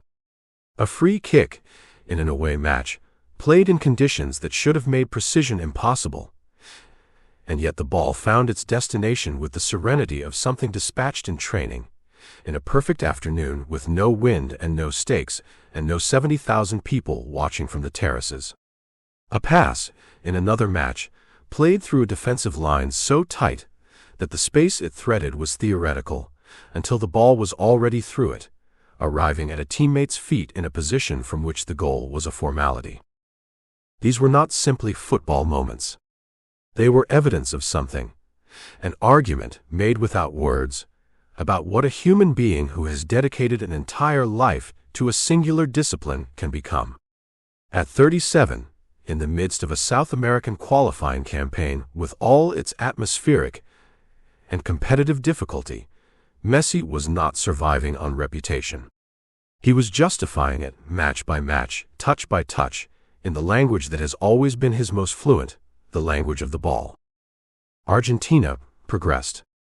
The qualification was confirmed with the assurance of champions who had absorbed the lessons of their own history, who understood, after the pain of previous World Cups when expectations had collided with reality, that nothing is guaranteed, and therefore everything must be earned. The Argentine squad that was taking shape for the 2026 tournament was a blend of the experience that had delivered the 2022 trophy and the fresh energy of a new generation that had grown up watching Messi's journey and been inspired to begin their own. Messi existed at the center of this blend as its unifying element, the point around which everything else organized itself, not through demand or ego, but through the simple, undeniable fact of what he was and what his presence meant. In the press conferences that accompanied the qualifying campaign, He spoke with characteristic simplicity and directness. He spoke about the group's quality, about the collective spirit that had been so critical in Qatar. He spoke about the young players arriving into the squad with energy and hunger. And when asked, as he was always asked, with the barely contained emotion of journalists who understood they were covering the final chapter of something extraordinary, about whether this would be his last World Cup, he answered in the way that had always characterized his relationship with these kinds of questions, honestly, without drama, and with the particular wisdom of someone who has made peace with the temporary nature of everything. He said that he was focused on what was in front of him, that the preparation was what mattered now, that the tournament would take care of itself if the work was right. And then he went back to training. This is the thing about Messi that the statistics and the trophies and the biographical facts cannot fully capture, the thing that those who have worked alongside him over the years consistently return to when they attempt to explain the gap between him and everyone else who has played this game at its highest level. It is not simply the talent, though the talent is, of course, without parallel. It is the relationship with the work itself. In the autumn of 2025, as Inter Miami prepared to defend the silverware they had accumulated, and as Argentina refined the details of the squad that would travel to the 2026 World Cup, Messi was training with an intensity and a focus that younger men in his squad found remarkable. Not the frantic intensity of someone trying to prove something, but the settled, purposeful intensity of someone who simply cannot conceive of preparing in any other way. He was first on the pitch, and often among the last to leave. He performed his physical maintenance, the detailed regimen of stretching and conditioning and recovery that high-performance sport at his age demands, with the same seriousness he brought to the tactical sessions. He engaged with the technical staff, with the coaches, with his teammates, always in the posture of someone who believed there was still something to be learned, some edge still available, if you were willing to look for it carefully enough. There is a story, told by one of the coaching staff at Inter Miami during this period, about an afternoon when, after a full training session, Messi asked the goalkeeping coach to remain on the pitch for 30 additional minutes. He wanted to practice a specific type of chip, a finish over a rushing goalkeeper from a tight angle, that he had attempted in a match the week before, and felt had not been executed as cleanly as it should have been. The chip in question had resulted in a goal. Anyone watching would have described it as sublime, unrepeatable. Messi felt it could have been better. He practiced it for 30 minutes. And at the end, the coaching staff member said, with the slight bewilderment of someone whose frame of reference for excellence has just been quietly recalibrated, that the final repetitions were not merely better than the match version. They were of a different category entirely, a level of precision that seemed to exist outside what the human body should be capable of producing consistently. This is what 37 years of devotion looks like. This is what it means to have given everything to a single pursuit across an entire lifetime. Miami, in the late weeks of 2025, had taken Messi fully to its heart in the way that only cities with genuine passion for their adopted icons can manage. The pink jersey was everywhere, not simply in the stadium but in the streets, in the restaurants along Brickell Avenue, in the school playgrounds of suburban neighborhoods where children who had never watched a football match before his arrival now spoke knowledgeably about formations and finishing angles. He had done what only the most transformative sporting figures manage. He had not simply performed for an audience, but had enlarged it, created new football people out of those who had previously been indifferent to the game. And he moved through this Miami life with the same quality that had always characterized his private self, without pretension, without the performance of celebrity that lesser figures use to fill the space their talent doesn't quite occupy. He was, by all accounts of those who encountered him in the ordinary moments of Miami life, exactly the person he appeared to be: warm, generous in small ways, focused on his family with a consistency that spoke of genuine priority rather than managed image. His sons had grown into the game in the most natural way, playing, learning, occasionally appearing beside their father in training environments where the normality of a boy kicking a ball with his father somehow coexisted with the extraordinary context of who that father was and what those moments would mean one day when memory reached back to them. Antonella, who had been beside him through every city, every stage of the journey, remained the anchor she had always been, the constant in a life whose public dimensions had been anything but. As the calendar turned toward 2026, the shape of what lay ahead came into clearer focus. The World Cup, to be staged across 16 host cities spread across 3 nations, in stadiums that would hold hundreds of thousands of supporters from every football culture on Earth, was now months away rather than years. Its gravitational pull was beginning to be felt, not just in the technical planning of national associations, but in the collective emotional attention of the football world. Argentina, as defending champions, carried the weight of expectation with the particular dignity of those who have already climbed the mountain and know both its grandeur and its cost. The team was not complacent.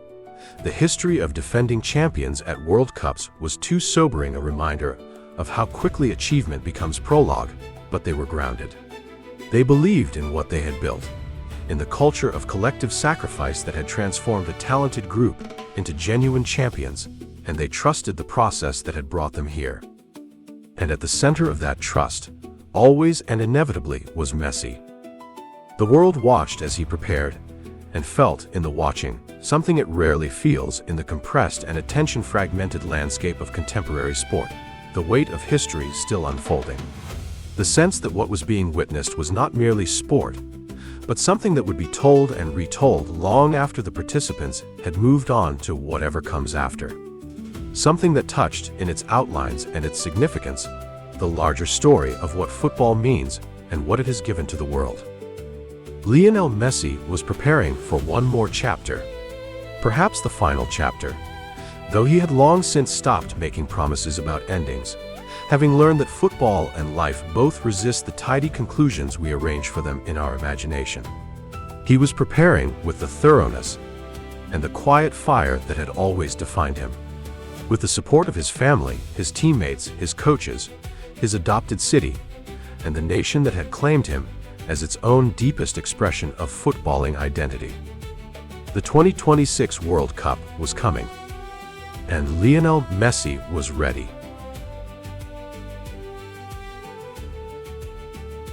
You have reached the conclusion of Lionel Messi, architect of the beautiful game. Thank you for listening to this deep dive exploration into the life, the mind, and the historic legacy of football's ultimate maestro. From the frost-etched dirt pitches of Rosario, Argentina, to the golden light of European dominance, and finally to the warm coastal horizons of Miami, this presentation was created to honor the pure artistry and quiet resilience of a legendary athlete. We hope these chapters have brought you closer to the heart of the sport and the timeless magic that occurs when genius meets absolute devotion.